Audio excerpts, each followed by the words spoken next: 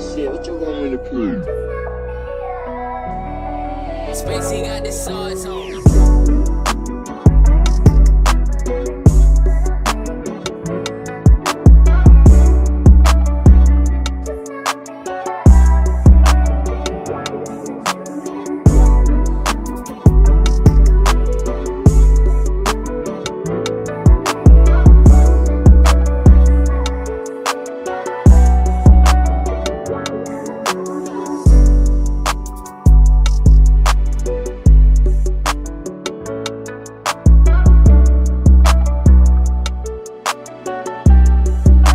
Spacey got the sauce on.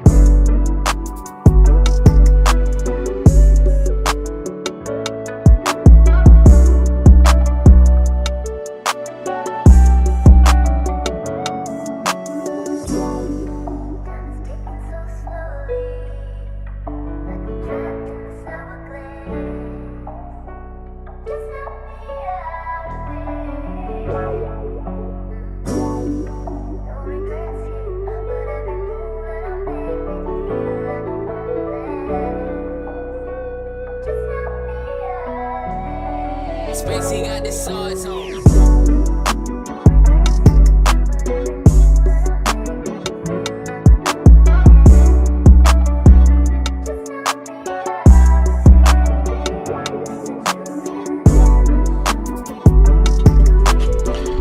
Thank you for being here, No Cap Crew. If you're watching the replay, you can support the channel by hitting the super thanks. That's the heart shape with the $sign in it. You can support the channel by hitting the super thanks. Shout out to the early No Cap Crew on this beautiful Thursday night. Spacey got the sauce on. Yes, sir. If you haven't hit the like button, make sure you hit the like button, family. We about to have a good time.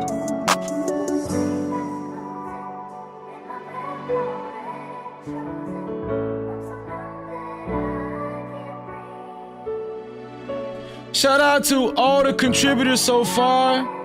I got you. I see you. Thank you.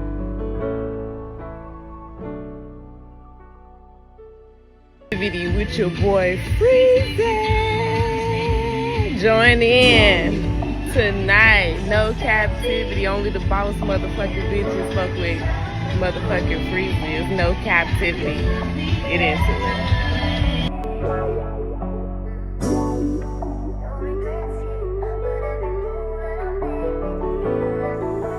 Sauce boy shit, what you want me to prove? Spacey got the sauce on.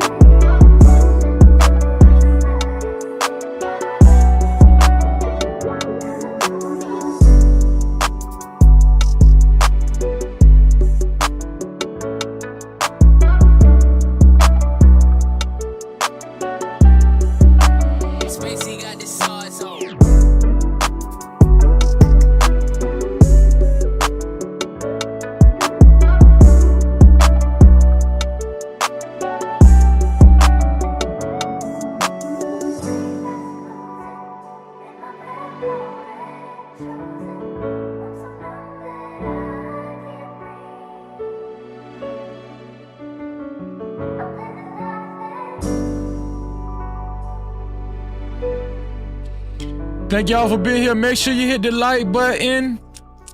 We're in full effect. Shout out to the whole early No Cap crew. Thank you.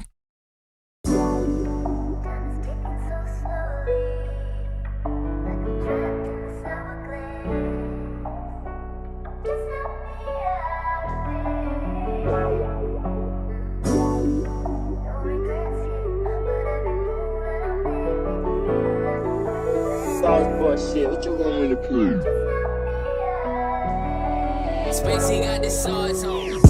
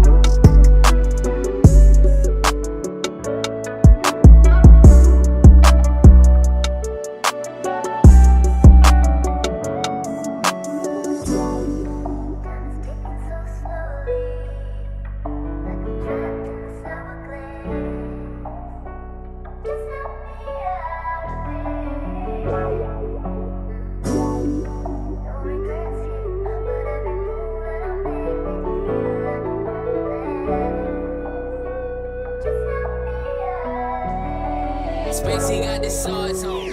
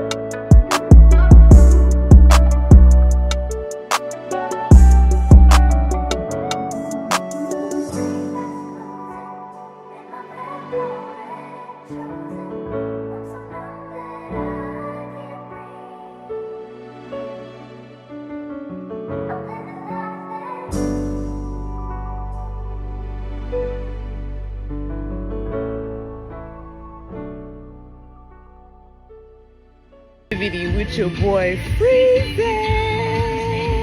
Join in tonight. No Cap-tivity. Only the boss motherfucking bitches fuck with motherfucking Freezy. No Cap-tivity. Get into it.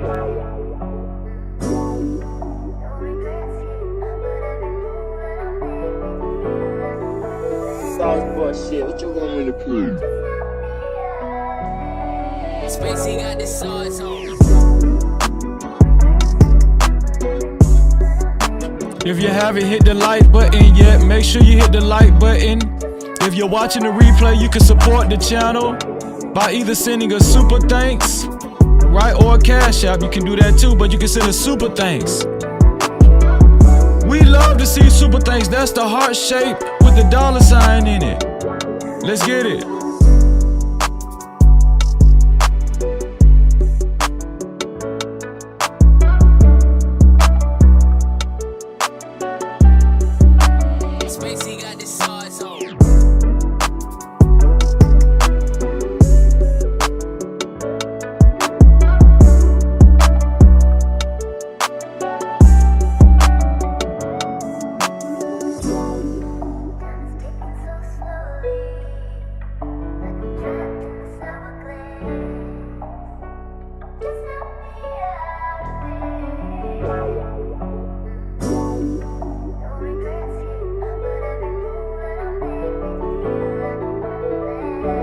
It's time to start the show. Times in our life, You got time to sing on it. You sing. we all have pain. So then you gonna sing it. We all have sorrow. Then I look at Wayne and I know that he will be ugly tomorrow. Lean on me when you're my cousin and I'll be your friend. I help you carry on, for it won't be long till I'm gonna need my cousin to care.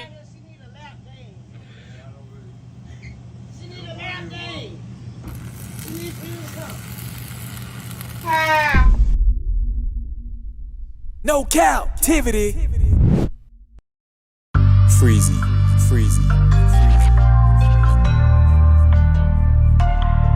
What up? You are officially locked in to No Captivity with Freezy, where we tackle issues that sometimes have us trapped in this thing that we call life. But if you know me, you know my motto. To free yourself, you must heal yourself. And if you're right with your boy, please hit that like and subscribe button hard right now. And also comment and share this video. That is if you're right with your boy Freezy. No captivity. Yo. We got a lot to talk about. How y'all Thursday evening been going? Pick it up. Whatever's going on in your life, if you're kind of down, if some things happen to you, if you feel like, you're deprived, if you feel like life could be a little better, listen, there's always something to be thankful for. You understand what I'm saying? Listen, we talked about it all the time. These young cats, they're dying younger and younger. If you're in your 40s, if you're 50s, 60s, 70s, guess what? You got a lot to be thankful for. You still here. You woke up this morning. When you woke up, did you do like this? You know what that mean? You were still breathing. No captivity. That's what that mean. It mean you were still breathing, huh? If you still got your mama with you, call her right now and say, Mom, I love you. If you still got your daddy with you, call him right now and say, hey, Dad, man, listen, man, I love you, man. Give me my $20 back that I let you borrow last week. That's all. That's all you got to say. You feel what I'm saying? Shout out to the whole No Cap crew in the building, man. Early. I love to see y'all. Rush, I see you, bro. Let me see. Phoenix, I see you. I'm going to call you out in 1 second. Don't worry about it. But before we get started, listen, if you haven't hit that like button already, please hit that like button. If you don't like what I said so far, listen, hit the dislike button. If you hate me, hit the dislike button. You might grow to like me. And also, listen, to support this channel, this is very important, ladies and gentlemen. This is important, very important. To support this channel and to support stories of this magnitude, you can either send a super cap, aka super chat, or you can send a cash cap, aka cash out, to $Freezy 1976. That's $Freezy 1976, and that will enable us to keep the lights on. You understand what I'm saying? No captivity. Yes, it will. Shout out to the early No Cap crew. I really appreciate y'all being here, like I always say. Shout out to Phoenix, my sister. Thank you for being here, Phoenix, as always. Phoenix, I adore you. Thank you. Shalom. No captivity. Shout out to my ARC. You know what it is. Your car. Always in the building. Always working fervently. Always loyal. I appreciate you, bro. Shalom to you. Real talk. No captivity. Shout out to T-Will. No, T-Will. Thank you for being here, bro. I got a homeboy named T-Will, and you look kind of like him. Shout out to T-Will, man. Appreciate you being here, T-Will. Appreciate your art. Love you. No captivity. Shalom. Shout out to Hassan Ta'ir in the building. Always here, always on time. Shout out to Hassan. Thank you for being here, Hassan. I really appreciate you, bro. Shalom. No captivity. Shout out to Miss Randy B. Miss Randy B. I ain't gonna never mess that up again in life. Shout out to my sister, Miss Randy B. Thank you for being here. Shalom, sis. No Cap-tivity. Shout out to the Night Star. The Night Star, thank you. Always appreciate you. Appreciate seeing you. Real talk. And let me tell y'all something about the Night Star. The Night Star go hard for me, even on Anton channel, man. They go hard for me. Thank you. Thank you. Ain't no pause there. You go hard. I really appreciate that, Night Star. Thank you. Shalom. No Cap-tivity. Let me see. Shout out to did I say Rush Enterprise Stocks in the building. Rush Enterprise Stocks already showing out, helping your boy keep the lights on. Thank you, Rush. Thank you, Shalom, No bro. Cap-tivity. Shout out to Cam the Real 57 in the building. Shalom. Thank you for being here. Thank you. No Cap-tivity. Let me see. Travel One in the building. Travel One. Thank you, Travel One. It's always good to see you. You know what I'm saying? Whether you get pushback or you agree. Thank you for being here. Shalom. No Cap-tivity. Big Bad Bull. You know what time it is when you see the Triple B in the building. You know what I'm saying? Shout out to Big Bad Bull, the Mod Father, whatever y'all want to call him. Listen, a big dog in this thing. Big Bad Bull, thank you, bro. To free yourself, you must heal yourself. Shalom. No Cap-tivity. Shout out to my real brother, Bob. Bob, what's going on, Bob? In the building. What's going on, Bob? Always good to see you. This finna be a good one, man. Shalom to my brother, Bob. No Cap-tivity. 907 Good Eats. 907 Good Eats, a staple in the No Cap crew. Thank you for being here, 907 Good Eats. I'm still on my fruit and veggie diet. Don't worry about it. I ain't giving up. Shalom, sis. No Cap-tivity. Let me see. Rod, what's going on? Rod say light of incense in order to protect against that chief thought demon. You better believe it, Rod. We got to do that, man. We got to stay protected. Shalom, dog. No Cap-tivity. Let's get it, man. We got a lot to talk about. We got a lot to talk about. We gonna talk about this clown, right? Hey, listen. I know. Listen. I know we don't really like to get into politics, but over here on No Cap-tivity Free, we talk about every damn thing. We gonna talk about this fool. We gonna talk about this fool because it just don't make no sense.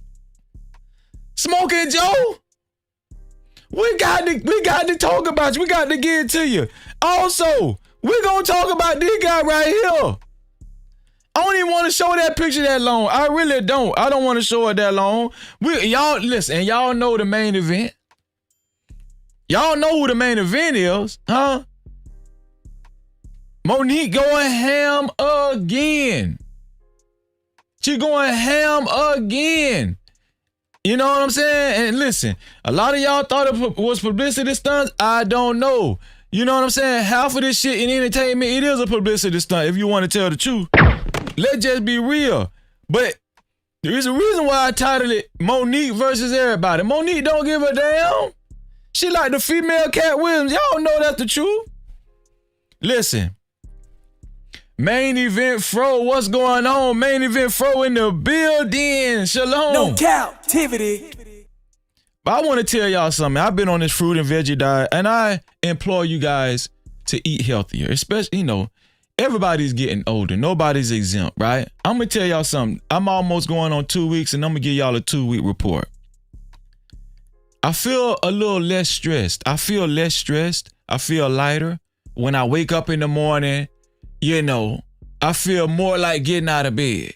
You understand what I'm saying? When you're eating greasy foods, when you're eating a lot of red meat, you kind of feel a little more heavy. You're getting out of bed. Your brain kind of feel a little fuzzy. You understand what I'm saying? But I'm not going to lie. It's just a little difference when you eat the fruits and vegetables. Okay? When you eat, like the Bible say, everything that bears seed out the ground, that's what you're putting in your mouth.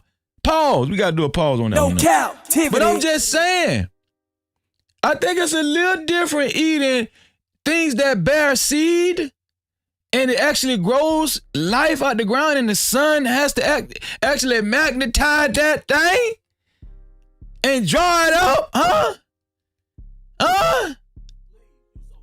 In the beginning, God created the heavens and the earth. And that was darkness upon the light.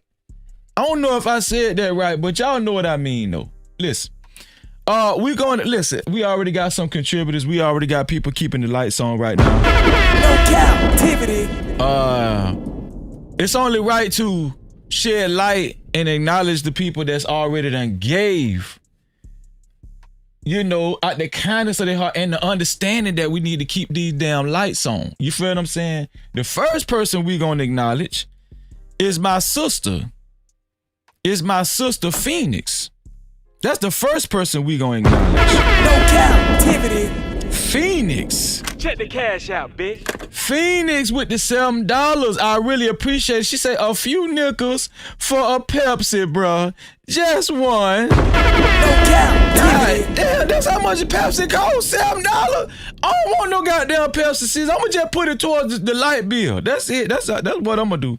I don't want no Pepsi if it costs $7. You must talking about a 2 liter. Back in the day when I was younger, a 2 liter, you can get 2 liters for damn near $4. You can get a 2 liter for $2. Value. 2 for $4. Then it moved up to 2 for $5. God damn. Listen. Hold on. Super chat. Shout out to Main Event Fro with the $3 super cap. He said, "What up, No Cap crew?" And the Captain Freezy. Shout out to Main Event Fro. No captivity. Straight out the mug. I appreciate you, dog. I appreciate that. Super chat. Shout out to Rush Enterprise Stocks with the $20 super cap. Real talk.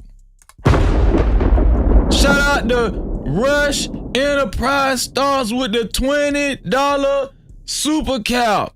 Already a sponsor, keeping the lights on in a big way. We just got a 2-day extension with that one now. He said, "Keep shining, King, and happy belated birthday." I really appreciate you, bro. Real talk. Thank you, bro. I really appreciate that. No captivity. Shout out to my brother from another mother. My brother from another mother with another big dub. $20 super cap. Shout out to Big Bad Bull with the $20 super cap. He said, "Brother, you are a blessing to us. Just want to send some blessings back your way." Thank you, Big Bad Bull. No captivity. That one there kind of choked me up a little bit. Real talk, that one there kind of choked me up a little bit. Big Bad Bull, you almost got me. You almost got me just then. Okay. Listen. So we got 2 sponsors of tonight's show. I'm gonna change that right now. Let me see. Y'all bear with me. I'm gonna change that right now. 2 sponsors. Let me see. Big Bad Bull and Rush Enterprise.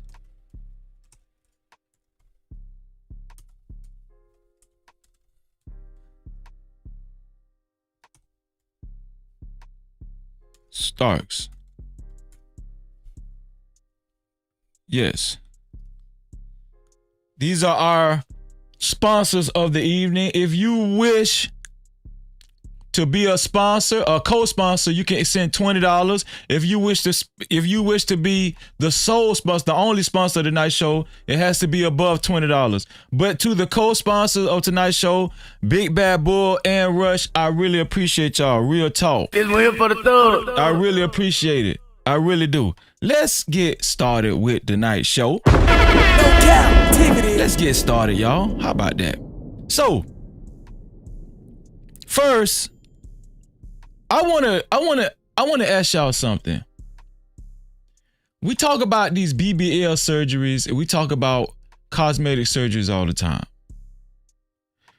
Okay, between whether it be a woman or a man, we talk about it. I ran across something lately. I'm gonna tell y'all something. This blew my mind. when I seen it, I was like, what the hell? Listen, there is a YouTuber, a prank YouTuber by the name of Lexium. I don't know if you guys have ever heard of Lexium, right? Matter of fact, let me pull her up right now so you guys can actually see who I'm talking about. Lexium. Let me pull up her channel. So this is Lexium. This is Lexium's channel right here. Lexium has about over 1 million subscribers. Lexium. Shout out to Lexium. All right. She has over 1 million subscribers. I just called on her a few months ago, Lexium. She does pranks. You know, I'm not really big on the prank videos. But I just wanted to get y'all acquainted with this chick before I actually show y'all what I wanted to show y'all. Let me show y'all this right here.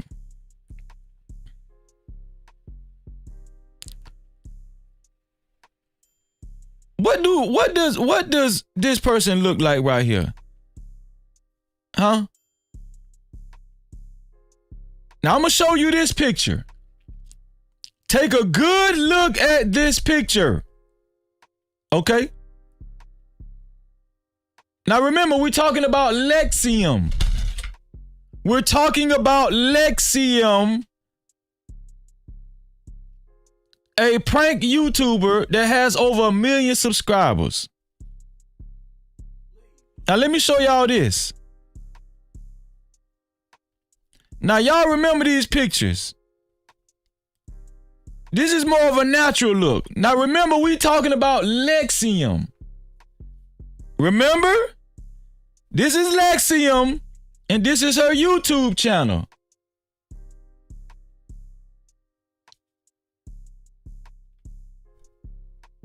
Now this woman right here, this is a real female. This woman right here, this is Lexium. This picture right here is the real Lexium. Now, some of y'all in the chat done got it already. But no, this picture right here, no, this is not a man. This is not a man. This is the real female Lexium. She has a YouTube channel with about over 1 million subscribers. This girl right here. But let me show y'all something. Now, I tried to show my wife this, and she was like, I don't know. But let me see if y'all see what I'm saying. Look at this. Don't these two people look just alike? Not just alike, but similar. Don't they look similar? Now, the person on the right, the person on your right is a man. The person on your right is a man, and the real Lexium is on your left. When I seen the person on your right, is a reality show star, is a well-known reality person by the name of Alonzo Arnold. They on I don't know if they on Love and Hip Hop or Atlanta Housewives, but they are I don't know if they're in the cosmetology business. I don't know if they do nail, or I think they do hair. They're a beautician. They're a celebrity beautician. The person on the right is Alonzo Arnold, and the female on the left, on your left, is Lexium. This woman right here. This woman right here with over 1 million subscribers. I'm going to tell y'all something. When I seen this shit, I said, we here. The last day, listen, I said, when I seen this shit, I said, we are here. I don't know what y'all, if y'all was waiting on the last days, just stop waiting. We here now. We're here now. Don't debate over it. Don't debate over it. No, we're here. I'm just telling y'all. No Cap-tivity. Yeah. The one on your right is Alonzo Arnold, and a celebrity hairstylist, and the one on the chick on your left is the actual prank YouTuber, well-known prank YouTuber, Lexium.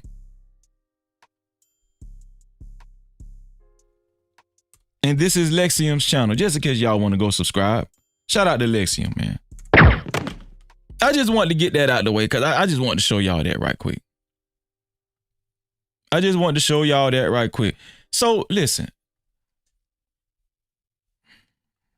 Super chat. Shout out to Rod. No Cap-tivity. For the $50 super cap.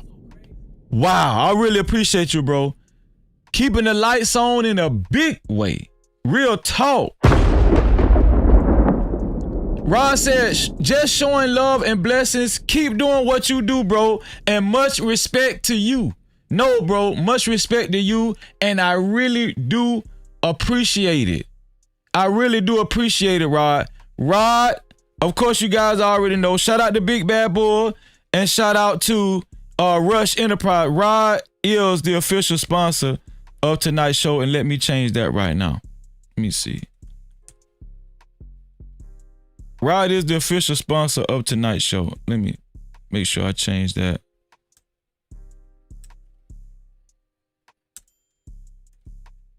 Here we go. It's spelled right now. Rod, thank you, bro. I really appreciate you. Thank you. Thank you. You gonna make me cuss. I'm at the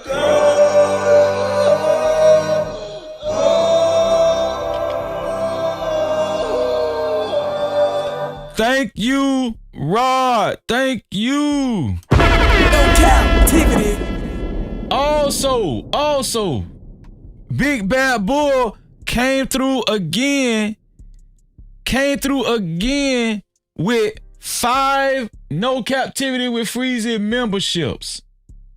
5 No Captivity with Freezy memberships. Let me see.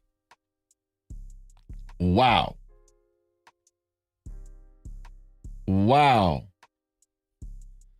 So, you know what?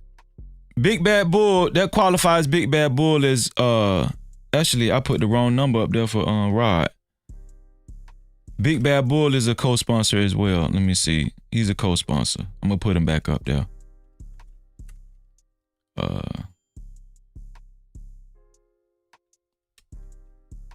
me put Big Bad Bull up there.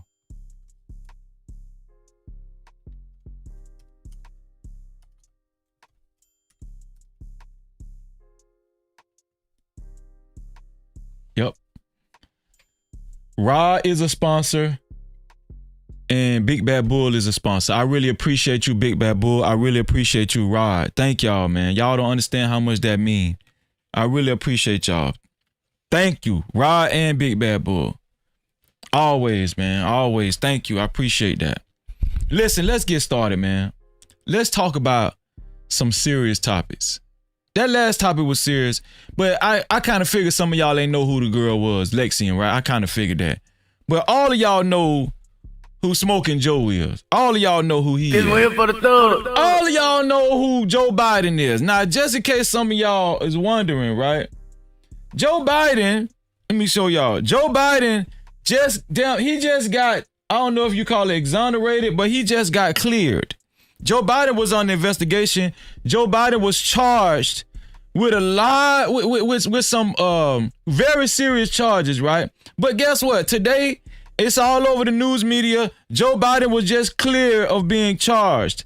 He says Special Counsel Robert has declined to prosecute President Joe Biden for his handling of classified documents, but said in a report released Thursday that Biden's practices present serious risk to national security, and added that part of the reason he wouldn't charge Biden was that the president,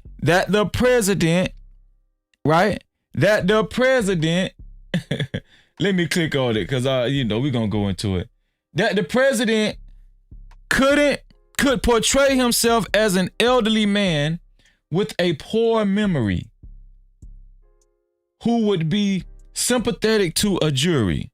So that's why Robert Earl decided not to charge or go along with prosecuting Joe Biden, right? Which that's a poor excuse. I think it was an inside job, but yeah, this is the reason why Robert Earl had decided not to prosecute Joe Biden. So I was like, man, what they trying to say? Joe Biden got dementia? Now we know Joe Biden when he gets on the podium, he go to talking. We know Joe Biden get a little slow. We know that. We know Joe Biden go to talking. Sometimes I be like, what the hell is Joe Biden talking about, right? No Cap-tivity. What the hell is he talking about? Shout out to Blaze. Blaze, what's going on? Shout out to Zoe. Shout out to McCole Wellness in Motion. Shout out to Black Man Unfiltered. Shout out to Ed Hill. Shout out to Molly G. Shout out to Gail at Night. Shout out to Brina. Yes, thank you for being here, y'all. I really appreciate y'all. Thank you. Anyone, shout out to Mama Pam. Thank you for being here. Any one of y'all ever wanted that when Joe Biden be giving his press conferences, he'd be like, man, what the hell is Joe Biden talking about? Joe Biden could be talking about a national catastrophe, and then he'll go to talking about, yes, there are aliens just invaded the United States of America, and we just want to warn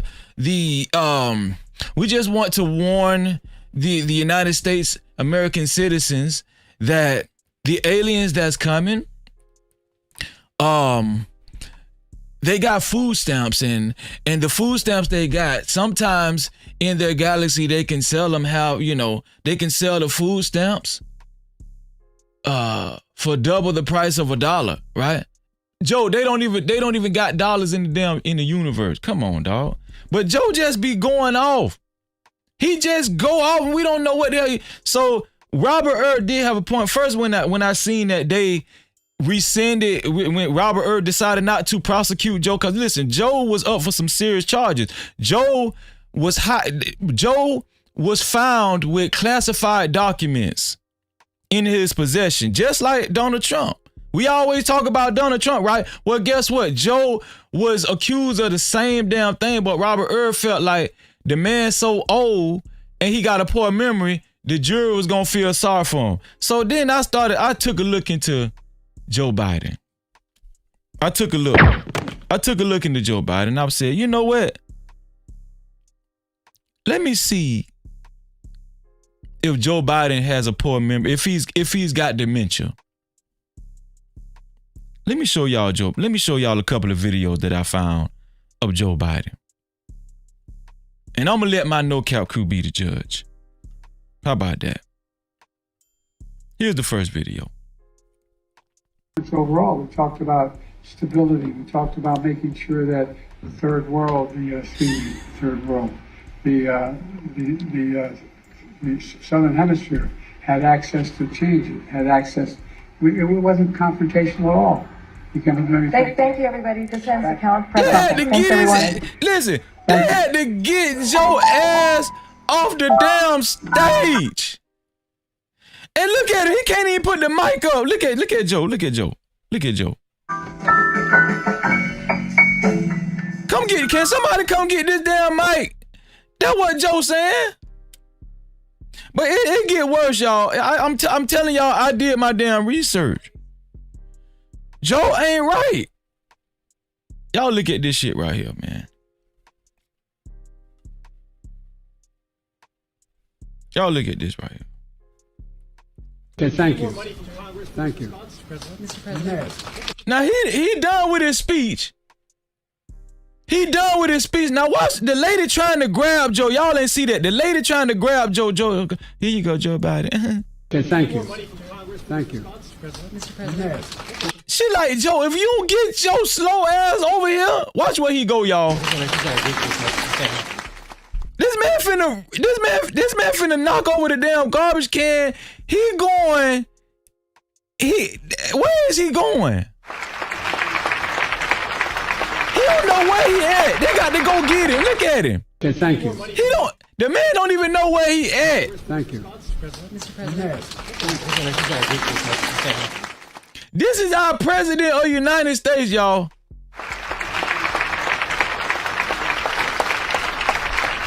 That lady like, get your ass over here. Hold on, let me show y'all. I told y'all I did my damn research. Now y'all look at this one right here. It just get worse and worse and worse. Y'all look at this one right here.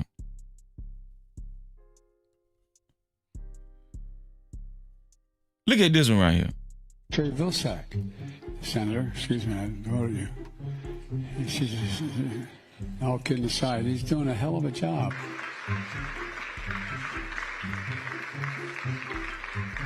Mr. President, thank you. Hold on, let me show this one right. I got to show this one the right way. Let me show y'all this shit. Here we go. Terry Vilsack, Senator, excuse me, I voted you. All kidding aside, he's doing a hell of a job. Man, let me tell y'all something. Joe is one step away from the damn nursing home. That matter of fact, that's what Sleepy Joe need to be at right now. Somebody need to Goldberg his ass. Somebody need to tackle Joe and put him on a stretcher and take him to the damn nursing the nursing home. Look at him. Look at him. Look at this shit. Mr. President, thank you. At the end of such a momentous event, the word thank you seems... Joe don't know where he at, y'all. Joe got dementia for real. Real talk. kind of inadequate. Of Putin's kleptocracy. Kleptocracy. And the guys who are the kleptocracy. What the hell is Joe talking about? This why I don't take politics serious no more, cause y'all be wanting people like this to rule over us.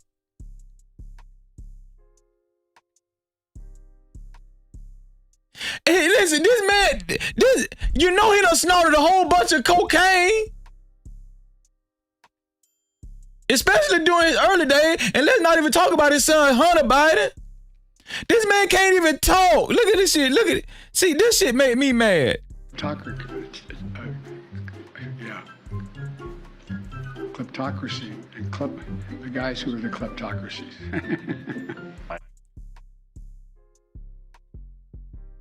What do you say to Vladimir Putin?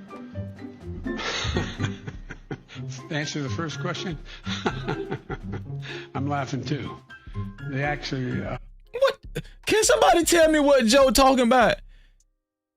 After I seen this shit, hold on, let me finish playing it. Well, look, I mean, he has made clear that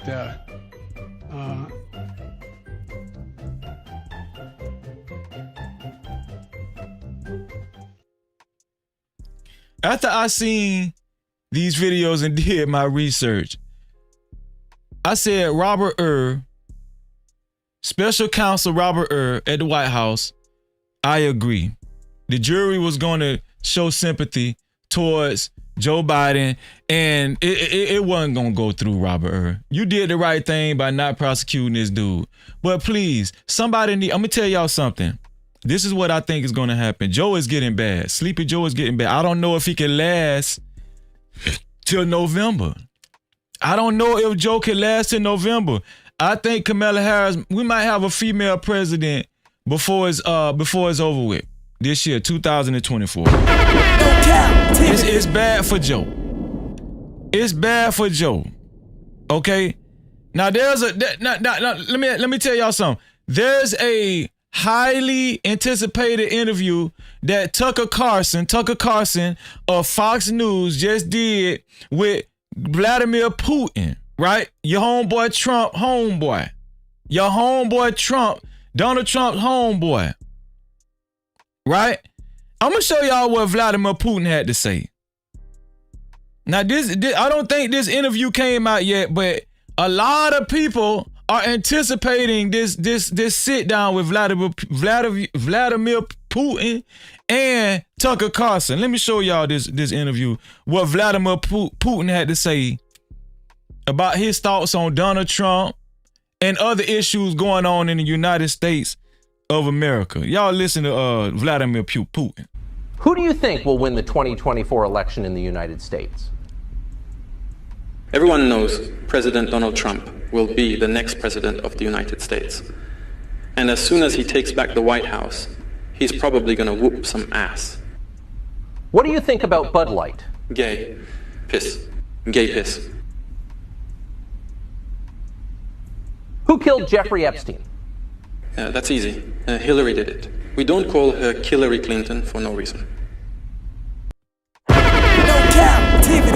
That's what Vladimir Putin had. That's just a little snippet of what we got. I'm sorry, y'all. That was, we know that was a skit, right? We know, okay. But I'm just saying, they do have a real live interview, but I just thought that was funny as hell. Real talk. I had to share it with y'all. I had to share that with y'all. Shout out to Talking to Kinfolk, just entered the building. What's going on, Talking to Kinfolk? Shout out to Jess J, my sister. Are you amused in the building? Shout out to Tommy B in the building. Shout out to Proclaim Truth in the building. Shout out to my brother Smitty in the building. Appreciate y'all being here. Shout out to my brother Mandrell in the building. Mandrell, what's going on, dog? No Cap-tivity. So listen. Joe Biden just got good news today. He won't be prosecuted for confiscating and hiding classified documents in his possession. Now, these were serious charges that he was going to get charged on, right? But Robert Earl, special counsel of the White House, decided that it wouldn't be good to charge Joe, because all the jury is going to do is show sympathy for Sleepy Joe Biden. But ain't no way in hell if some of y'all was intending on voting on Joe Biden for 2024 election, I urge you guys to think twice. Because Joe ain't right. Joe needs some meds. You understand what I'm saying? No Cap-tivity. Joe needs some meds, y'all. Don't y'all take y'all ass down there to them polls and vote for Sleepy Joe. Oh, can we talk about a serious subject? Let's talk about the teenagers, man. Let's talk about teenagers. I seen a publication on NBC, and I said, you know what? I'm gonna show my No Cap crew this right here. Let me see. Hold on.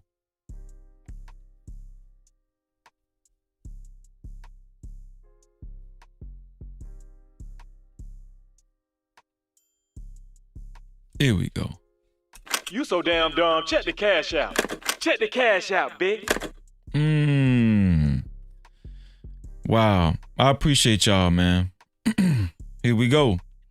Shout out to Rush Enterprise Stocks again with the $5 cash cap. The $5 cash cap. No Cap-tivity. Thank you for helping me keep the lights on, Rush. Thank you. I appreciate you, bro. I appreciate that. Let me see. Also,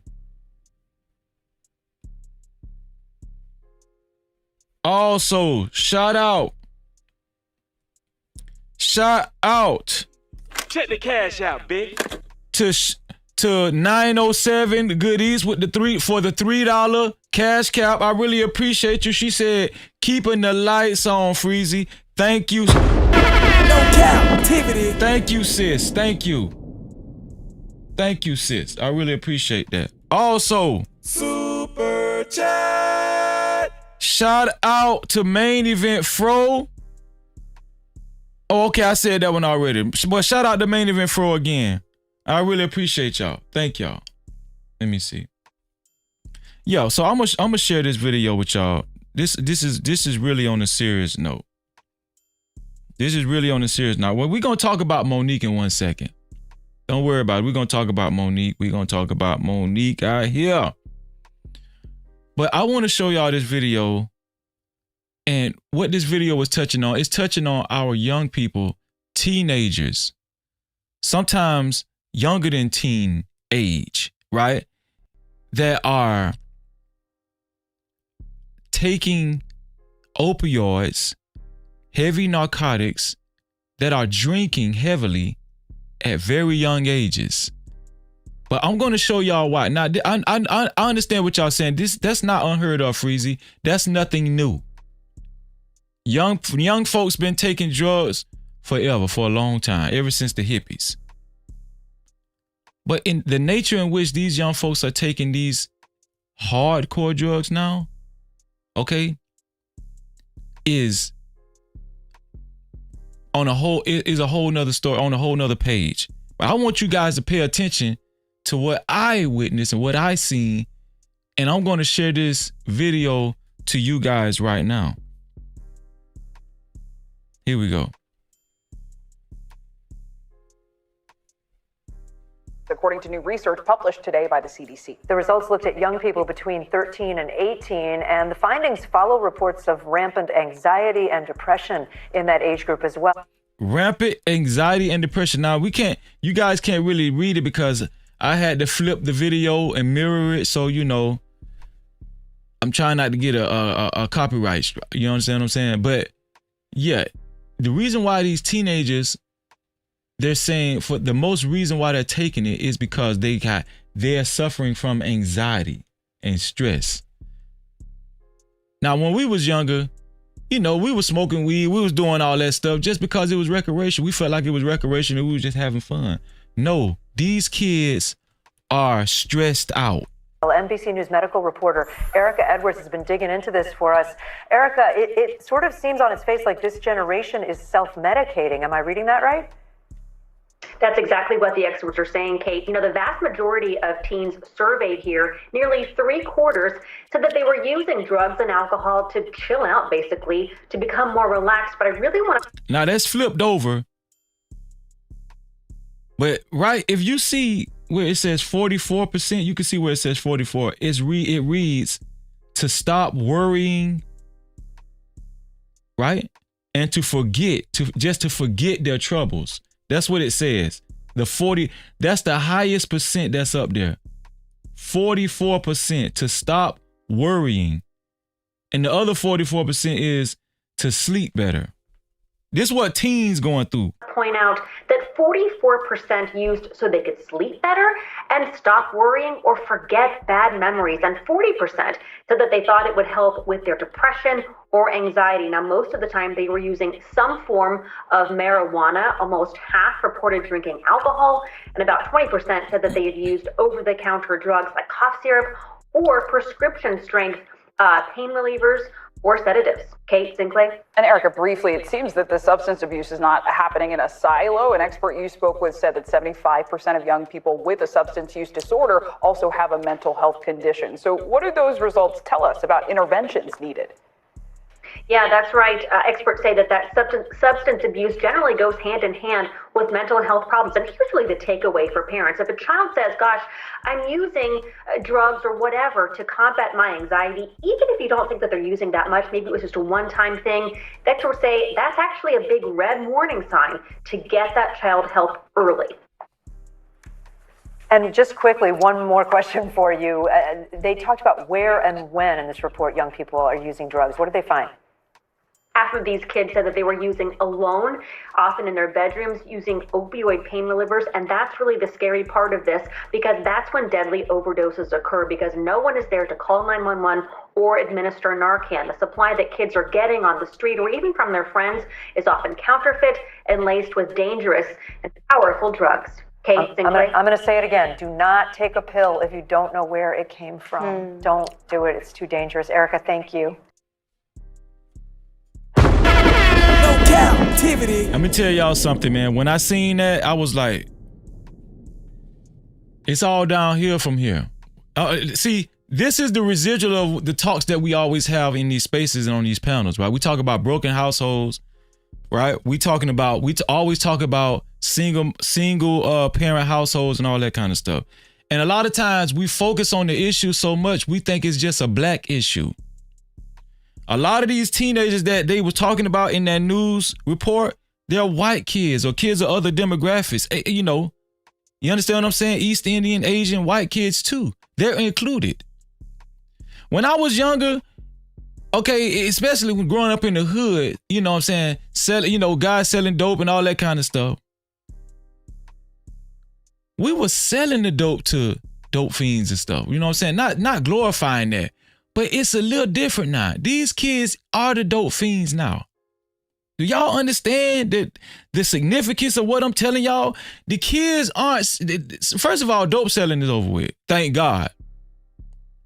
But now the kids, well, it's not over with. It's over with on the scale that it was glorified when I was younger. I'm going to just go ahead and put a pref on that. But these kids now, they ain't selling dope. They the dope fiends. No Cap-tivity. Tommy said something, he said something good. He said, we were stressed out too. We just ain't know it. Maybe that's the case. But Tommy, most of the drugs of choice when we was younger, we were drinking alcohol or we were smoking weed, right? And the hardest it get every now and then, and I'm gonna tell you something, most of the time, the people that did this drug, cocaine, it was the white kids, but it was some young black kids every now and then, our homeboys that, was snorting cocaine.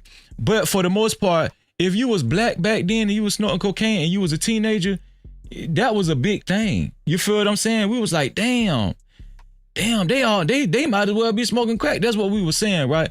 But usually the kids that was snorting cocaine was the white kids. They liked to party, right? We were selling this stuff to the white kids, and that's just a fact. But what I'm telling y'all now, these kids, black, white, Hispanic, all of them are on hard dope.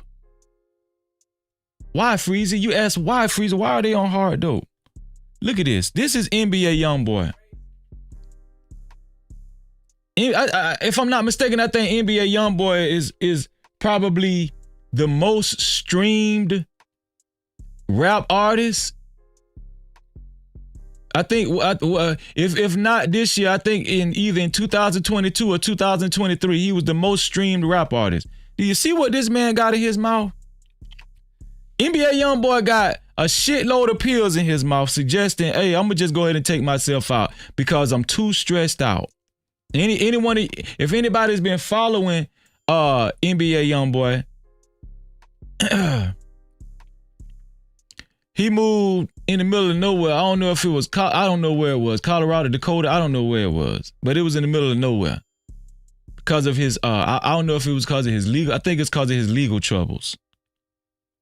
But this is what these rappers are promoting. Take drugs. Utah, thank you, Tommy. I got you, black man. I got you, bro. Yeah, Utah. This is what these rappers are promoting. I'm gonna tell you, if y'all got kids out there, I highly urge you as parents to, man, watch your kids, man. Okay, let's stop arguing about these single parent issues and all that. If you got kids, even if you're not in the household, check on your kids, man. I'm telling y'all right now, it's getting bad. These kids are dope fiends. It ain't cool no more. They ain't selling dope. They dope fiends. Okay, I ran across a rapper not too long ago by the name of Playboy Cardi. Anybody heard of Playboy Cardi? A picture just surfaced of Playboy Cardi. And y'all wonder why these kids is doing hard drugs. This is who these kids is looking up to. This is a world-renowned rapper, Playboy Cardi. And this is accepted now. Look how he dressed. Look at this man. And this is what I be talking about. Right? This is what I be talking about. And then people will be quick to say, freeze it. Well, we shouldn't judge the way he dresses. That's free expression. This is 2024. I don't give a fuck. If y'all ain't gonna be real, guess what? Freeze it gonna be real. No cap. No Cap-tivity. This the shit that we going through. These are demons that we fighting. are the demons that we fighting. And I'm gonna tell you, you know who look up to this cat? The kids. It's the kids looking up to shit like this. Shit like this.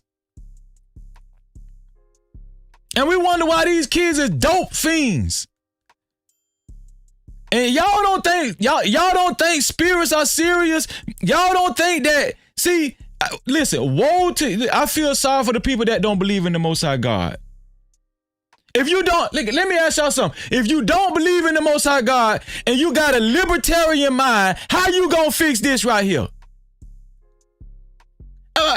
Can somebody please tell me that? How are you gonna fix this? If you don't believe,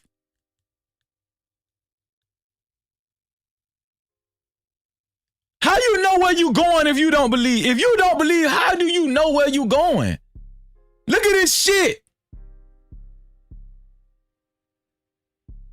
That's why these kids are taking narcotics, hardcore narcotics, hardcore drugs. Ain't no more after school specials. It's over with. All these kids fucked up. It's a norm. It's a norm now. If you taking opioids, if you snort cocaine, right? I'm pretty sure these kids on Flocka, hard drugs. These kids on heroin, if you're doing all that lean, lean kind of, when they start going into the lean, that's when it start getting a little worse. Promethazine and all that kind of stuff, right? I'm telling y'all right now, man, we up here as grown-ups arguing on these panels and stuff. This and guess what? This is what's being shoved right up under our eyes right here. This is what's going on right up under our eyes while we sit up here as adults arguing over men and women, gender wars and stuff. This what's going on. This is who winning. This is who winning. Y'all want to talk about feminism. Can I tell y'all the truth? I don't give a fuck about feminism no more. I don't care about feminism. If you ain't a man that can grab your fucking nut sack, that's on you. If you can't run your goddamn household, that's on you. I'm tired of talking to you. Listen. I be trying to talk to y'all, but listen, if you scared of these hoes, that's on you. I be want to talk about shit like this.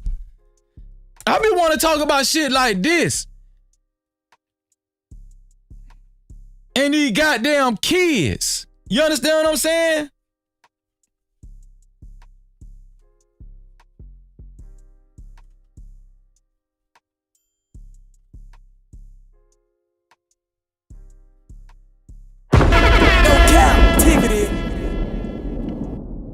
Shout out to Rob. He said all these fools trying to play tough but are soft as cotton. They can't deal with anything without drugs. They are lost. And that's a fact, man. No Cap-tivity. These kids are soft as hell. And I understand a lot of it that's contributed to it are single mother households. Everybody that actually interjects that in there, I agree with you. But guess what? Obviously, a lot of these single mothers, I'm not saying there's some bad, there's a lot of bad, I'm not saying all the single mothers are bad. What I'm saying is the ones that just really don't give a fuck and they just using their child, they just got their child and they feel like they're doing enough by, providing shelter and putting food on the table, that type of bullshit. You understand that type of fuck shit that they always say? The ones that think like that, I'm telling y'all, listen, we have to have more talks like this. Because where we're going, crime is going to go up, homicide going to go up, okay? Y'all talk about the gender war y'all talking about the gender war between man and woman? No, this is the real gender war. This is the real gender war, gender dysmorphia. Huh? Transgenderism, all this kind of stuff. That's the real gender war. Listen, I'm tired of it. Listen, I understand it's a lot of unruly women. I understand there's a lot of women with attitudes. But what I'm talking about now is becoming more of a predominant topic and subject matter. Did you hear what the news reporter said? These kids are taking hardcore drugs. Okay, hardcore drugs, opioids, heroin, cocaine, flocka.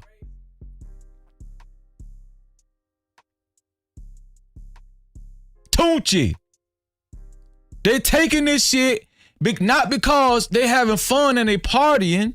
They're taking it because just like adults be, they are severely stressed out and they have a lot of anxiety. Now listen. If you don't believe in therapy, can somebody give me a better answer to this? Now I believe in the Most High God, but I'm pretty sure a lot of these, listen, this cat right here, he a devil worshiper. Playboy Carter, he's a devil worshiper. So the kids that follow this devil worshiper, what y'all gonna say to them? The ones that don't believe in the Most High God, what you gonna say to them? Can somebody tell me, can somebody please tell me, if you don't believe in therapy and you don't believe in, if you don't believe in therapy and you don't believe in the Most High God and you're following this clown, what you gonna tell these kids?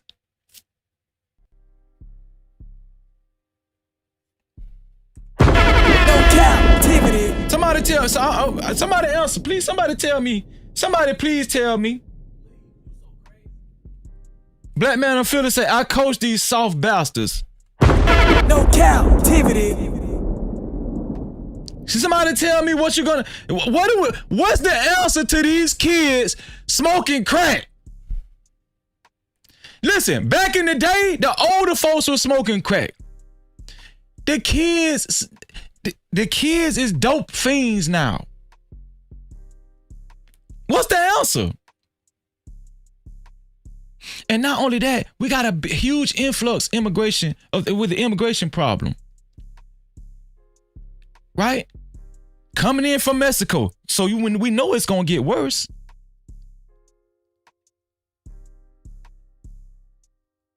Whoever selling these opioids, whoever selling this, this other stuff, listen. They getting rich. And let me tell you something. It's not as many dope dealers as it used to be. Right? Because listen, let's just be honest. The rappers ain't even rapping about that shit no more. They rapping about taking that shit. That's what they doing. The rappers ain't rapping about selling the dope. They rapping about taking the dope.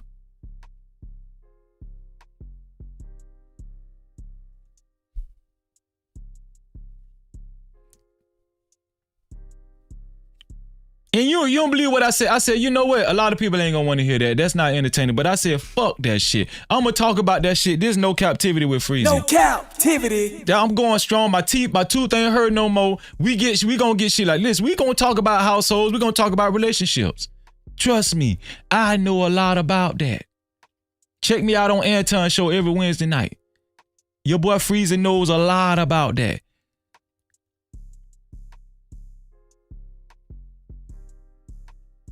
But I had to cover that issue, that topic, because it kind of touched me a little bit. And I'm like, damn. You understand? Especially the black kids, especially the ones of my own demographic. The black Hispanic kids, Native Americans, it's listen, I'm telling y'all right now, y'all can say, Freezer, okay. All right. Let me say, listen, with these little white boys, school shootings is happening every damn 2 weeks. With these little white boys, have y'all noticed school shootings aren't even a national travesty no more? Has anybody noticed that? Put a one in the chat. Has anybody noticed that? And put a one in the chat. Has anybody noticed school? Remember Columbine and all that stuff when Columbine came out? Listen, remember Columbine was like a national travesty. School shooters, if they shoot up Walmart, mass shooters, I'm going to just broaden the spectrum. Mass shootings are not even a national travesty no more. It's like, oh, somebody else killed 50 people. Oh, okay then. All right then. All right.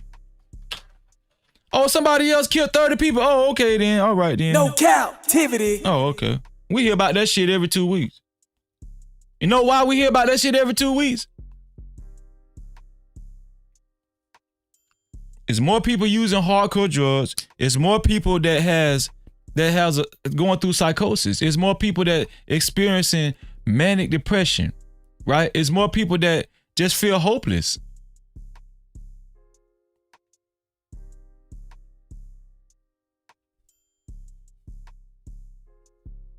I don't know about y'all, but I believe in the Most High God. And if you believe in the Most High God, listen, you in the right place. And if you're trying to get to know the Most High God a little bit better, you in the right place. No captivity. All praises to the Most High. Shout out to all my ox and my sisters in the building. Let me see. So, let's talk about Monique. Let's go move on to the main event. I'm gonna tell y'all the truth. I'm tired of Monique, man. I really am. I'm tired. I'm tired of Monique. I didn't even want to put Monique on my goddamn thumbnail. I'm so tired of this whole. I'm tired of Monique. Anybody else tired of Monique? I'm tired of this whole, but I had to talk about it because she went on Shannon Sharp's show, and apparently Shannon Sharp is the place to be nowadays, especially for comedians, right?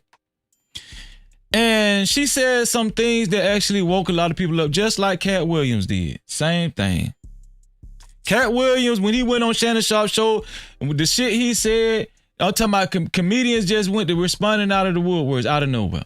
Well, I think maybe Monique had the same strategy.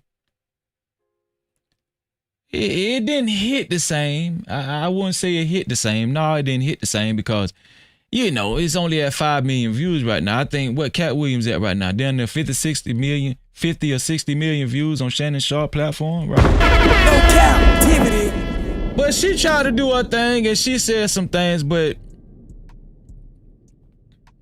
it caught the ear of a couple of people, right? And I'm gonna tell y'all the truth. I didn't even watch the whole interview. It was 3 hours long. I'm not finna watch all that shit. So if y'all came here thinking Freezer watched the whole goddamn Shannon Sharp interview, no, I didn't. Shit. No captivity. But we're gonna talk about the couple things that were highlighted in social media concerning Monique. Now, the first thing that I seen that sparked my interest was Charlamagne the God and Monique. Charlamagne the God years ago criticized Monique when she was telling everybody to boycott Netflix. Y'all remember that, right? That's when Monique first went on her little tirade. Oh, all my black people, y'all need to boycott Netflix. We need to stand together because I need more money. And a lot of us was like, man, Monique full of shit. But some people was like, you know what, Monique, you know, some black women, black comedians, black women deserve to get paid more. And we see Taraji P. Henson, she's on her soapbox protesting for black women, black actresses, black comedians, right? Monique, she's not, at this point, I'm thinking it's a part of Monique's act now, right? This is how she gets shows. She needs to keep this controversy going. This is how people book Monique. This is how she get booked, right? This has become a part of her bread and butter. And let's not even talk about her husband. I can't tell if her husband is a damn opportunist or not. I don't know. Right? Is her husband an opportunist? The way he talk, when he go to talking, he sound like, I don't know. He sound like, man, we need to get paid. That's what he be sounding like. Every time he go to talking, he talk like, well, you know, when Steve Harvey did this with my wife and stuff, but I just want to set the record straight. Every time he talk, when I look at his face is say, man, we trying to get motherfucking paid. That's how that man be looking when he be talking next to Monique. And Monique be looking at him like, hey, listen, you better say the right thing, bitch. And I can't take them serious. You know, they got an open relationship. They got an open marriage. They fucking all kind of people, and they bring, you know, he can fuck who he want to fuck. She can fuck who she want to fuck, and they can bring people in their bedroom and fuck who they want to fuck. This man letting dudes fuck his wife. How can I take these people serious? This is what I'm talking about. This is why we got shit like this. Cause we got grown folks acting like this. Monique is a hoe. And if you a woman out there, a female out there, and you mad because I'm calling this bitch a hoe, so be it. If you're married, and guess what? You demanding that other niggas fuck you, and you want dicks in your life, you need dick in your life. What do you need dick in your life? I don't know, dick in your life. Tell the freezer.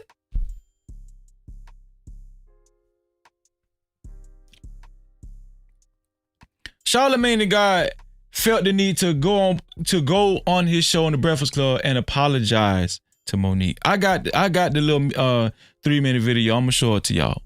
I'm gonna show y'all what Charlamagne the God. You know, shout out to Charlamagne the God because he was criticizing Monique back then, along with a lot of us, right? Netflix actually ended up settling on the lawsuit that Monique actually took out on Netflix. She sued Netflix and they settled. She won. So being that she won, right? Charlamagne the God was pressured to come out and say, listen, I'm sorry, I was wrong for criticizing you for wanting more money and for insinuating that you was being racially discriminated against when it comes to the opportunities that Netflix was giving black women comedians. I'm going to show y'all this video with Charlamagne the God. It just came out a few hours ago. I'm going to say about 11 hours ago if y'all ain't seen it already. If you ain't seen it already, you're going to see it first right here on No Cap-tivity with Freezy. No Cap-tivity. And here we go.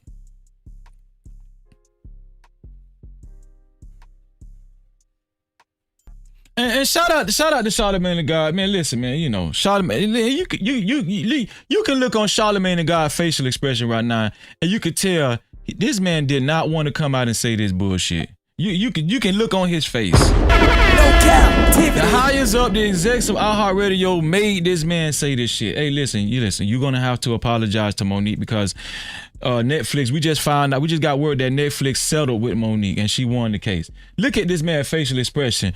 Charlamagne the God did not want to apologize to this hoe. Okay, so the federal judge, the federal courts ended up siding with Monique.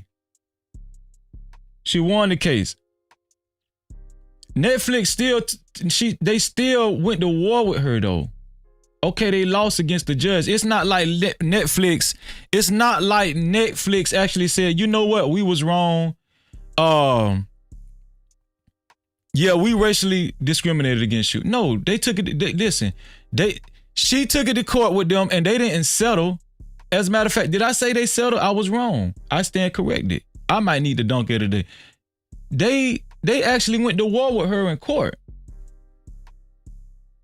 They actually went to war with her in court. They didn't settle with Monique. They went to war with her and they just subsequently lost the damn court case. When Netflix went to war, you know what that told me? Netflix was saying, man, fuck you, bitch. We can give whoever we want to whoever we want to. We ain't got to give you shit, ho. That's what they were saying. Did you hear that? He said Netflix was reaching out to him behind the scenes. I'm just giving y'all the context clue. Netflix felt that strongly to reach out to Charlamagne the God to say, hey, listen, don't believe that hoe. This is how that shit really went. And do y'all think it would have killed Netflix to actually give Monique a special initially that was worth more than $500,000? And if I'm not mistaken, I think she ended up getting a Netflix special. And I don't think it did that well. Did anybody see the Netflix special of? Put a 1 in the chat. Put a 1 in the, hold on. Put a yes or no. Yes or no. Put a yes if you've seen the Netflix special of Monique. Put a no in the chat if you didn't see the Netflix special with Monique. I'm gonna wait on y'all. Put a yes if you seen it, put a no if you didn't see it. Amy, Dave, and Chris got. Doesn't matter what the conversation. Look at Tommy B. Tommy B said, hell no. Okay, JT said yes. We even right now. Zero said no. Okay. JT said yes, but it sucked. 907 said no. Zero said no. Black Man Fiddler said the only reason why he saw it was because he was a content creator. Okay, Rod said yes, he seen it. Was it good, Rod? T. Will said it was trash.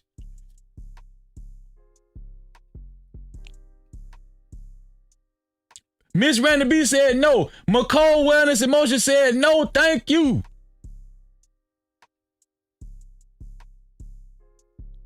And I'm telling y'all, this is the reason why Netflix did not want to pay her all that goddamn money. No Cap-tivity. They know what the hell they were doing. Ron said the jokes just didn't resonate with me. Of course, she not really funny like that. Y'all know that. This one here for the thug. That hoe ain't funny. She ain't.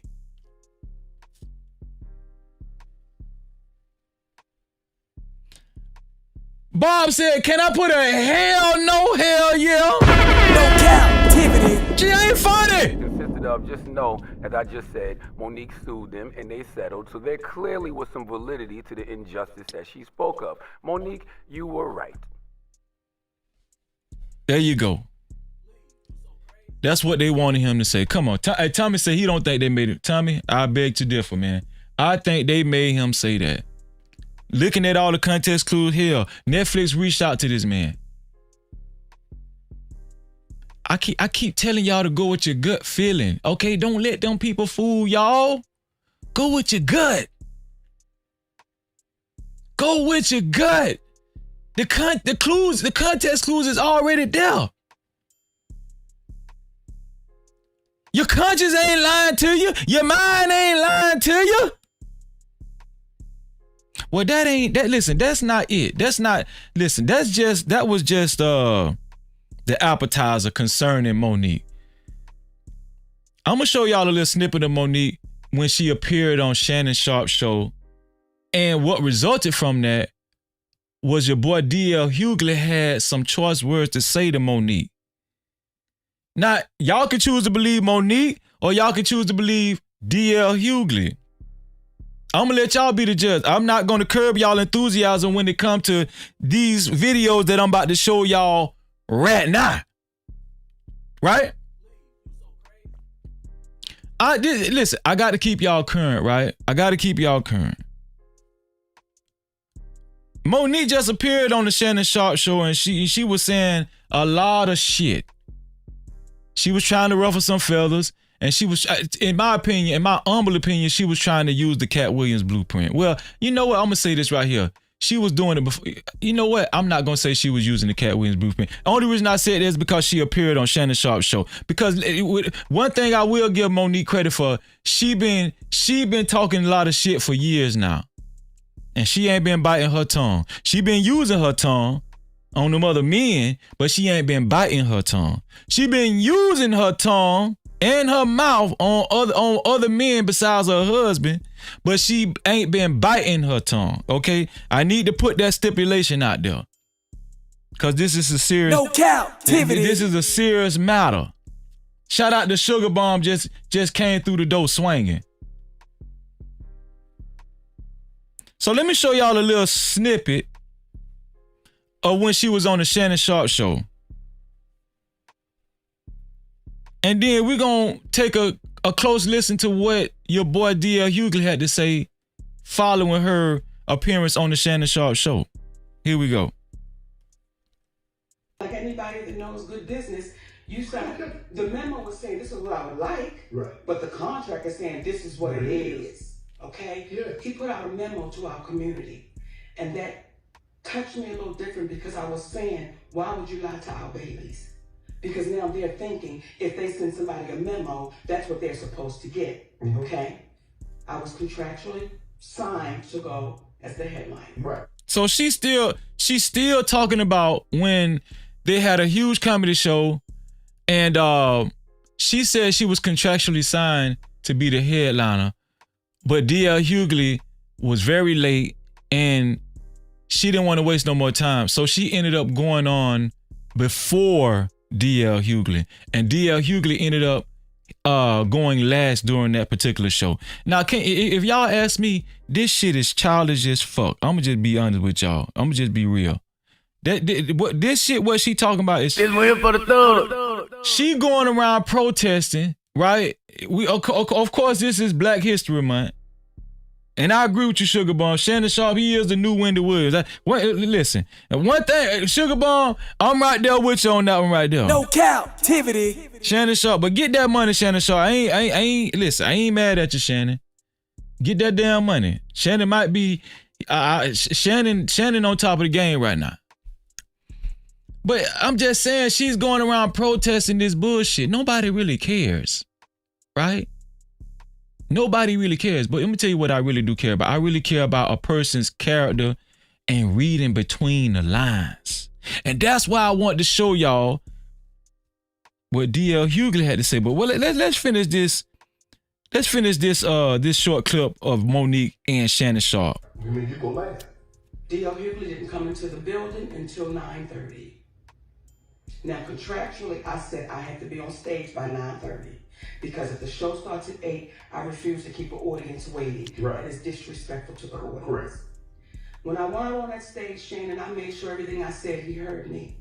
Because now you're here and I'm going to say it to you. So when she went on the stage, she was so bitter that she had to go before him. Now, mind you, can I tell y'all something? Let me look at y'all. Let me look at my brothers and sisters. I was in the entertainment business. Well, technically, I'm still in the entertainment business, but I was in the music business, right?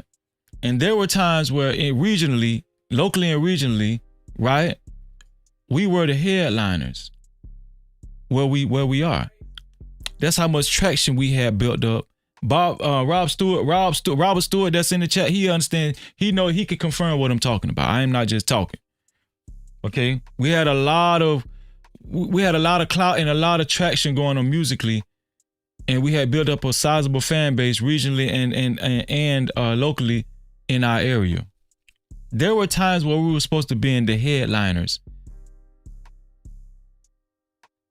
but we ended up going on before the people that was supposed to go on before us. You know what we did? We just went on and performed. It's called being professional.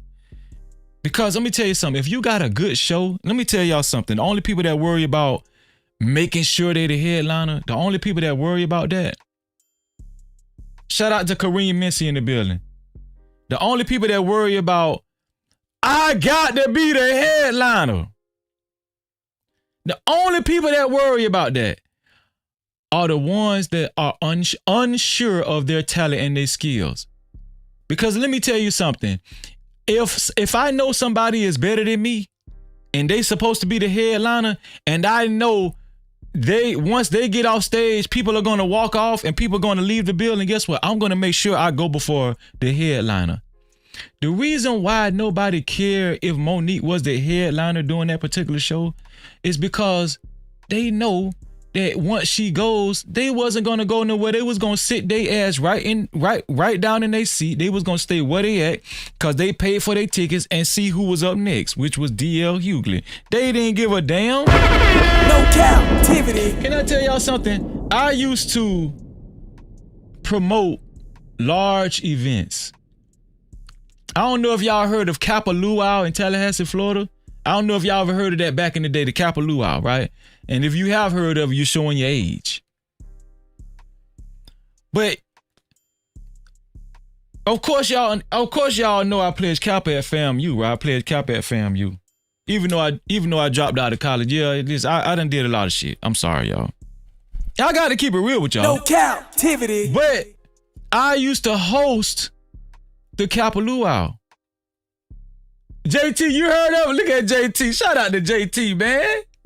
JT said, yeah, I heard of it. Yeah, I used to host the Kappa Luau. Matter of fact, hold on. Let me show y'all something.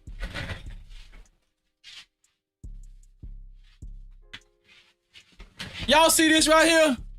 See this? This the Kappa Luau. This is the Kappa Luau in Tallahassee. And this was early. This when it first started. This event used to host probably 20,000 people. But we used to bring millions of people to the city. That's what kind of promotion I used to do back in the day. Shout out to Milan Brothers, shout out to Alpha Z, shout out to the Kappas at FAMU, right? That's me. See that guy right there? See that guy right there? That's me. That's your boy Freezy, hosting the show. That's me hosting the show. Rod, what's going on, Fraz? Good to see you, bro. Shout out to Rod. He said, hey, yo.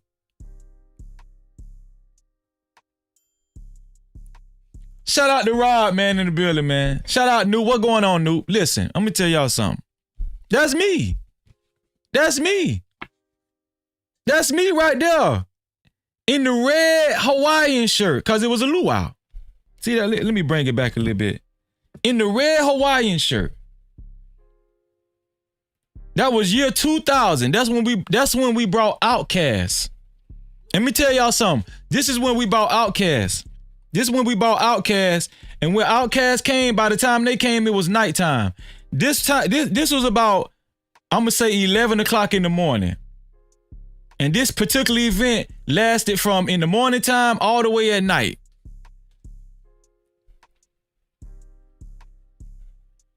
Rod, you was at Rod, hold on, let me put Rod.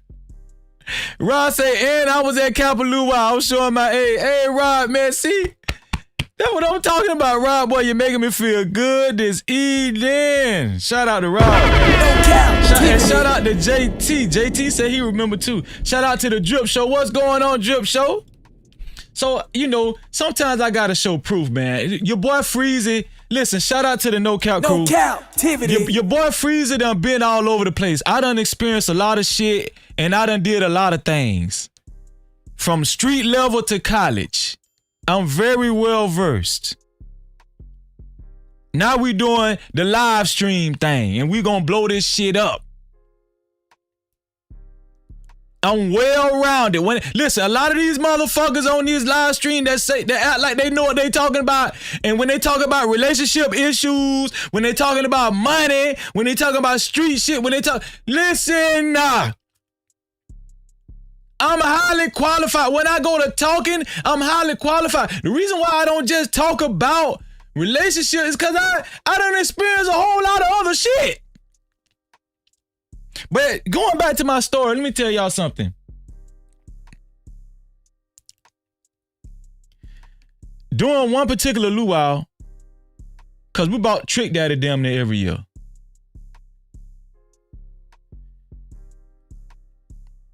And Mystical, we booked Mystical the same year, right? This is a true story. We booked Mystical the same year. And I want to say that same year, it was Mystical, Trick Daddy, we had the Big Timers. Y'all remember the Big Timers, right? Gator Booze with the trick dog. It's yeah. Mystical, if y'all know how big Mystical was at the time, Mystical was bigger than life. He just came out with the song, Danger! If y'all understand how big Mystical was at the time, Mystical probably was the biggest rapper alive at the time. That's how big Mystical, he was a household name. Don't y'all know Trick Daddy said, no, I'm not going before Mystical. I'm going last because this my state. This Florida, and I'm going last. I went over to Mystical and I said, no, I told Trick Daddy, I said, bro, you need to go on stage. You need to go on stage because you're not the headliner. Mystical is the headliner, sir. I told Trick Daddy that. I went in his trailer and I said, bro, you need to go on now. We need you to go on stage right now. He said, I'm not going on right now. As a matter of fact, I need some grapefruit juice and I need some Crown Royal. Who the fuck drink grapefruit juice and Crown Royal? All of this is a true story. This is a true story. So I'm shaking my head. Mystical wasn't even in a trailer, y'all. Trick Daddy was in a trailer. Mystical was still in his limousine backstage. I dreaded going to Mystical's car and to tell him what Trick Daddy said. I thought it was gonna be some shit.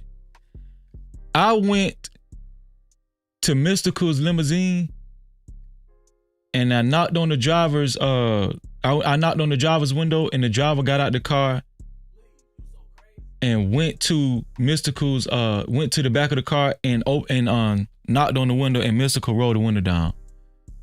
And he told Mystical, this man got something to tell you. I told Mystical, I'm sorry, Mystical. Trick Daddy said he didn't want to, he's not gonna go before you. I told Mystical that. I say, Mystical, Trick Daddy said he is not going before you. He don't give a damn. Now, mind you, now this is late. It's late. It's already nighttime, and we at a ranch. This is like a 20-acre ranch. It's a 20-acre ranch.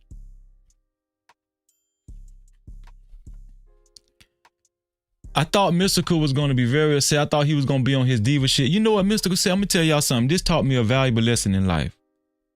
Even though the charges that Mystical is up on, the charges that Mystical is locked up on, or he's been locked up on, that's a whole nother story. But we ain't talking about that right now. So I need y'all to stay focused.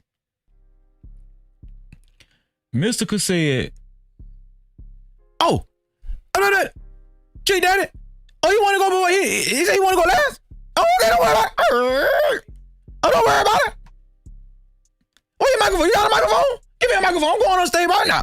Don't worry about it. Mr. Kyle. Don't worry about it. I'm going on stage right now. Give me a microphone. I said, you sure? He said, yeah.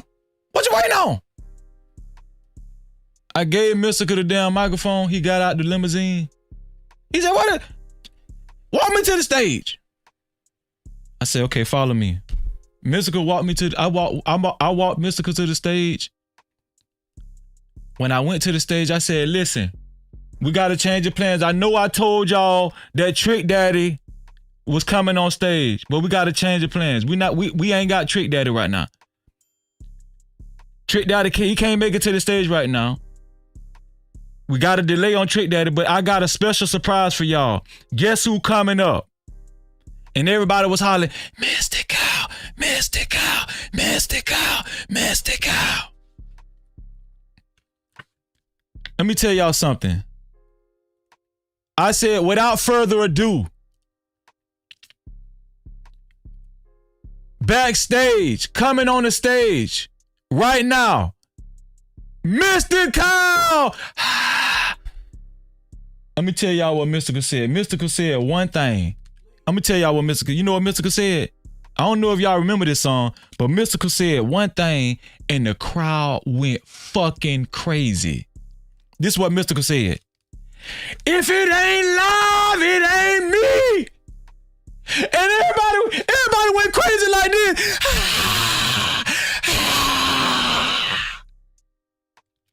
Mystical said, if it ain't love, it ain't me. And when Mystical went on the goddamn stage, he told that motherfucker up. Oh, pussy ass nigga, I hate a fuck nigga. Then I got to for the long time. Hey, give him 2 months of the Mark 10. And blood clot. He tore it up. And do y'all know? Listen, they went crazy out there. They was throwing water bottles in the air. Women was taking their bras off. Yeah, right here. I'm not lying to y'all. That's me. That's me right there. That's me hosting the event right here. That's me. That's your boy Freezy. So y'all won't think I'm lying. That's me. See, now y'all know Freezy humble. I don't like to brag. I don't like to tell my background. I don't like to talk about what I used to do. I don't like to, listen, I just want to do YouTube. And I want y'all to accept Freezy for what Freezy do on YouTube. right? I didn't come on YouTube to tell y'all who all I know. I know a lot of people personally, right? But let me finish telling y'all this story. Oh yeah, that's that panorama picture. You call it. That's that old school. That's that old school right there. And just to finish the story, do y'all know? And we're gonna get back to Monique because I got a series of videos still. Just to get back, just to tell y'all the end of the story, how it ended up. Can somebody write in the chat what y'all think the crowd did after Mystical ended his show? After everybody was exhausted? Can somebody tell me, can somebody write in the chat what y'all think the crowd did? Can somebody tell Freezy what y'all think the crowd did after they was exhausted, yelling and screaming for Mr. Cal? What y'all think the crowd did before Trick Daddy came out? This is a true story.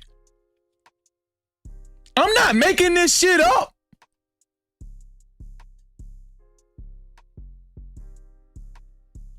Yes. Yes. Yes, JT. They left. No Cap-tivity. Yes, Zero. They left. No Cap-tivity.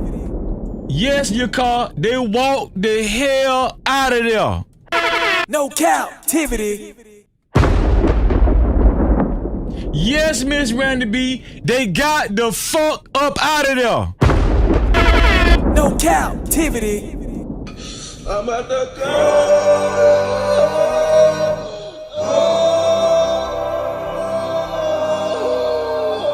So this is a life lesson. Exactly, Rob. They walked the hell out. No Cap-tivity. This is a life lesson. So that bullshit the reason why I can talk on what I'm talking on is because this bullshit that Monique keep crying about DL Hugley, and she was contractually the headliner, but she had to go on before DL Hugley, and she's still crying. Who cares? If you a good enough act, if you a good enough comic, and you got that much skills and you can tear the stage apart and tear the crowd up and get a standing ovation, and if you is the true headliner, if you is the one that everybody came to see, guess what? It don't matter when you went on. It don't matter when you go on stage, technically. And that's show business, ladies and gentlemen. That's show business. This one here for the thug.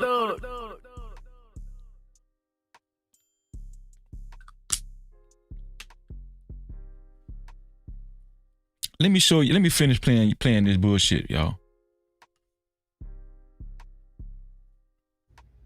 Now, contractually, I said I had to be on stage by 9:30 because if the show starts at 8, I refuse to keep an audience waiting. Right. That is disrespectful to the audience. Correct. When I went on that stage, Shannon, I made sure everything I said, he heard me. Because now you're here and I'm going to say it to you. JT, from What We Know podcast, said Freezy. Mystical talked about that same event in an interview some years ago. You just solidified it. No Cap-tivity. Yo, and I was the host of that show. And your boy Freezy was the host of that show. Shout out to Mystical, man. Now the other bullshit Mystical got going on, I ain't finna co-sign that shit.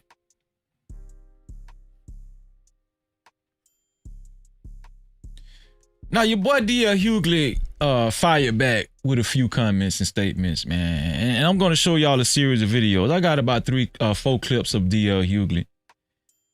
And y'all tell me what y'all think. DL Hugley is supposedly giving us his candid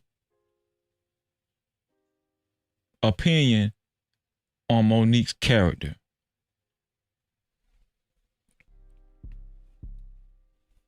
And I want y'all to check it out. Check out what I checked out. Some of y'all probably done seen it already, but guess what? We finna look at it with the No Cap crew. Y'all look at this right here. Well, Club Shay Shay is getting messier and messier. It's almost like Wendy Williams didn't go anywhere. She just got a weight set. So Monique was on. Every time I see Monique these days, she's on doing some greasy video with her and her daddy complaining about something or working out. I don't know nobody that work out that much and gain weight unless every crunch you do has got Captain in front of it. Now that shit was crazy as fuck. He said, I don't know what kind of working out you do unless every sit-up you do got Cap in the front of it. Ain't that some? Now that's some bullshit. No Cap-tivity. Now that was funny. That was a little funny right there now. But apparently she goes on Club Shay Shay and tells the story about how she came on my radio show and I wasn't there at the time. And my co-host Jasmine Sanders played a game that we played all the time with everybody called Would You Rather. She apparently was so offended by that she said she got off. She called me. Monique did, and she said I was very dismissive, like, Monique's a liar. When Monique did call me, I heard her complaints, I listened to her, and I pulled the segment. So if I had been as dismissive as she alleges I was, that segment would have aired. It didn't, because I respected her wishes. She's a liar. So this is about a segment that they did not agree on I guess his radio show. And he's saying that they was insinuating that he never pulled the segment. He aired it, but he's saying, no, that's a lie. I actually pulled that show. So DL Hugley if we need answers on that, right? If we need answers on that, DL Hugley is the man to talk to. DL Hugley is the man to talk to if we needed answers on that. Here's the second clip.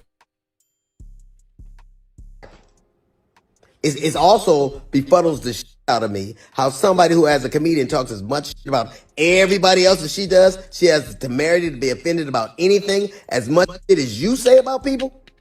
Then she encouraged everybody, allegedly it stems from the fact. Okay, thank you, Tommy. Thank you for setting the record straight on that. Tommy said, no, they saying he didn't air it. Okay, they're saying he didn't air it because they sent a cease and desist. They're saying he didn't air it because he sent a cease and desist. Thank you for that clarification. But DL Hugley is saying it didn't have to be, it wasn't a cease and desist. He willingly dropped that segment and he didn't air it. It was never a cease and desist. That's what he's saying. That's what he's saying. That's what DL Hugley is saying. I appreciate that, Tommy. Let me start this back. It's also befuddles the shit out of me how somebody who as a comedian talks as much shit about everybody else as she does, she has the temerity to be offended about anything as much shit as you say about people. Then she encouraged everybody, allegedly it stems from the fact that I used to always talk about her on video after video, and she encouraged her sweet babies to look at the video and find them. Do that. Do exactly what she says. And you know what you're not going to find? You're not going to find any evidence of that because Monique is a liar. She's lying about that. But what you will find is Monique talking about some alleged contract dispute we had. Look at the ticket. It says DL Hugley, then Monique. She knows the story. Okay, so now he's talking about the comedy show that she's saying she was supposed to headline. He's calling Cap on that too. No Cap-tivity. But what she did in response to that, she talked about my dog, my wife. This broad even brought out my daughter's personal trauma. My daughter was molested and Monique brought that shit out and told the world that I allowed my daughter to be raped in front of me. The lying mother. Now, let me tell y'all something. It also befuddles. Let me tell y'all something. If Monique did that, now remember what Monique said on Shannon Sharp show that I just showed y'all. She said when she seen DL Hugley show up, she let him have it. She let him have it. So obviously these are some of the things that, egregious things that she said about DL Hugley and his family. Okay? Now I don't know if she actually brought up his daughter getting raped on that stage, but obviously she said it at one point in time, which it doesn't even matter because it's unacceptable either way it go. And I'm gonna tell y'all something, man. This is why I don't take people's sides just because you a man, and I don't take people's sides just because you a woman. I take the side of right. No captivity. And let me tell you something. If Monique saying that about his daughter, I don't even need to hear anything else. Do you understand what I'm saying? Monique saying that about his daughter, his daughter's real experiences. You understand? His daughter's real experiences. My dog, my wife, this broad even brought out my daughter's personal trauma. My daughter was molested and Monique brought that shit out and told the world that I allowed my daughter to be raped in front of me. The lying mother.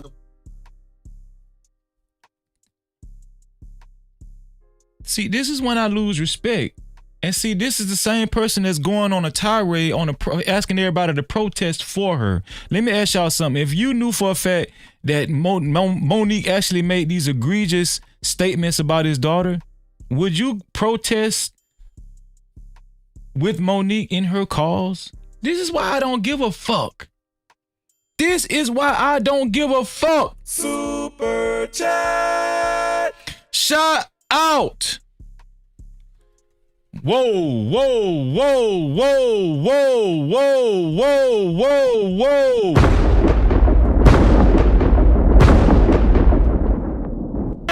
No cap. No captivity. Shout out to Nurses Ain't Nice. Shout out to Nurses Ain't Nice. Got that light jumping in a big way. Nurses Ain't Nice with the yard, with the dollar, with the yard, with the $100 super cap.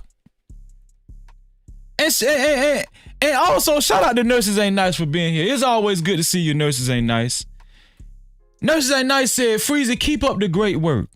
I'm going to change the good to great. Keep up the great work, Freezy. Finally caught you live, fam. All love. You taking calls? Love to see that you interact with folks. Yes, I'm taking calls. I am taking calls. No captivity. Nurses Ain't Nice. Thank you. You are the new sponsor of the show. Let me change that right now. Shout out to Big Bad Bull. And shout out to shout out to Big Bad Bull. And also shout out to Rod for being the sponsor so far on the show. Rod, thank you, man. Rod and Big Bad Bull, thank y'all. Y'all don't understand how much that means. Sincerely, thank y'all. I really appreciate that. Let me see.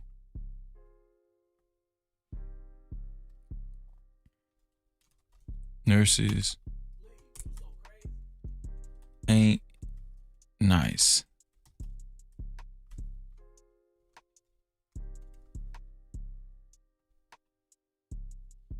Nurses Ain't Nice, thank you, man. Nurses Ain't Nice is the official sponsor of tonight's show. Shout out to Trap and Slay. How you doing, Trap and Slay? No captivity. So yeah, if she made egregious comments like that about this dude's family, about D.L. Hugley's family, listen, I'm gonna tell y'all the truth. Y'all can say what y'all want to say about Freezy. I don't really got no respect for Monique. I really didn't like the bitch anyway. I'ma just be honest. I know it's some of y'all that's some Monique fans out there. I don't like that hoe. I do not like Monique. I'm gonna tell y'all something. She first of all, she is not funny. And I'm gonna tell you, and then you with a simp ass dude, hopefully he using you for your money. You understand what I'm saying? You got a trick for a husband. Y'all got 3 boys out of it. And that's another thing. Did y'all know that Monique got 3 boys? Her and her husband got 3 boys. Now, if they had kids since I knew they had 3 boys, I don't know. But their boys have to be subjected to them having an open marriage, her getting dicked down by Tom, Dick, and Harry, and her husband, I don't know what the fuck he doing. He get to have as much pussy as he want. And this is the family that they're raising with the 3 boys. I don't respect Monique. I don't like this hoe. I'm just sorry. Maybe I'm being biased. I don't like Monique. And listen, it'll have a little less on it if she was funny. If she was funny, it'll be a little better. But she ain't even funny. I just asked my No Cap crew, listen, obviously she got her Netflix special. I asked y'all, who all watched that bullshit? 95% of my No Cap crew say they didn't. And the 5% they said they did watch, just said the shit wasn't even funny. It was a waste of their goddamn time. No Cap. So all that hooping and hollering, all that rapping and raving she did, all that protest she did to be on Netflix, you got your Netflix special and the shit wasn't even fucking funny. Why? Let's look at what else your boy DL Hugley had to say. Let me see.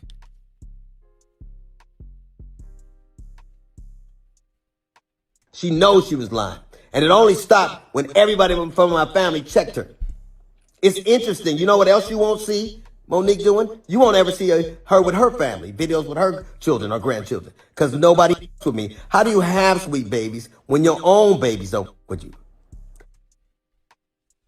Now, I don't know how true that is. He's prying into her personal business. DL Hugley said, how you gonna talk about somebody's babies when your own children, your own babies don't even fuck with you? No Cap-tivity. Now, it could be true, right? Shout out to Travis Slay. Travis Slay, it wasn't funny. It was too much cussing, and the cuss words didn't even go together. See what I'm saying? No Cap-tivity. There you go. There you go. Zoe said, I kept thinking Katt had me cracking up this whole interview. I still can't sit through Monique interview. It was eloquent though. That's what I'm saying. I tried to watch that bullshit. I can't watch that shit, Zoe. That she ain't funny. She ain't funny. Let me back it up a little bit. Here we go. Let's go, DL. Our grandchildren. Because nobody with me. How do you have sweet babies when your own babies don't with you? How do you love us for real when there's no evidence of anybody loving you for real, except your daddy, who you apparently have to pay? And FYI, daughters are paid for by daddies, not daddies who get paid by their daughters. You know what else you won't see Monique doing? Telling jokes. Monique, if she'd have spent as much time actually writing jokes and writing her Netflix special as she did complaining about not having one, it wouldn't have been trash. It got the worst reviews of any Netflix special in history. Because that's what Monique does. Did y'all know that? Did anybody know that? Let me play that one more time. Just in case y'all thought that the No Cap crew was just hating on Monique. Of any Netflix special in history. See Monique doing? Telling jokes. Monique, if she'd have spent as much time actually writing jokes and writing her Netflix special as she did complaining about not having one, it wouldn't have been trash. It got the worst reviews of any Netflix special in history. It got the worst reviews of any Netflix special in history. It got the worst reviews of any Netflix special in history. Because that's what Monique does. She complains and she has grievances. You never see her being a human being. You never seen her being sweet. And I'm going to tell y'all something. I'm siding with DL Hugley on this one here. All that whole dude is complain. That's it. This one here for the thug. Is it just me? Shout out to Dre the Dream in the building. I appreciate you being here. Shalom, bro. No Cap-tivity. That's the only thing this woman do is complain. Sisterhood, stick with me. Sisterhood, stick with me. Sister code, let's keep it. Let's keep the sister code. Please, black people, we black now. We black now. I need to make millions of dollars. I need to make more millions of dollars. I ain't gonna give y'all none, but we black together. You feel what I'm saying? No Cap. captivity. We black together. I ain't gonna donate no money to the United Negro College Fund, but we black. We black. Protest, protest, protest. Fuck the crackers, fuck the crackers, fuck the crackers. Hate the crackers because Monique said so. Complain, complain, complain. She sound like a nagging ass bitch. Let me tell you something. The only way her husband, the only way I can muster enough sense to understand why her husband is still there with her is because he getting paid. I think he's her manager. No captivity. That's the only reason why that nigga still there. That's the only reason why that nigga still there. Half urban, half suburban. Lighten up. It was a joke. Okay? I wasn't saying she half urban. Come on, start acting like you knew over here, okay? There's a such thing as being sarcastic. Come on, y'all. Lighten up. Let's get it together. Somebody tell half urban, half suburban. Come on now, get it. Can somebody tell half urban, half suburban in the chat? Come on, half urban. Somebody say, come on, half urban. Come on now, get it together now. Lighten up, man.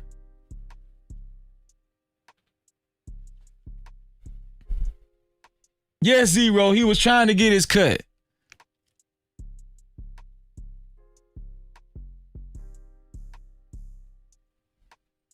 And the only reason why I said this is because she's always going on her protest tirade against the white system, okay?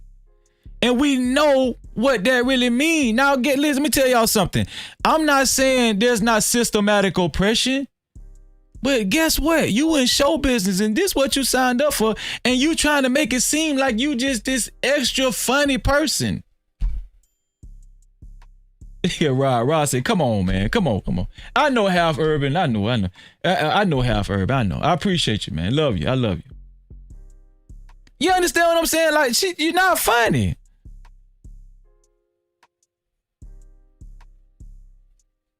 And warm to people, except when she's using it to butter somebody up to get something. There's a reason why everywhere she goes, it starts. Everywhere she goes. How is it that nobody with you, not even your family? How do you, I was on the road, get it. Let me play the next video. Here we go. Let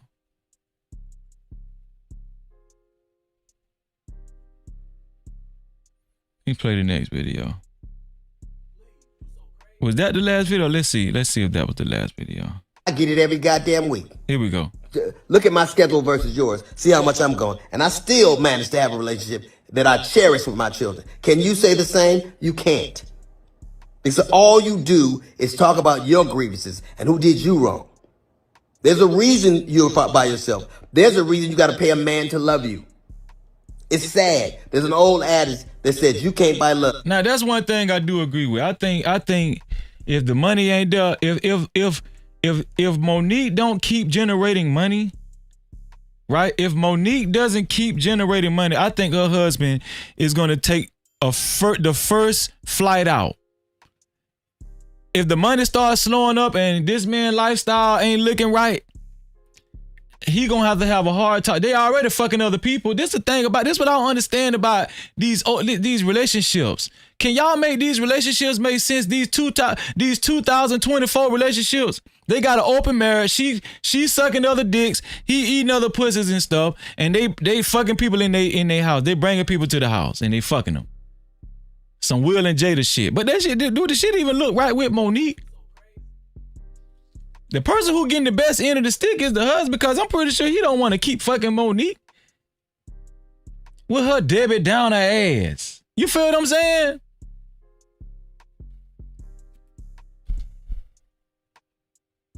But what I'm saying is I agree with what D.L. Hugley is saying. I think the only reason why her husband is there is because he getting paid. It's a shame, Monique, that you probably always will have to. Yes, nurses ain't nice. They have an open marriage. Yes, they do. No captivity. Fucking other people. She went public with it. That was the last video. I want to talk about this with y'all, man. This is what I want to say. This is what I want to say. Now, I want to say this right here. If there's disparages going on in the workplace, I don't disagree. I don't disagree that people should speak up about it. I get it, right? But I understand that if you're in a workplace and you actually have a boss, Monique is her own boss, and you provide a service, and whoever is accepting your service, whatever you're demanding the pay be, they can decide on whether they actually hire you or not.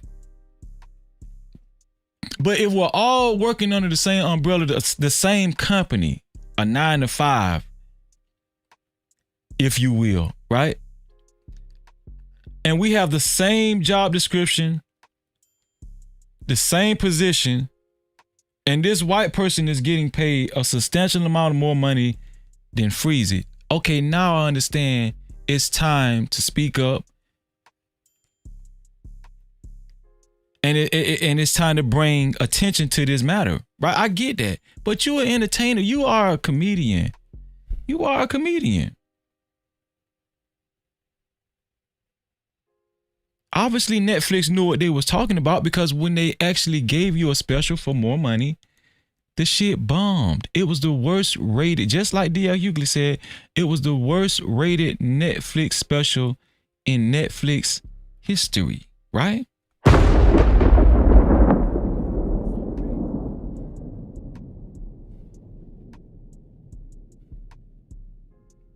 Half urban, half suburban said, y'all don't like her, but we need people like Monique. No, we don't.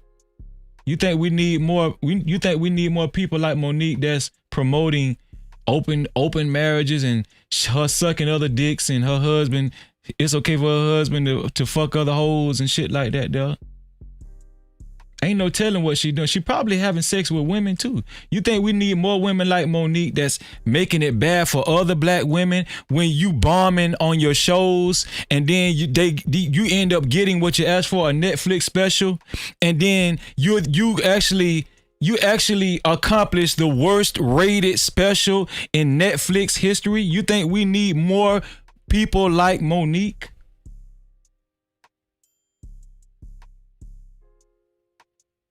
You think we need more people like Monique, where she talks about a man's daughter, a true experience where she got raped, and she exploited that and talked about that openly in public? Half urban, half suburban. You saying we need more people like Monique. Let me ask you, do you still think we need more people like Monique? And doing all of this because shit ain't go your way. Can I give y'all a news flash, black people? News flash, black people. Pay close attention. Hold on, let me do this right. News flash, black people. Let me do this right. News flash, black people. Pay close attention. In life, everything ain't always gonna go your way.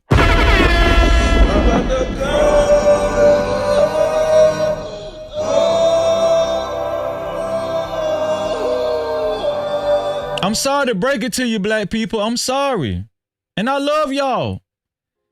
But everything ain't always gonna go your way. Sometimes you got to look yourself in the mirror and say, man, I'm really not funny.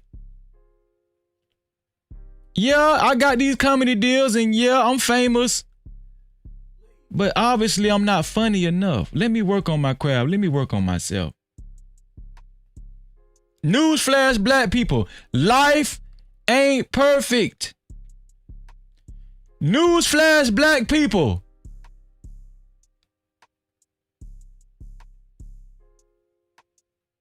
depend on God and not the white man. No Cap-tivity.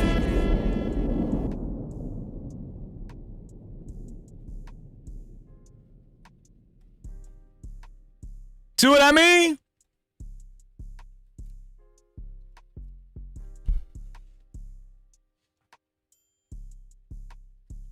Let me put the link in the chat. Half urban, half suburban.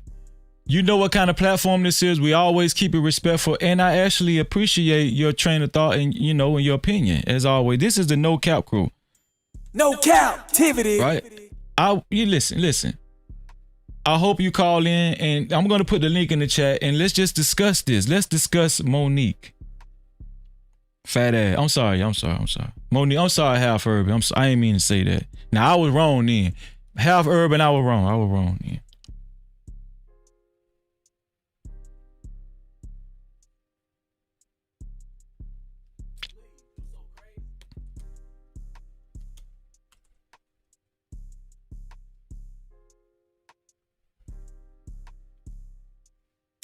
There we go.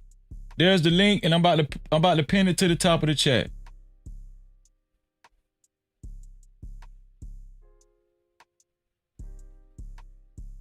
And make sure y'all hit that like button too. Let me see.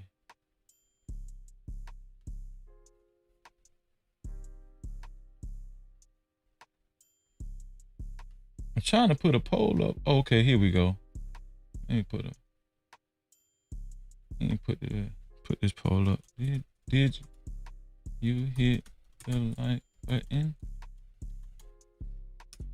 I appreciate y'all too. I appreciate all of y'all. And let's just be honest. These are mature discussions. All right. Anybody can call in. You don't have to worry about Freezer disrespecting you. You don't have to worry about me putting you on the spot. We're going to have a mature discussion. We're going to have a mature discussion. Let me know why you feel the way you feel. Half urban said, Freezer, you are attacking the person instead of focusing on principle. Listen. Yes, personally, I don't think she's funny, but I'm not attacking the person when I say she said egregious things about D.L. Hugley's kid. A serious event that has actually happened to other women, right?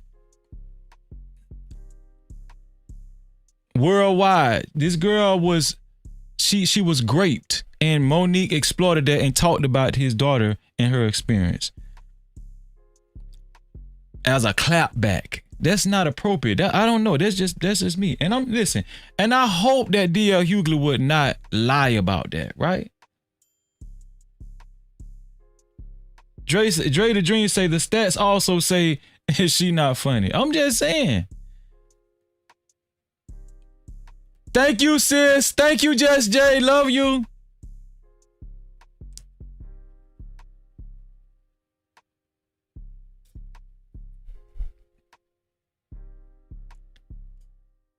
Half Urban say, did you hear her say that about Half Urban? Come up, hit the link. I don't like to keep listening. I can put the link in the chat. I ain't finna keep reading. I'm not finna keep reading, Half Urban. No, I didn't hear her. No, I didn't hear her say that. I heard D.L. Hugley say she said that, and I believe D.L. Hugley. And I'm pretty sure D.L. Hugley would not put that out there knowing his daughter who had that experience would hear him say that. Now in this, are you telling me half urban, half suburban? And I like that name, half suburban. I like that. But listen, are you telling me that between the two, you gonna take Monique's word over the guy who actually has the daughter that actually had that experience? Of course I believe D.L. Hugley. I would put money that D.L. Hugley is telling the truth. Let me see. Not having one, it was. She complains and she has grievances. Let me play it again. Let me play the audio. Let me see. And told the world that I allowed my daughter's personal trauma. My daughter was molested, and Monique bought that shit out. And told the world that I allowed my daughter to be raped in front of me. The lying mother. You know what? Let's search for it. Let's see if she said it. Let me see if maybe I can find it. Maybe I can't. I don't know. Maybe I can find it. Maybe I can't. Leaked. What's going on, Leak? Leak said, of course he is, Freezy. Of course, Leak. Come on, let's just can we use our context clues and can we use our common sense, please? Listen, No Cap Crew, we're highly intelligent over, and listen, it don't take a rocket scientist, right? Monique, D.L. Hugley, daughter. They already got it on the search engine. Let me see.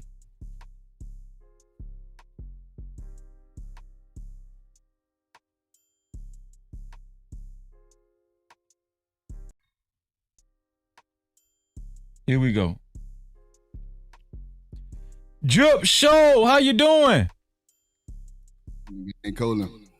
Hold on, Drip Show. Let me play this right quick. Let me see. With D.L. Hugley having a conversation about how his daughter was violated from a really good friend of his. That's all I need to hear right there. Half Urban, did you hear that? Now let me play this. Drip Show, did you hear that? I heard you, man. Okay, hold on. Let me play this right here. Let me show y'all this right here.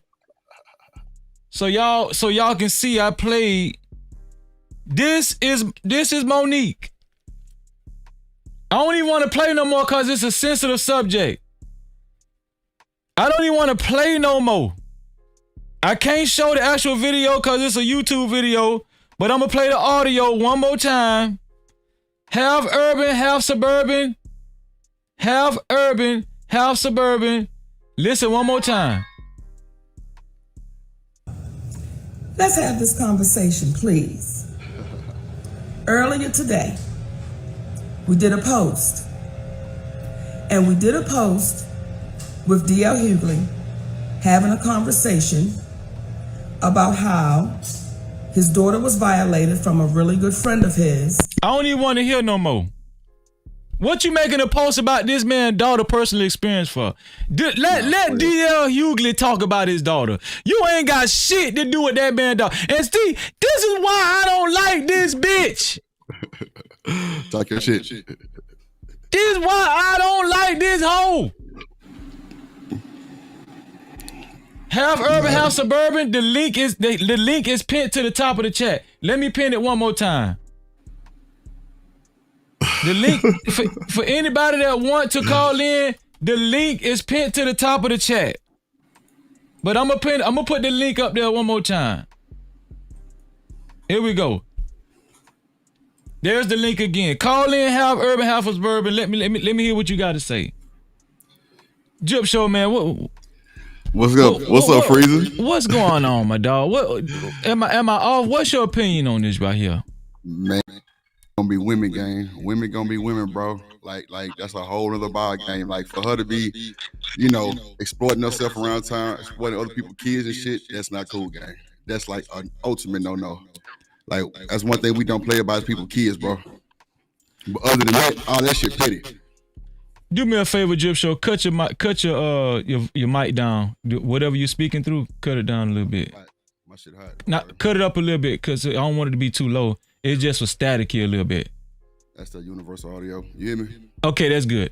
I got you. Yeah. I'm an audio. We audio engineers, so we got ears and stuff. I'm here. Yes, don't worry about it. I ain't gonna lie, Freezy. That hurt my feelings when you told me that I was too loud. No, man. No, you good. You good, bro. but yeah. So maybe I don't know. I don't bite my tongue. I don't. But this the thing though, bro. I don't bite my tongue, right? I'm gonna say what's on my mind, right? Talk your shit. When I talk about Monique, okay, and let me tell you something. When black entertainers, not you don't even have to be a black entertainer. You could be a black employer. You could be a black 9-to-5er. You could be a black small business owner. Right. If there's unfair practices going on against you, listen, I don't speak against that. But when I get all of the, when I get the whole and I get the whole story and I get all of the context clues and I research the whole matter, right? Because I like to be fair. Because there are some black people that's out there that's grifters. There's black people out there that use the black masses for their benefit. They'll rally up black people for their benefit. You understand what I'm saying? It's a lot of Al Sharptons out there. You understand what I'm saying? That's facts. Well, and so go ahead, Drip Show. I mean, Al Sharpton left the ass alone too. There you go. See, hold on, man. See. No Cap-tivity.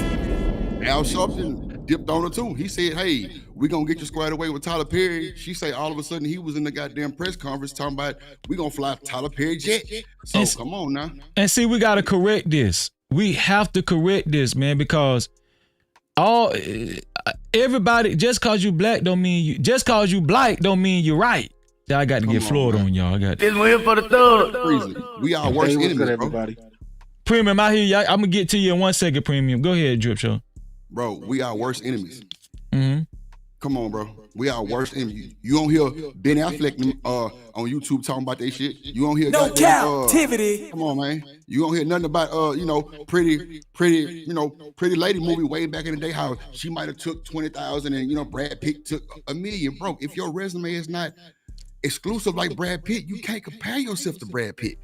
I think what got to her head was she nominated for an Academy Award at one time or something? I think it was the Oscar, right? I think she was nominated for an Oscar, and I think that got to her head. But I don't think Monique understands that does not coincide with comedy. People that like comedy, Precious. Thank you. Thank you. Nurses ain't nice. It was Precious. You're absolutely right. She ain't said not one joke this whole time, bro. Cat Williams was cutting up, talking shit, cracking jokes about, shit like that, bro. She's so in her feelings and so depressed. Seemed like, bro, it's like I'm watching the stories. That's a fact. I'm just saying. And so. Okay, Tommy B says she actually won an Oscar. My bad. I don't want to shortchange nobody accolades. Okay, she actually won an big, Oscar. Though. That's big, bro. To win an Oscar. And that's why I like the No Cap crew. Because listen, if I don't want to give 95% of the truth, I want to give 100% of the truth, and I got my No Cap crew that's gonna, clap. You know what I'm saying? That's why I say we all together on this. It ain't just me. That's why I group all us together, No Cap crew. You know what I'm saying? But Premium dropped out. Premium, you was next up, bro. Come back, Premium. I want to hear your point of view. But the link is in the chat. Breezy, get them women in here. Get them women, bro, because they over there quiet, but they thumb warring right now. They in the chat with thumb war. I always ask the women to come up. I'll try to get more female presence, but I'm working on that. I'm working on that behind the scenes. Working on that behind the scenes, getting more female presence up here. Shout out to Jess J. She always gives her contribution. She always contributes to the show. And 907 Good Eats, along with some other fabulous women. But I do need some more female presence because I care about the female right now point of view. Yeah. They're talking that shit. So if you was to Drip Show, if you was to lean more towards a direction, which way would you lean towards? Now that that you've seen, that you've heard DL Hugley speak on Monique, would you lean more towards Monique or would you lean more towards DL Hugley? You know what, Freeze? I'm gonna play devil's advocate for the simple fact that, bro, it's always 6 sides to a story dealing with our kind. First of all, that's a fact. I honestly think they all mad about something because somebody didn't get on the way they were supposed to. I think they mad about movie roles from way back then. My thing is, what is the end goal? Like, what is the end all be all? Like, what are you trying to do? Get some money, or are you trying to get some clout? Well, it's always about money. It's always about money. And if a bitch don't think that Monique, first of all, I mean, let's just be real. The whole thing with the Netflix, Monique, I will be fair. Monique was not trying to sugarcoat it. She wanted more money from Netflix. Okay, She wasn't trying to. She wasn't trying to sugarcoat it. The whole thing, that whole protest with Netflix was about money, and she took them to court and she won. Right. So she won, and she got her. Listen, she won, and she got her Netflix special, and she bombed.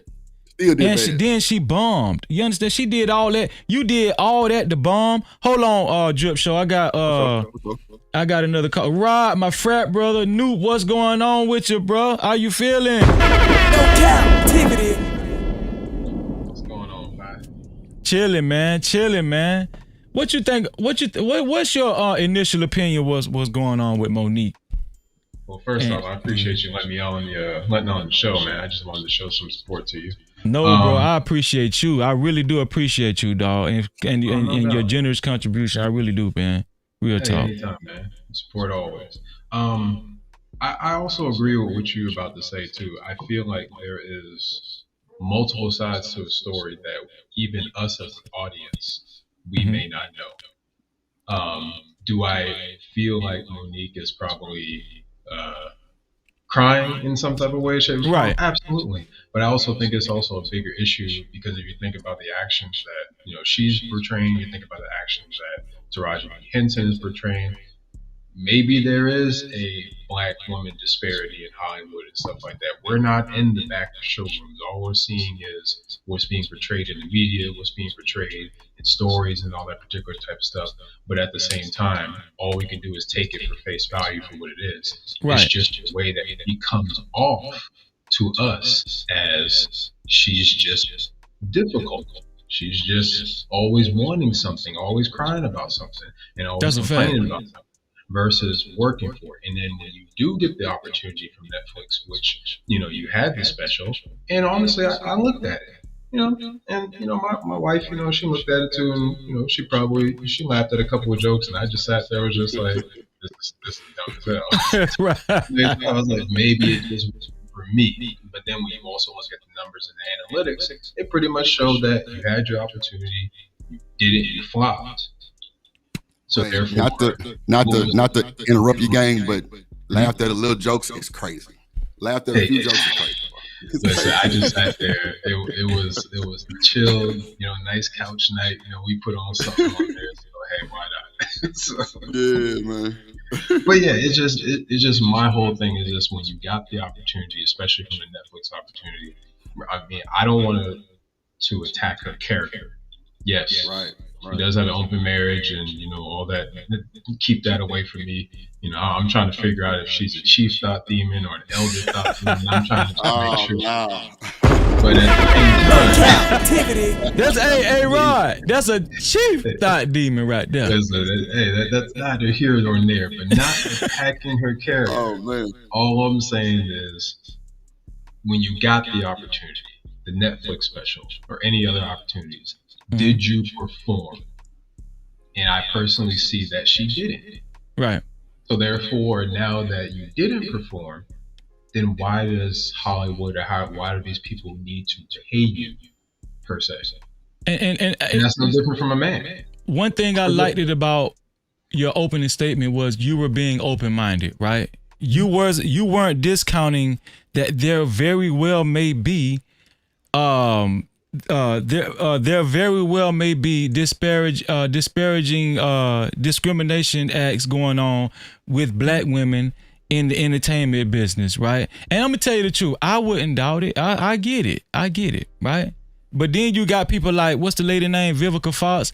They're asking, I don't know if you guys, yeah, exactly. So you got interviewers asking Vivica Fox, well, have you been experiencing these same difficulties in Hollywood? And Vivica Fox said, oh no, everything's been A-okay with me. I have no complaints. So it's like, now you would think that the sister code is going to stick together. But let me tell you something, man.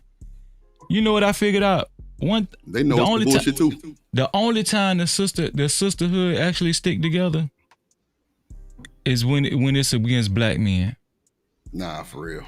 That's facts. Because let me tell you something. Because here it is, Taraji P. Henson, right? And Taraji P. and some people, some skeptics said she cried. Y'all remember she cried before right around the time the release of The Color Purple. Remember she cried on stage during that interview about the unfairness and discrimination that she was experiencing as far as how much she get paid. It was the same thing it was the same rap that Monique was saying.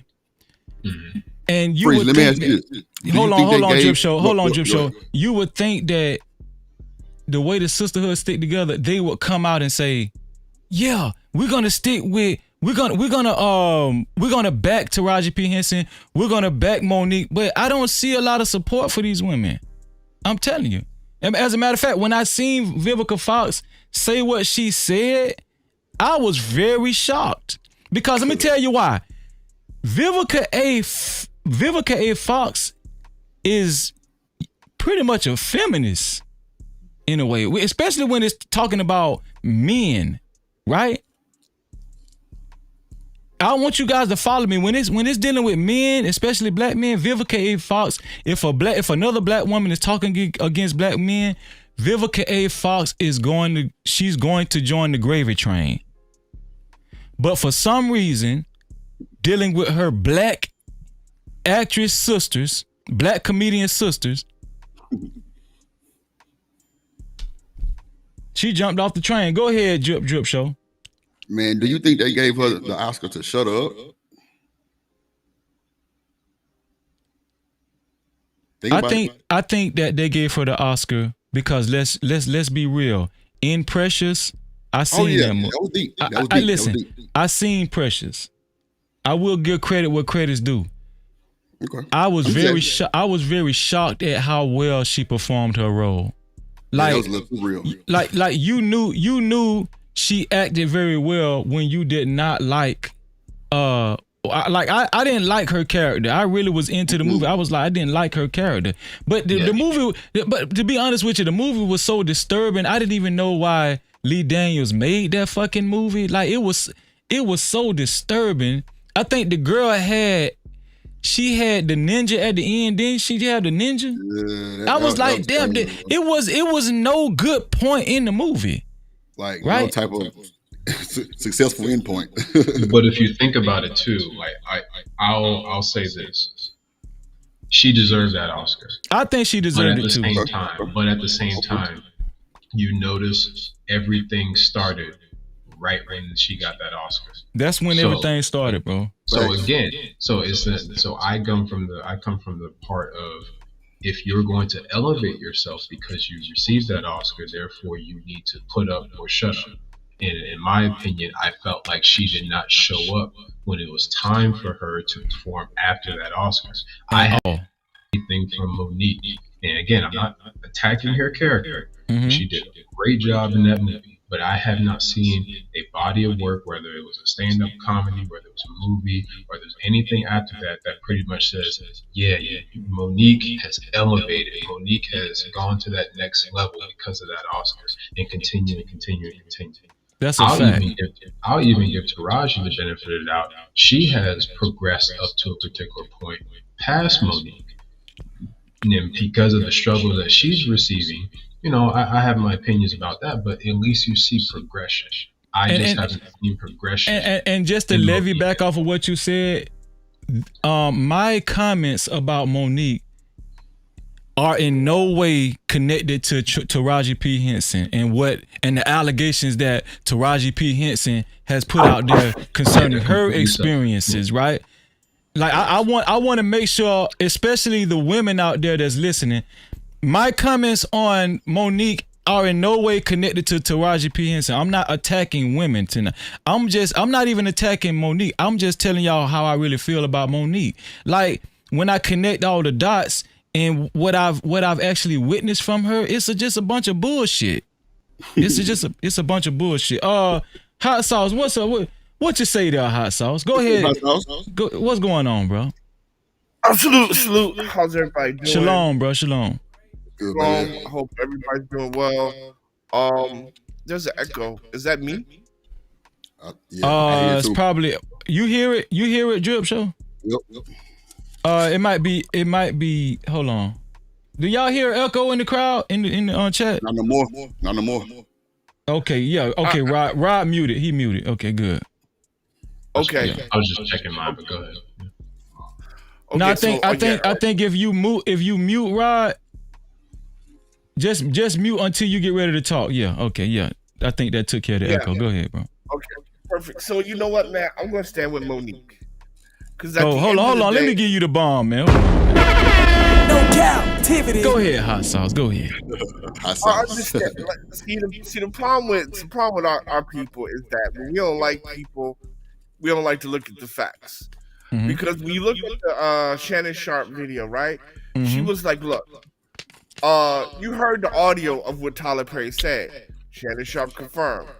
You heard what he said that he was gonna do. Do you want to repeat it? Now, the part where she tried to put him on the spot on shit, like when she tried to put him on the spot to diss Tyler Perry to get people on her side, that part is what makes people not like her. But it doesn't negate the fact that she has been mistreated, right? Oprah don't pay her people, right? Oprah proliferates income inequality in women in movie theaters, right? Like, she has legitimate claims. She has proven she has legitimate claims. It's just the fact that so many people don't like her that they don't want to stand on her side because she is difficult to be around. So but what that do you doesn't negate. So okay, that, so you know. I'm sorry. Go ahead. That doesn't negate how she's not getting what she feels she earned. So, what is she not getting? How is she being mistreated? Well, number one, like we see in the Netflix thing, right? The court says that they lowballed her, right? So the court says yes, that was price discrimination, right? I don't want to call it racial discrimination, but we can say it's price discrimination, right? What you price other talent compared to what you're pricing her, yes, that is considered price discrimination. When it goes on how Tyler Perry was blackballing her, right? Yeah. Shannon Sharp confirms that, right? Shannon Sharp confirmed that on the video, right? So every time she was asked for receipts, she brought receipts. Even what you showed on the Breakfast Club, right? Mm-hmm. They end up, every time people go out there, everybody ends up backtracking her because she has legitimate claims. It's just that we don't like her as a community, so her community doesn't like her, so they don't want to work with her. Okay, when you brought up the court case, she did sue them and she won. This is factual. Right. If Netflix thought they were actually guilty, I would have thought they would settle it out of court. They went all the way with it until the judge gave the verdict. But the problem is what they think and what the court says is the court says it, man, right? So I mean, at the that's end a of the day, fact. But listen, hold on, hot sauce. Listen, the court did speak, but the people have spoken too. Look what Just Me and Apple said. She ain't funny. No Cap-tivity. So obviously, hold on, listen. So obviously, even after the court case, the people still talked. The people still spoke up, and this is what they're saying. So obviously, Netflix was right the whole damn time. Netflix was not right. Netflix was not right. Listen, they were going to hire her, but they were only going to pay her $500,000. And eventually they gave her a special, and her special ended up being the worst rated special in Netflix history. Okay, but see, we're confusing the two. Because for first and foremost, right? If you think she was funny enough to get us Netflix, if you think she was not funny enough to get a Netflix special, Netflix should have never offered her to her. If you feel, that's not true. Right? Go ahead. That is true. That is true, because at the end of the day, you're going to lose money on production. You're going to lose money on distribution, and you're going to lose money on the thing you give her. So if you're Netflix, if you do not think she's funny, then don't give her a special. However, there is a legitimate claim that says, okay, if we feel you're good enough for a Netflix special, the court says you cannot pay someone $500,000 on that. That is price discrimination, because you have to look at the market. right? Whether see, because we're confusing the two. We're confusing that. Okay, well, we don't think she's funny, so we just gonna give her this little piece of shit of money to do this piece of shit. It doesn't work that way, right? You got to be on parity with the market. If you're not on parity with the market, that is considered price discrimination. If you really feel she ain't shit, then don't give her the special. Well, here's how the entertainment business works, right? Just because Netflix has, and I see Tommy down there. I see Nurses Ain't Nice down there. Nurses Ain't Nice, how you doing, bro? What up, can I just say my last do me a favor, Nurses Ain't Nice, and Tommy, until y'all speak, mute up on your end, because we're getting some type of echo or something. You know, I appreciate that. I'm just gonna let here, and I want to pass the mic. Okay, so at the end of the day, I do appreciate why people don't like Monique, but she has the receipts, and we have to deal with that, man. And that's that. And fuck DL Hugley. Man, go ahead. No Cap-tivity. In the echo, tell them to close out one of the browsers, because on mine it opened up 2 browsers, and I heard it echo for a long time too. Then I closed out. Okay, so if y'all got an extra browser open, close it out. That's a good idea. Thank you for that suggestion, Drip. So this is what I was gonna say, Hot Sauce. The way the entertainment business works, right? Yes, Netflix does have a, what is it called? Like a they have a department that actually scouts who they feel like is potential to bring, what's going to bring ratings and revenue to their platform, right? I forgot what the department is called. I don't know, whatever it's called. But even though they obviously felt that Monique wasn't funny, it's still not their place to not bring Monique, because just because they don't think Monique is funny doesn't mean that there isn't going to be a demographic of people out there that will find her funny, right? You understand what I'm saying? I don't think they were saying 100%. I don't even think they thought she was going to bomb. Right? I don't even think they thought she was going to bomb that bad. But I just feel like they had a correct synopsis on how funny she was and how they was going to and to judge her pay rate. Right? So what I'm saying is that I don't disagree with not bringing her at all. Right? But I do agree with, if these people say, "Hey, I'm paying you $500,000 because that's what I think you're worth," I think that's fair, because she's providing a service, and you can't tell them people what they need to pay for and how much they need to pay. You just can't. That's just not how realistic business go. You understand what I'm saying? But it does work that way, Freezy. You do. That's why you have price inequalities. No, it works. Listen. It works like that. It works like that on a job, right? But it doesn't work like that in entrepreneurship. If I'm dealing with a plumber, if I need plumbing work done, I'm gonna call around. And if one of the plumbers that I talk to on the phone, their price is too high, guess what I'm gonna do? Guess what I'm gonna say? I'm gonna say she's an independent contractor, correct? Exactly. Artists are considered right. So they're not considered entrepreneurs, and they're not considered businesses. They're considered independent contractors. So they do have some rights as a normal 9-to-5 employee. And price discrimination happens. I mean, the court showed us. The court showed us, right? Well, anybody can take something to litigation. Anybody can do that. But hold on, Hot Sauce. Let me get Tommy B in. Tommy B was next. Nurses Ain't Nice. You right after Tommy B. Tommy B, what you got on the topic, bro? I'm not the biggest fan of her, but I think for a lot of y'all got to take that part out of it.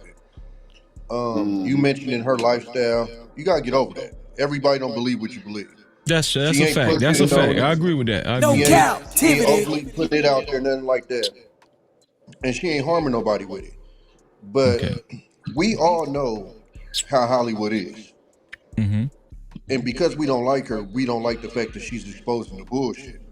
She literally sat here and told us about the trailer situation with Will Packer at the Will Packer movie. Mm-hmm. And then she showed us video of a fucking blown up trailer. She showed the video. The trailer was literally blown up. No bullshit. It's on her Instagram right now. I remember that. Okay, so a lot of the issues that she's bringing up are real life issues.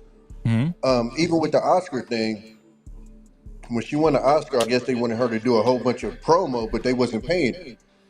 From what I understand, I think they weren't paying for the flight. It was a whole bunch of stuff that wasn't getting paid, and that's when all of this stuff started because she didn't play the game. Right. My thing is, we tend to be the people who don't like the people that play the game, and then when we see somebody that don't play the game, then we attacking that person too. Most of these people out here are playing the game that she's going at, and so she's looking like the black cat out here because she's not playing the game. Again, I ain't necessarily a big fan of it, but at the same time, you have to look. A lot of the stuff that she's talking about, she got receipts to. She got the conversations that's been had. She's got apologies from some of these people she's talked to.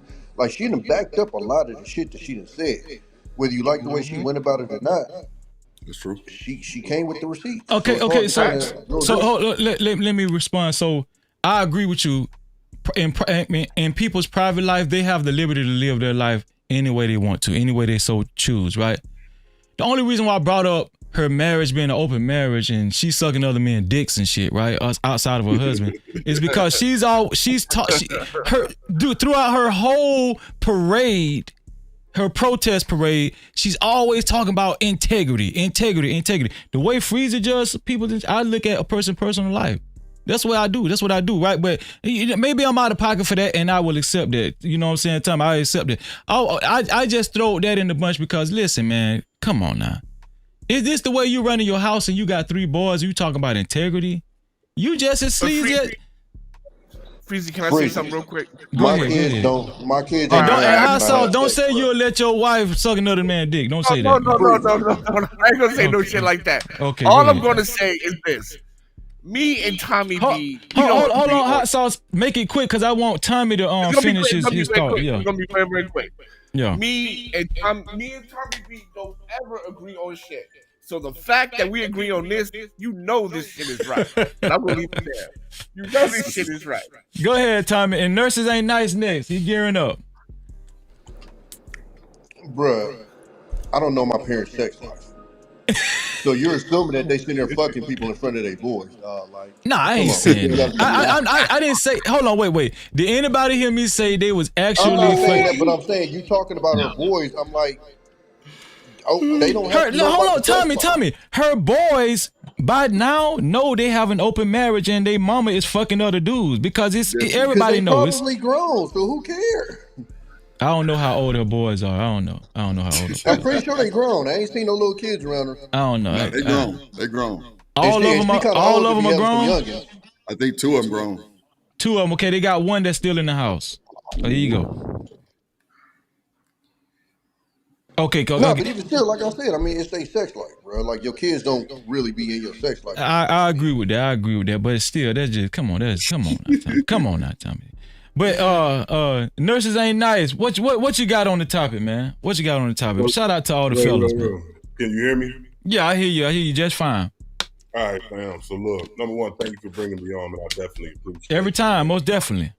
Yeah, man. Glad I can catch it live. So I feel like number one, I think that number one, the main issue is that it's not her, right? It's an issue between rights and entitlement. Right, I think that these 2 things are a little bit getting confused, right? Acting like she's entitled to a certain amount of money, but it's not her right to have a certain amount of money. And the way that she was approaching the issue as if it was her right to get this amount of money, like she was entitled.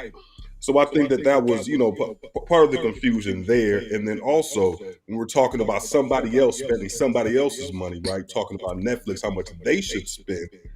Now we're talking about corporate structure, right? So it's a corporation. This is a private entity, okay? And then we're talking about how that she's hard to deal with and things like that. If you're dealing in a corporate structure, it matters how you fit into the corporate environment. We all know that. If you want to get a job at the bank, you can't come in there. At least you used to not be able to come in there to the bank with red hair and so on and so forth, talking about, and I got to walk up to you and check my bank account, and I don't know if you about to take my little card number. You know what I'm saying? So a corporation has the right right? Not the entitlement, but the right to be able to refuse service or refuse employment for something. Now when we go into employment, now we're talking about, I know the brother said earlier that they're employees. They're not employees, right? An employee has a set job. So you need to knock out 15 if you I work never said they were employees. I said she was an independent contractor. Okay, but see, I'm glad that you attempted to clarify. But an independent, hold on, just let me cook. An employee is something.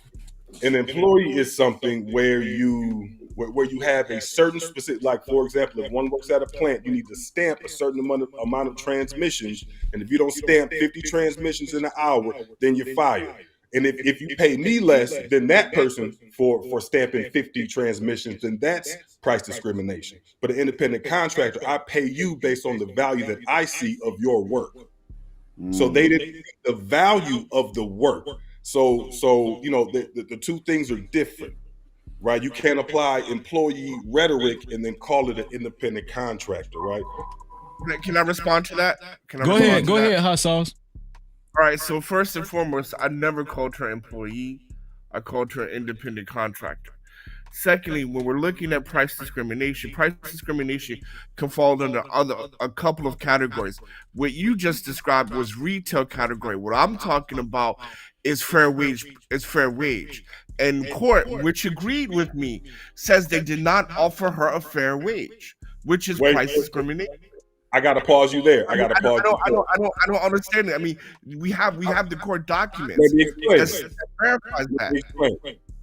Let me explain. So, in the same way that I said, I didn't say that you said that she was an employee. What I said was that you are using the same language, because the job is not the same if you're a comic or entertainer. So for example, right? If you say, like, look, I'm a comic and I'm gonna go up there and I'm gonna give you an hour, and that person gives you an hour, therefore we deserve the same amount of money. That is an employee language, but these are not employees, as you said. I totally agree on that. Contract.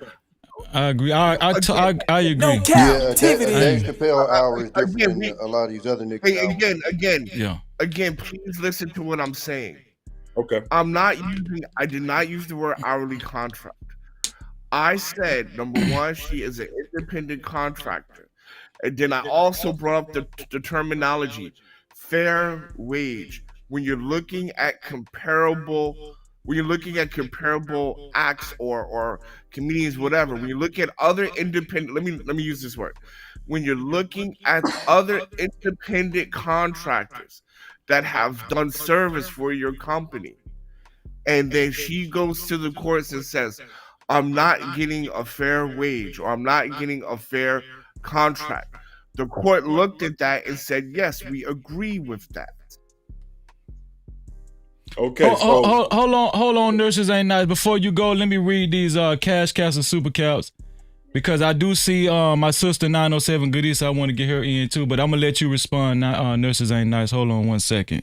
Check the cash out, bitch. You so damn dumb. Check the cash out. Let me see here. Right. Yeah, and it's not about being paid same. It just needs to be some sort of parity, or it cannot be some great vast disparity, right? It can't be. Independent contractor, there is no parity. Is based on the outcome. That is why you're independent contractor. That's why you're entrepreneur, because you live by the seat of your pants. If you don't produce, you don't get nothing. Or you can be on freezing. Or you can get you can scream fair wages.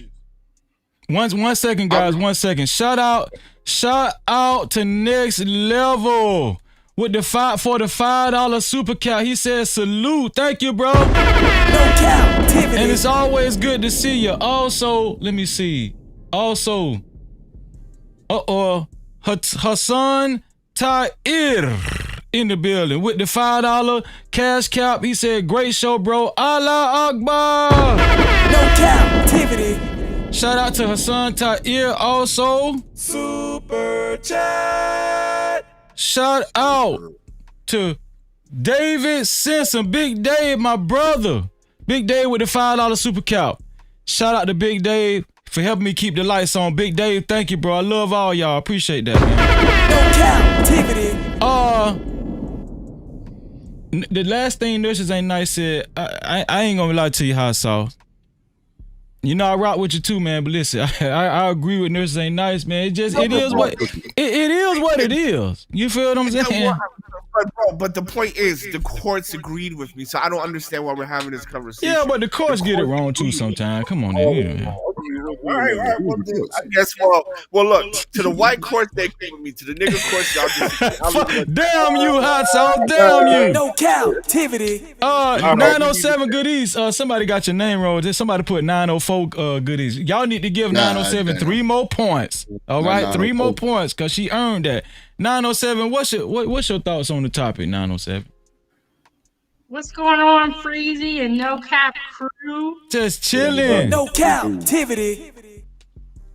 You know, I feel like Monique has definitely reached that point in her career where she kind of has to depend on drama to stay relevant.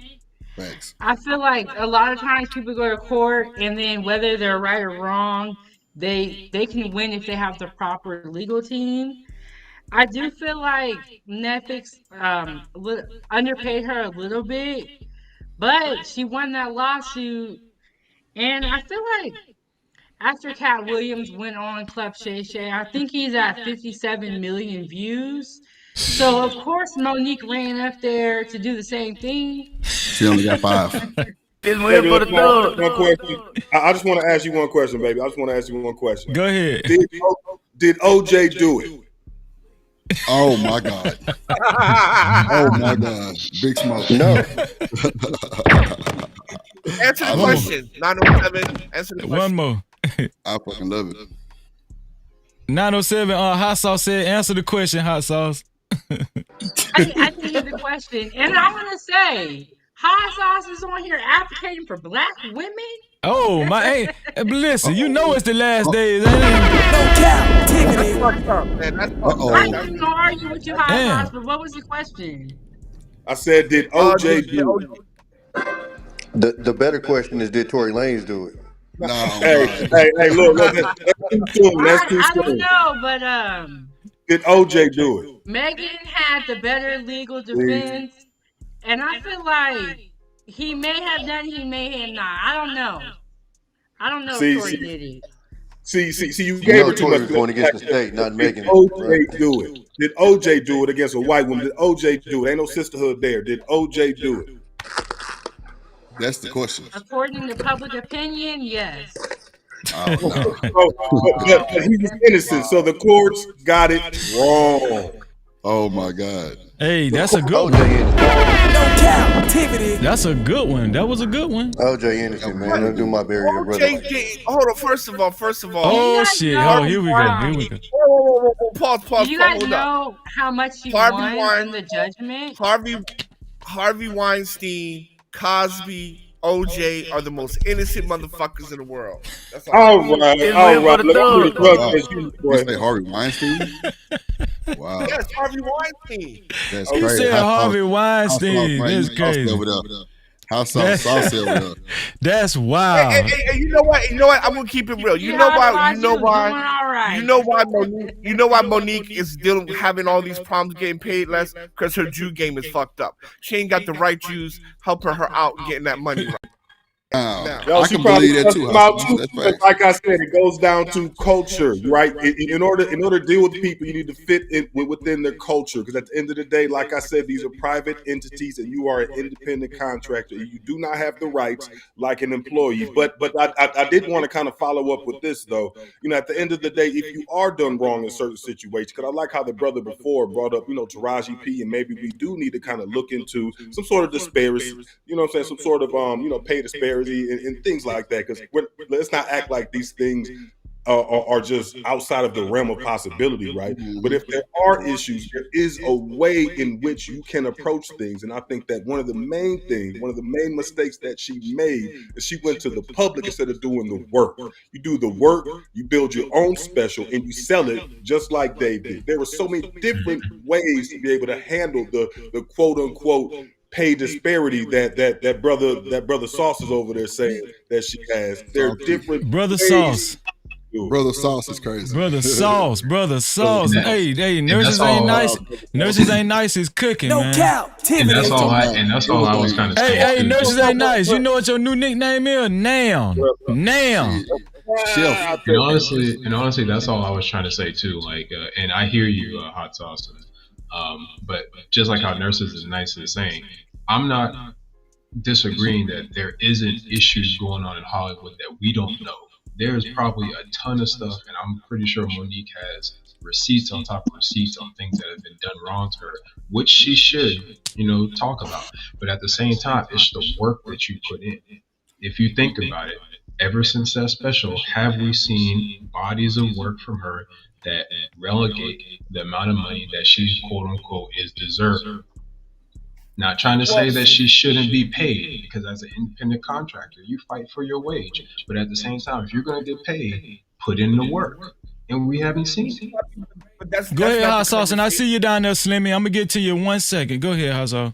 Well, the conversation is whether or not she's good or bad or whatever. I'm not making a distinction on whether she puts in work or not. What I'm saying is that when it comes down to the offering, there is a price discrepancy there. And even though you are an independent contractor, you do have rights to equal wage. And matter of fact, I'm gonna put it in a back chat as soon as I finish my comment here. So I appreciate what you guys are saying, but you're just not factually correct. And I'll leave it there. I honestly do think that we're seeing eye to eye, because yes, she should be paid a fair wage. So I honestly do agree that she should have fought for her wage, just like how getting paid the same or roughly the same as Wanda Sykes or Alan Long, or Amy Schumer, or anybody else who was on there. Yes, if she felt like she should have been paid that, then that's all well and good. And then she won, and that's great. But then let's see what you got. Let's see what you got. Go ahead, brother.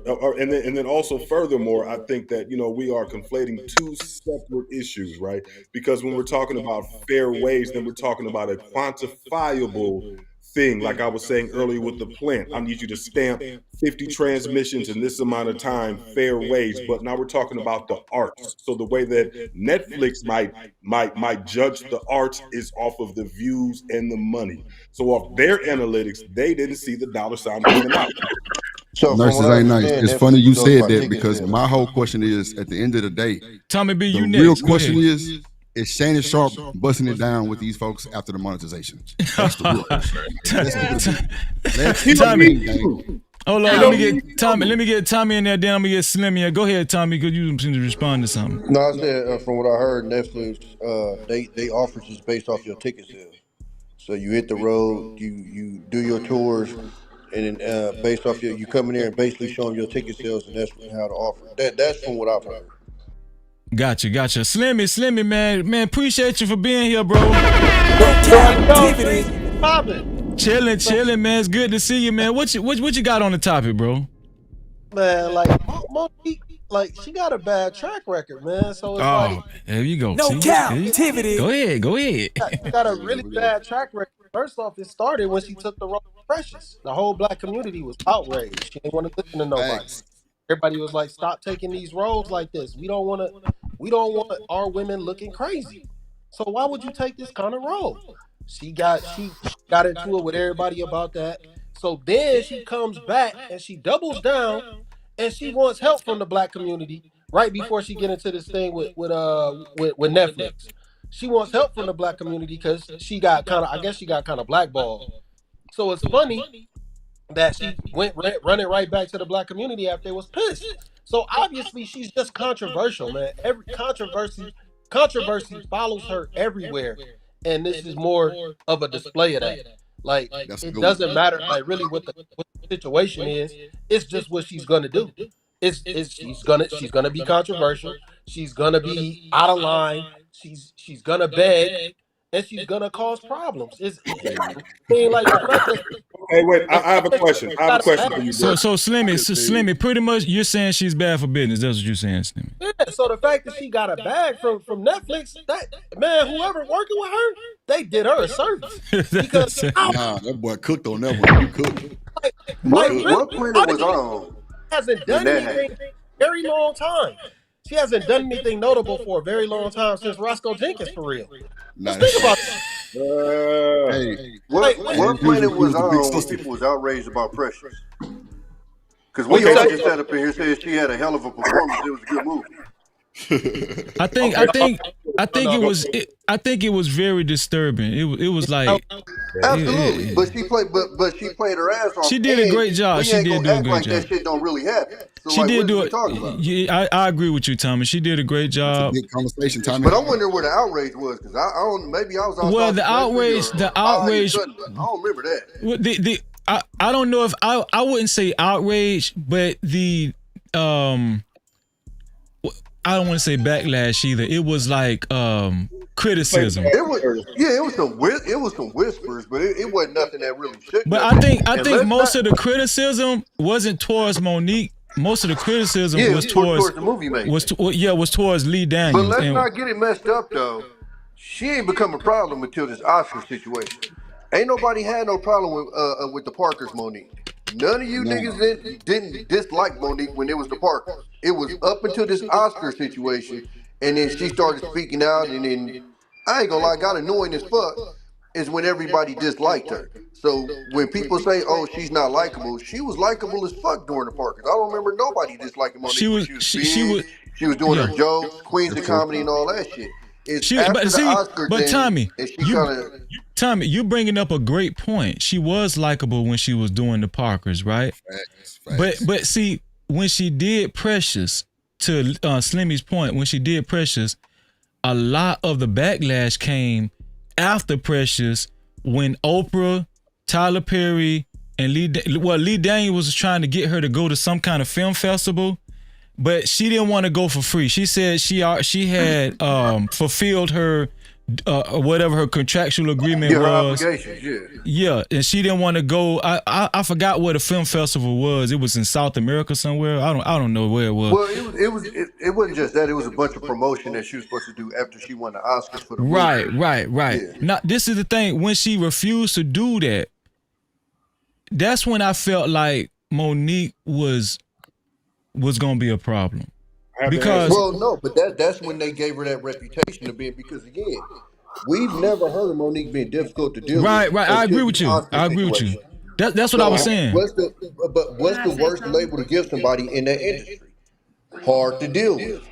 So it's not a coincidence that right when I tell these very powerful people, I ain't doing this shit for free, next thing you know, hard to work with, a headache, this, that, and the other. You get what I'm saying? So that's why I said when the industry came in here is we can't act like we don't know this shit about Hollywood. This is how Hollywood runs. If you don't play the game, we'll show you. And that's basically what happened was they showed her. The problem is she fucked around and got receipts on these motherfuckers, apologizing and saying that they was wrong and this, that, and the other. And in the process, because of the jacket they put on her, and because of her own mouth, because I ain't gonna take her out of it, she did become unlikable. And so it became harder for people to support her, even though, like I said, she substantiated a lot of the claims that she's made. No, but you're putting the cart before the horse, right? Because even Kevin Hart spoke about this, because he talked about the way that he, all of his social media, all of his followers, all these things. He said that he puts that in the contract beforehand. So maybe she might not have known. So you don't come back on the after end. You still fulfill your obligations. Next time you put in the contract beforehand that these are going to be parts of the obligation of being a part of this entity, this movie, this award, whatever have you. Let me get I don't think any of that was contractual. And Kevin Hart is a hard one to pick because I ain't got no problem with Kevin Hart, but nobody plays the game more than Kevin Hart. He's gonna do whatever them motherfuckers tell him to do. Shout out to Black Beauty. She said Kane's friends. It was Kane's. Yeah, that's what they wanted her to show. Lee Daniels was begging her to go, And then he made a few phone calls to Oprah and Tyler Perry to see if they could persuade her to go ahead and get on the plane and go. But she was just like, no, I'm not going nowhere. I ain't going nowhere. And I'm going to tell you something. If any one of you guys are entrepreneurs, you got small businesses, and 907 is next. I'm gonna get 907 in there. A lot of times when you're moving up the ladder, especially in a new field of work, you're gonna have to make a lot of sacrifices. That's just the way it is, man. You know what I'm saying? Like even with this YouTube shit, right? Mm-hmm. What do I look like telling people of influence? No, I'm not gonna show up. No, if I ain't getting paid. No, listen, I ain't got to get paid. If it makes sense, I'm gonna do it. You know what I'm saying? I'm not gonna sell my soul and nothing like that. I get that. But all they was asking her to do, she had already made the movie. All they was asking her to do was go to Cannes, France, to the film festival and show and just wave and do the parade wave. That's it. And just do a couple of interviews and that's it. Let me get 907 in there. 907, what you think? What's on your mind? Yeah, what I was going to say is that when she was on the Parkers and she was acting, we never heard her speak or say anything speaking out against. She was very quiet and just in her role. And then after the whole Oscar situation, that's when she got really loud about it. And I don't think it was the fact that she disagreed. But she did not have to go everywhere and say she disagreed and get us all to boycott, trying to rally the people, because at the end of the day, she still chooses to work for these people versus starting her own brand. I agree While with that. she's trying to rally us to boycott them, but she's still trying to work for them at the same time. So I just think it's very disingenuous, very messy. And I think that now she's at that point in her career where she has to do controversial stuff to even get talked about. So she's pretty much proved that they conspired against her. She's literally proved that. And on top of it, it's no different than like with the NBA when what was his name, Chris Abdul Muhammad, when they blackballed him. Same type of deal.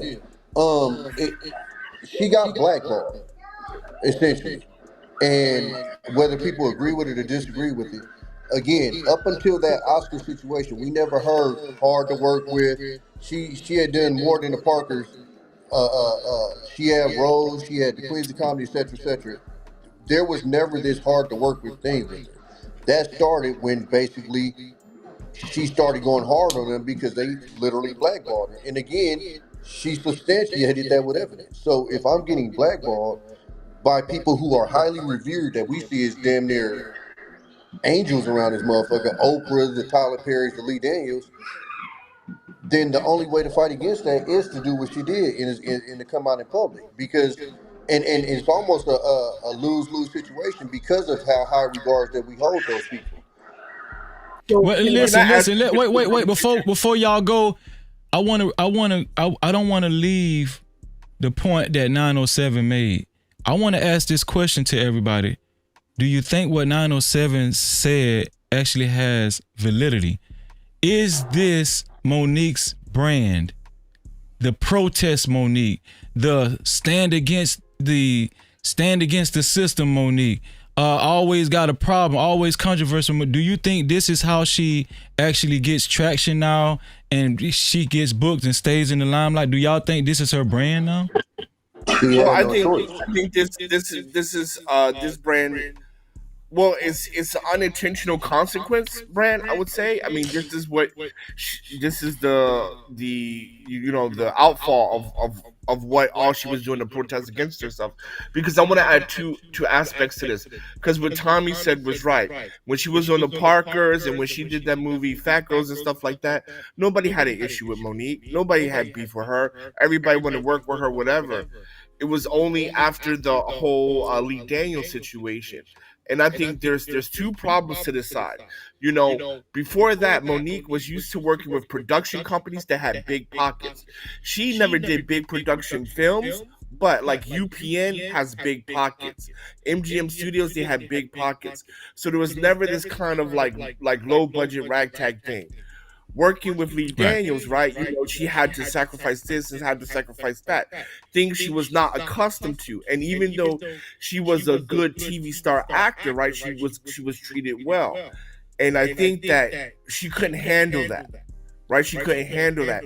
And then instead of being strategic and pragmatic, she went off the deep end to where 907 is talking about. Now she wants to be this quote unquote, lack of a better word, this Black Panther in the movie industry type of image. And now it's stuck with her. And last point is 907, I am the most pro-Black woman pro-Black women you'll ever meet. I am for them 1,000%. And I'll pass the mic. No captivity. Brother Sauce. We got breaking news, y'all. We got breaking news. Hot Sauce is for pro-Black women. He the most pro-Black woman advocate. Go ahead. Who else? Go ahead. Brother Sauce. Brother Sauce. Look, I just want to look. I do want to say this. You know, to answer your question, I want to counter with this, right? So you're saying that maybe leaning on the pro-Black this and that. When has that ever worked? You name me 5 people that has ever worked. Colin Kaepernick still never threw a football in the NFL again. Cosby still went to jail even though he got out. What? R. Kelly's still up there doing jail talent shows. Nigga said R. Kelly. Tell me when it worked. Tell me when it worked. So first and foremost, brother, I think you're missing the point. Number one, I never asked the question. Number two, I was just clearing up from a woman who wants to say that I hate Black women, which I don't. I absolutely don't. I actually love Black women, and I was just clearing that up. That's you give me a shot. That ain't got nothing to do with me. But I am saying to your point. Actually, what I said was that I counter your point and the sister's point with the point like to what end and when has it worked? That's what I'm saying to her point because I believe that a point. I don't care because I'm not talking about that. So I don't care. I'm not talking about that. I'm just talking about. I'm addressing the point of someone said that I do not like Black women, and I'm addressing that point. All right, fine. Well, so back to the point that she was saying, like maybe that's the controversial thing, and maybe that's her brand, and maybe it could be, but I guess what I can't really figure out is to what end because it hasn't worked for anyone. I don't think it's necessarily a brand. I think most people in her situation would just go and disappear. She's just a person that has it. So eventually, that's going to turn into your brand because you basically like she's turned into a gnat, and she just won't go away. Like I said, most people like that when they get blackballed, they go away. You never hear from them again, and it is what it is. She's just a person that's fighting back. She got that herpes juice. Oh man! No captivity. God damn. So if you don't mind, maybe somebody can kind of help me understand because this is actually a question, that I do have, and I think it kind of piggybacks off of Sister's question there. When we keep saying, I know somebody said it earlier too. She went out there, she did the one movie, Black folk didn't like it, then she tried to come back to the Black community. Let's be honest, how much power do we really have in a lot of those spaces where we say come back to the Black community for help? How have we really helped and who have we really saved in some of these situations? Maybe I'm missing somebody, but I'd like to be in that piece. I think you're looking at it as if she's going to the Black community to go against white folks. She's going to the Black community to go against Black folks. It's Black folks. Yeah. Because those are the ones that blackballed her. It was the Oprahs, the Lee Daniels, and the Tyler Perrys. That's who she's going against. So it's not like she's coming to them to go against the, I guess I call them small hats. She's going against other Black people. Okay. So the She might elaborate a little bit. Well, she goes against other black people, but with all due fairness, she's telling the black people that she's speaking against that they need to practice. We need to stick together, and that they're playing into Whitey's system. That's the message that I hear. But I get what you're saying. She's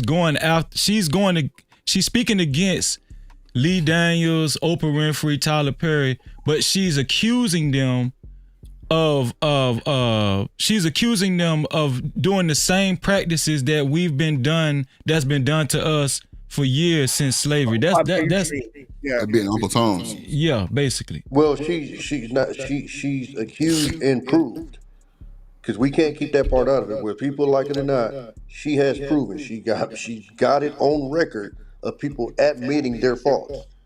So let me ask y'all this: do y'all agree with that recording of the phone call? Say it again, do y'all agree with her recording Tyler Perry's phone call? I don't necessarily agree.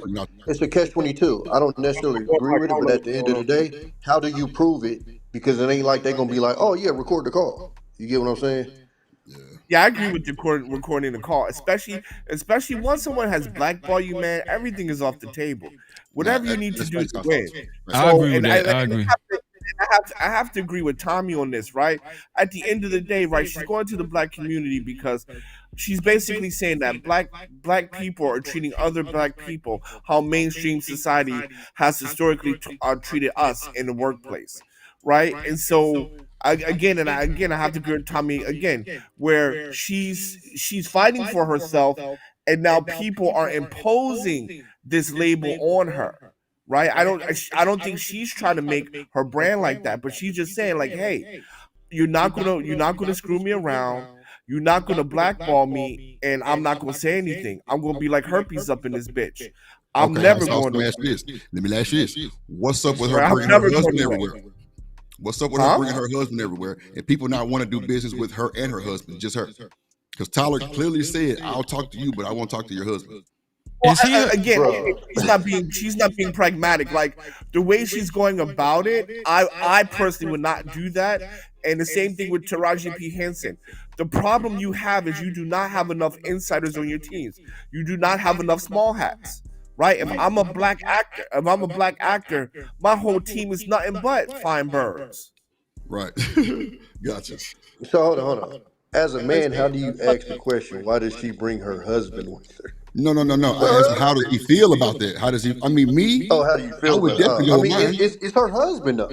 Like now it's her husband. I'm confused. No. I fuck with you on that. What I'm trying to tell you is, people were saying, I'll do business with you, but not your husband, meaning that her husband, was he like bad for business? Like, was he just too, arrogant, cocky? I mean, was he posed as a threat? Like, that's what I'm saying. Like, how do y'all feel about that? I'm not saying why did you, I'm not saying why. If they're trying to put this label on her, you think they're going to say, oh, but the husband's cool? You get what I'm saying? I'm asking, how do y'all feel about her just, like clearly, bro, it's a big deal, because everybody's saying the same thing. Like, her husband is just. Her husband is her manager. He's supposed to be there. Her husband is her manager. It's supposed to be there. Nobody would, like, for example, if her husband was a Jewish man, nobody would say shit. I promise you that. That's a fact. I agree with you. I agree with you on that, brother Sauce. If they're gonna do this to her in front of her husband, what the fuck you think gonna do to her if he ain't there? Nah, I'm with you.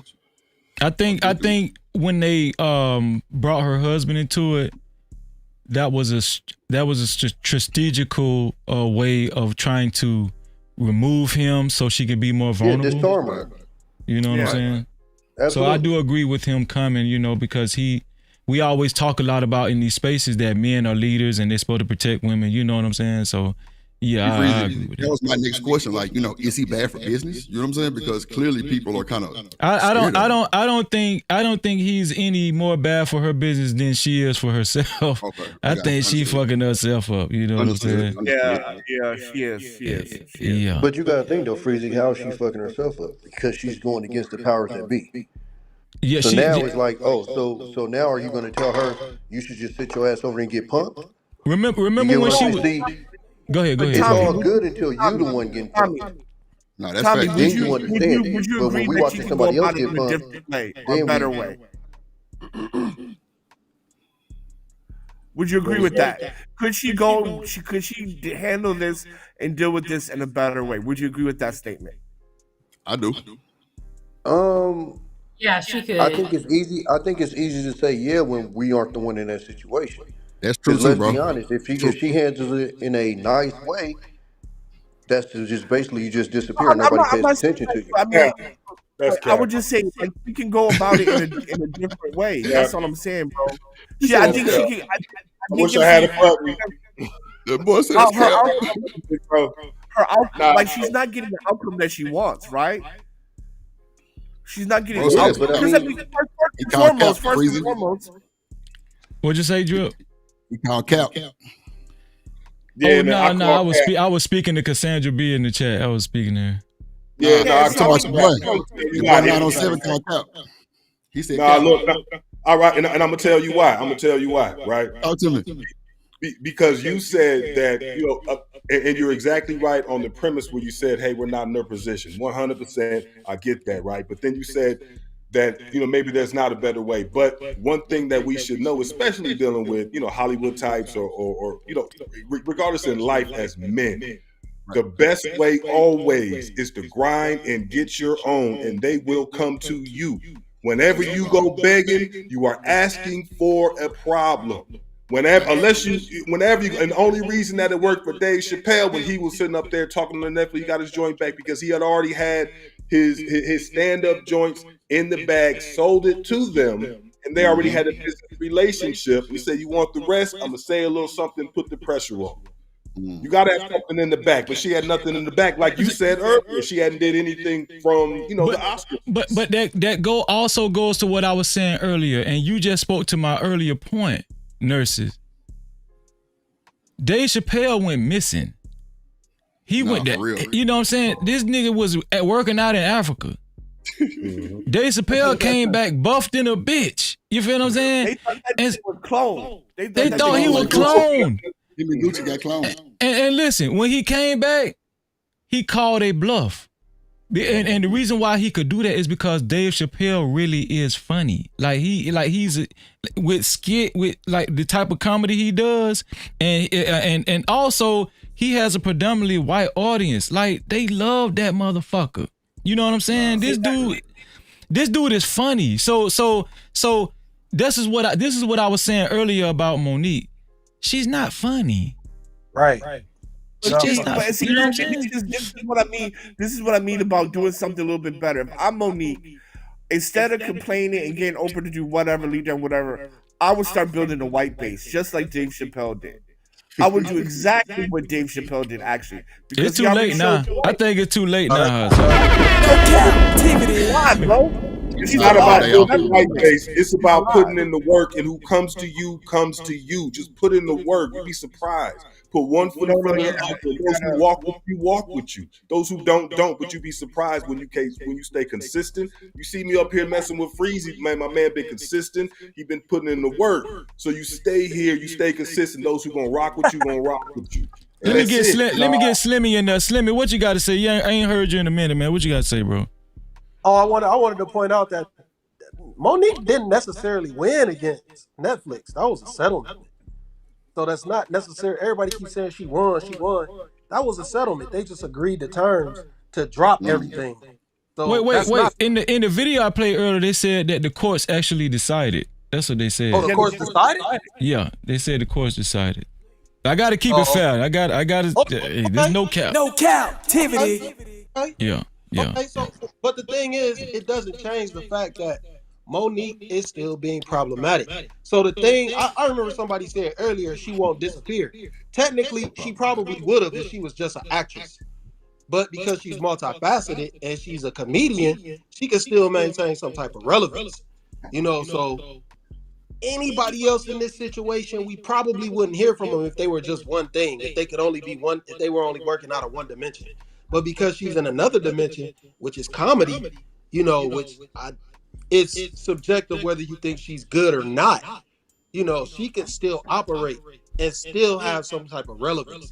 And I still think that she's still going the wrong way about things, man. Like she could still be pro-black, and she could still stand up for women's rights and still go about things in a way more professional manner. But she's all like doing this shit with DL Hughley. Like, how did that help her? How did My that brother, really help her? what's your name? Exactly. How What did is that it? help her? The whole shit, like she went on Club Shay Shay. She saw what Cat Williams did, and she tried to copy that formula. And all she had to do was go on there and talk about anything else, but be. She didn't have. She could have been drama free, but she chose to go down that road again. These are Because she choices don't that got you nothing make. else. Huh? True. Because she doesn't have anything else Can I go ahead, to do 907? but be full of drama. I think another issue is that she does not have supporters. Like Dave Chappelle, Country Wade, Just Hilarious, they all have supporters that support them. Monique does not have a true fan base, because if she did, they would have carried her Netflix special. They would carry whatever project she chooses to do. But she doesn't have supporters, and right now she's isolating everyone, even the women, because we're tired of it. But I Talk your think shit. like she just needs to get her own YouTube channel and build up her own platform, where whatever platform it's on. Stop, focusing on working for other people, and build up yourself so that you can so that they come to you.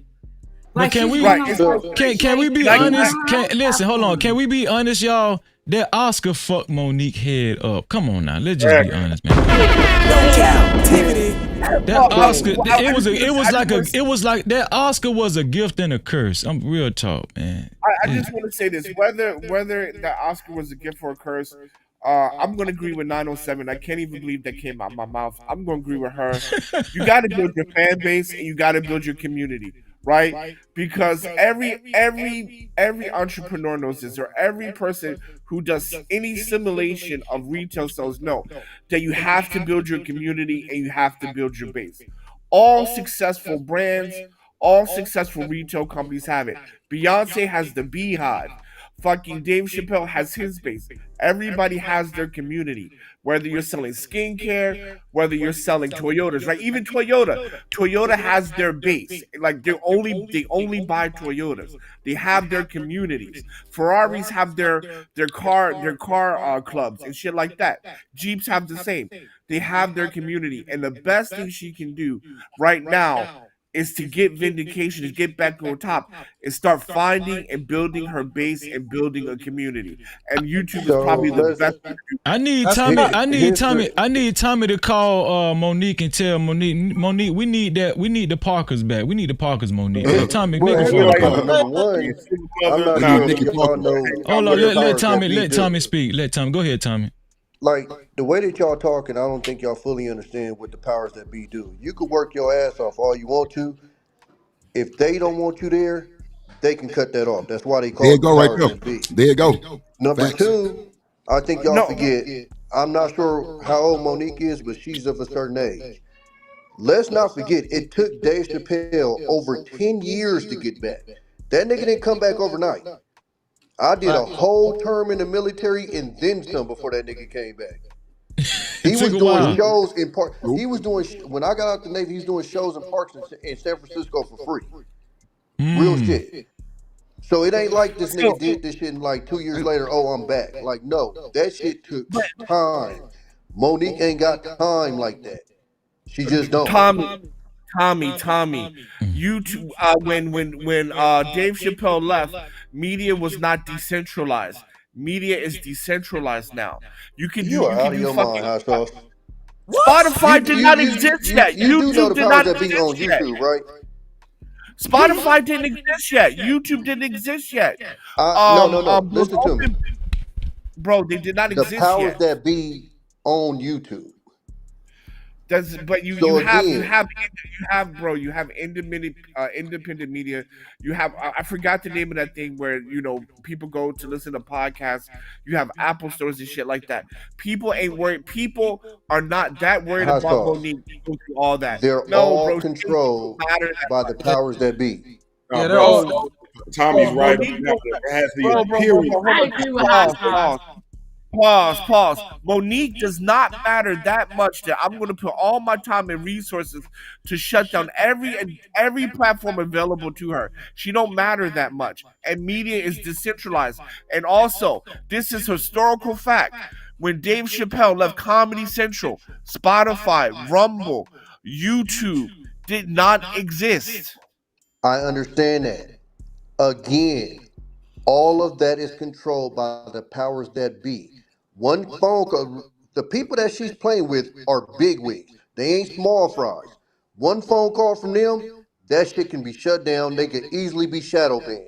Easy as fuck. We literally If see I, people every day complaining about this shit, and they not even in her Then position. why hasn't she been shadow banned? Yes, she's been blackballed, but she's still able to appear on these YouTube shows, on these radio stations, she and just get interviews. So if 7 million people tuned Hold on, let her in. rock. She can get a Let her rock. Let her Yeah, rock. I apologize. Go ahead. So if she started her own YouTube channel and grew her own fan base, she could do that. And I will say this: when they first got on as comedians, it was harder to get put on. Now it is easier because, like Hassan said, the media is I forgot what he called it, but it's easier to get on now. And she already has a little bit of shine. So, and she's not gonna die tomorrow, Tommy. She's not even that old. Yeah. And you can get YouTube from your house. How many of these nobody ass niggas in the manosphere you hear talk about being shadow banned? Oh, they be saying it left and right. They be saying it left and right. They will shut that motherfucking page the fuck. It's people that I follow now that I don't get their notifications if they post a video. And you know what? You saw how Charlamagne the God came out with an apology. Brother Tommy, let me Charlamagne say the God something. came out with an apology because of the Netflix case. So I feel like now at this point in time, they're a little bit scared of speaking out against her because they saw what happened in the court with Netflix. Because I was going to tell Freezy this. Hold on, let me say something real quick. A lot of these niggas that's talking about shadow ban in the manners, their shit ain't that good. Right? No. I get but now you want now we want to tell the truth. See what I'm saying, guys? Hot sauce, you're right. But when I got people that I follow that I'm literally not getting their notifications, it's something there. But what I was gonna say is, Tommy, you got my notification? Yeah, I got yours. Yeah. Okay. I was just checking. Go ahead, Tommy. I was just but checking. hold on, what I was gonna say about the Charlamagne situation is, I don't know if y'all pay attention to Charlamagne enough. If y'all think that the quote unquote powers that be made him do that, Charlamagne ain't never been. First of all, he already apologized for that. That wasn't the first time. When he pretty much seen that she had made a case. Second of all, that's literally Charlamagne's character. If you prove him wrong, he will apologize. Them motherfuckers at iHeart don't give a fuck about that situation. They ain't made no phone call said, hey, apologize to her. What the fuck for? There's literally zero reason for them to call him and say, make an apology. Like that's out. But again, the fact that they run these sites and they can stop your momentum is huge. They can literally just stall your momentum. They can find any reason to get rid of your page, all kind of tricks and shit that they can play. I'm just saying, you have to understand the people that she's playing with is them big wigs. They not the small fries. So again, you have to understand too, if she does what y'all saying, that means she gains power. That's exactly what the fuck they don't want her to do. The reason why they will let her get on like a Shannon Sharp and do that is because she ain't got no power. Like y'all said, she ain't got that bass behind her like that. Now, if she do a Shannon Sharp with that bass behind her, now you moving shit. If you don't mind, yeah, they gonna do everything they right not to let her get that. Let me just say this real quick. Oprah don't have enough clout to shut down Spotify and YouTube. She don't. Yo, look, I'm telling you, Hot sauce, you out of your fucking mind. If you don't mind me saying, make my a phone people. call to the motherfucker that run Spotify. No, Freezy, let me. All right, look, this is what I'm saying though, for real, 100%. After nurses ain't nice, I'm gonna get Smitty in there. Go ahead, nurses ain't nice.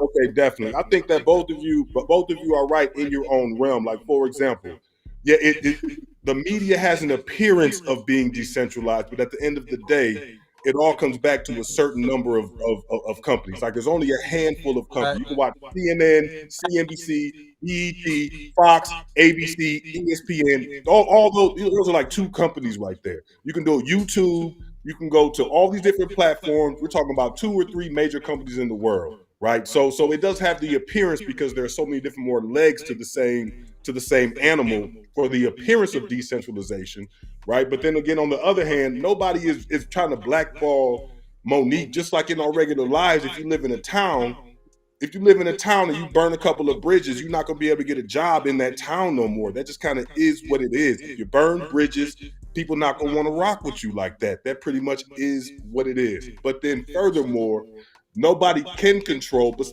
see, the hard work comes in them twos and fews, where you go to the comedy club when there are 10 people, 15 people. It might not be the big boom that you want, 15,000 people every single time I step up, arenas, blah, blah, blah. So that is where the true decentralization is where you go to the people in them comedy clubs, get your little drink, you know what I'm saying? Get your little low-key piece, where it's not glamorous anymore. And then that's where the decentralization really comes in. So I think that both of you brothers are right in your own realm. You got Spotify. That takes all of that time. Hold on. Wait. Let me get Smitty now. Go ahead, Smitty. No, I've been listening, and I wanted to hop in real quick to speak to Tommy's point. I was just with a guy a couple weeks ago, and he had artists or whatever. We were in the studio, and they had a video on YouTube that they had did independently or whatever, and they end up signing to like a major label or whatever, right? So I guess I don't know what the details of behind the scenes situation was, the paperwork on, what their agreement was or whatever. But long story short, they noticed the video was still going. It was doing crazy views or whatever. And the next thing you know, it disappeared, right? So the guy said he got a random call from one of the executives at the music label. And he told him, he said, "You're signed to us now. We told you not to post this video." And the video was shut down. And long story short, you can still find the video on YouTube, but you kind of gotta like type some funny shit into the YouTube. And I was when they was telling me this, me being not, I don't know too much about the music industry shit, but I'm like, YouTube and X, Y, and Z is 2 different entities. What are you talking about? And he like, nah, all those execs, they either all homeboys or they all sit on the same type of boards type shit. So with that being said, Smitty, they run it.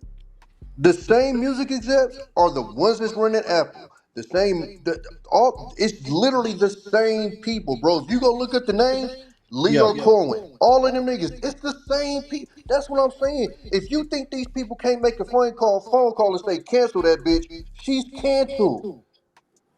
Yeah, I don't know why we acting like this ain't how this shit. I thought we all knew that's how this shit goes. I knew that. I agree with that.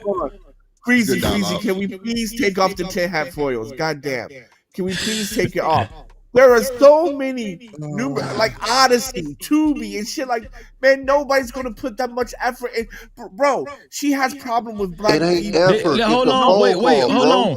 Wait, you see what's going on with Kanye West? Kanye West is he's trying to release a new album. No. Kanye West fuck with the overlords. Now, I will agree with you there. Who got the tinfoil hat on now? How the fuck is Oprah not an overlord? When you fuck with what those world people, do you live in that Oprah ain't an overlord? How salty you doing that bullshit? But the point I'm trying to say, man, is look, man, nobody's gonna put all that effort and resources into Black Money over Lee Daniels beef. Come on. I'm gonna fuck with hot sauce. Is Oprah not an overlord because she's a black woman? Hot sauce. We gonna say that the Epstein list never existed. Oh, it never did. It never did. No. Hot sauce. You really don't think that that's how this the entertainment industry runs? Tommy. If we were talking about the small hats, I would agree with you. But we ain't. Hold on, But man. so, Time. so, Y'all so acting wait a like minute, wait. Hold on. Hey, hold on. So you don't Let think me they finish have my. no Let me let my plane. connection with black people? Let my plane. You think you become a billionaire and don't have small hat friends? Let me land my plane. Let me land my plane. And Smitty over there talking about whoever's listening. I don't know nothing about no Epstein. Let that nigga go missing. Not me. I don't know shit about that. So that's where I stand. Right? Wait. Oprah. Look. Oprah's been doing TV since I was Yeah. in like elementary school, maybe before that, and I'm 40. And you thinking Right. all of that time she ain't got no small hat friends? Are you out of your mind? No, I'm not. I'm not saying that at all. I'm not saying that at Okay, all. so how All I'm so? saying is How is making a phone call effort? because there's going to be effort on other people's side losing money. So what I'm saying to you, What do you? what I'm saying, No, hot sauce. No, let me man. answer. That's why you You let me answer, Hey, can bro. somebody? All I'm saying, Hold on. all I'm saying, Let hot sauce land this plane. Then y'all can get in. Go ahead. all I'm saying, What plane? all I'm saying is Water. that media Helicopter. is decentralized enough. Media is decentralized enough that she can find her spot on Rumble, Odyssey, Tubi, wherever the hell, and build her. Y'all shaking your head no. I mean, hey man, I don't. Hey, I just Can disagree somebody with y'all. please? Man, Hey, stop can looking at somebody? us in the camera. Stop looking at us. Can I somebody don't please? get it. I mean, if she was that blackballed, why do we still hear her talking? Yeah, y'all been talking No, about no, no, y'all no, gonna just no. 907. Let me ask you this question. We hear her talking. Do we see her working? That's called Yes, blackball. on Netflix. Yeah, Nah, man. I don't think that she's blackballed though. She's just not good. Like what And happened to that? hold on, wait, hold on. That's Let's cap, not man. mention that when D.L. Hugley said it's the worst rated again, something that the powers that be can hook up real easily. I don't know. I looked it What up. are I the couldn't things find that it. she I can couldn't do find where it said. besides comedy, I though? mean, how true is This is that the to thing, say that man. her On nephew? YouTube, like she could be doing other stuff. She don't have Right, she to could be going embark to on the local the go to comedy the local journey. clubs and do stand up. Go to the local clubs and do stand up thing. Whatever the fuck. Whatever, You're man. correct Whatever. again, but to build that base that way that you're saying, it took Dave Chappelle over 10 years. And what I'm saying is she can do that plus YouTube, plus Rumble, plus Odyssey, plus Udemy, plus whatever else is out there.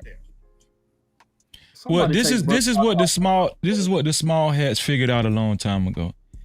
It went from physical, dealing with physical CDs and physical what's it called, DVDs and stuff. That shit is over with.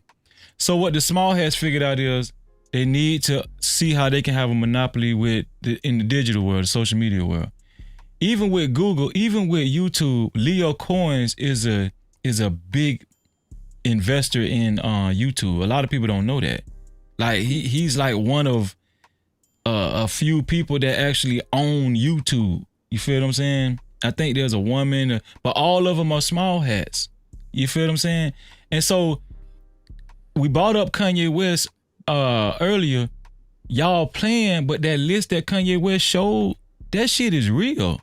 Like they run this shit. And then 907 said, well, why do we still see her? The reason why we still see Monique is because she's showing up on social media platforms. She's being invited. It would be a different story if Monique had her own platform. Then they could exercise their power and say, listen, bitch, we ain't finna let you get off. You feel what I'm saying? But being that she's showing up to, like Shannon Sharp or Breakfast Club, yeah, they Freezy, can't really back stop. then they ain't have social media. That's the reason why she couldn't Hold on, really hold voice on. her shit. Freezy, I'm gonna give you a perfect example. Yeah. She can do her own website. The Honorable Elijah. She can do her own website. Louis Farrakhan. Ain't nobody going to that shit. Go ahead, Tommy. Louis Farrakhan. They got him up out here real quick. They did. They did. Everything. That's a great example. That's a great example. Yes, they But did. Tommy, that's a we're, bad we're, example. we're conflating sins. We're conflating sins. The sin that Farrakhan and goddamn Kanye West is committing, not the fucking same thing as what Monique is doing. It's not the same. It's not the same, but it's with the friends of the same people, is what I'm telling you. But what I'm No. saying is that the difference is that Farrakhan is still Farrakhan regardless. You still know who he is, and he still is. He still did the research. He still has the following. He still did the work. Versus Monique. Go ahead. How long Farrakhan been Farrakhan? Like, come on, man. That ain't even fair. Monique been Monique her whole life too. What's up? Wait, hold on. Wait, let me get Slimmy in there. Go ahead, Slimmy. No. See, the thing with Farrakhan is different because for one thing, he's speaking from a spiritual point of view. Monique ain't speaking from anybody's spirit. So he's actually going way farther against the grain than she ever will go. You know what I'm saying? No. I'm not saying that. What I'm saying is they have the power to get you off of what's decentralized. Hold on. But the thing is, he's been doing this for well over 40 years. So it's a total difference. He's been doing this for 40 years. They're fed up. They're like, all right, man, we done had enough. And then, so like what Farrakhan started doing was he was starting to build up some real following, and people of power were starting to gravitate towards him because he's starting to open eyes now. People are starting to see it. That whole thing with Byron Allen, that didn't rub people well. They don't want nobody to get that kind of power like Byron Allen had. You know what I'm saying? They're not allowing that shit to happen again. Slimmy, you ever heard of Million Man March? No, wait, I want to hear what he finish up laying that joint. Slimmy, you saying that to say what, my brother? What are you saying? He won. They would not show his shows on their networks. They would not show his shows on their networks, and he sued them, and they have to show his shows on their networks. Who you talking about? You talking about Farrakhan? Byron Allen. Allen. He's a black. You're talking about, okay. All right. On networks, he bought the Weather Channel, and they would not show. They would not show any stuff. So he got pissed off. He sued them, and he won. So they not letting nobody else get that kind of power again. So they got out of there. Who was they? Out of there because he was starting to get the troops going again. And they like the man brought 1 million people to DC. I think he got that power already. No. But it's different though now because like he wasn't on social media when he did that. There was no social media then. Exactly my point. So he already got the power without social media. And that was my point to Nan was he's already had that juice. Monique got her stuff dependent upon the industry. And that's my point. The only reason why I brought up Farrakhan was to show that you can have your decentralized shit, and if they want you out of here, they'll zap your shit. No. What I'm saying let me get Tommy real quick. I'm telling you, I'm telling you, when we keep talking about they and they'll get you out of this and this, that, and the third, like, look, let's be honest, we are using their media cables and even now to communicate, right? We're using their joints, right? So let's go all the way back initially, right? Americans used to have our own private, like ABC, NBC. There used to be local news. There used to be things, airwaves that were owned by the people, right? But then Bill Clinton came in, decent. We're not going to go into the whole thing, blah, blah, blah, right? But then it was privatized. So now all these things are privatized. And we can't be mad at private entities for acting in private interest. You know, but at the end of the day, you have the power, Tommy. You got the power, Slimmy. 907, Drip, Smitty, Freezy. We got our own power. So it's not like they're taking anything from us. You know, our voice is not going to be any less. It might take a little bit longer, but yeah, we got to take the long road. We can't take their shortcuts. So yeah, that's a problem. Yeah, it might be a little bit harder, but you can't take their shortcuts all the time. We can't lean on their shortcuts and act like they did something.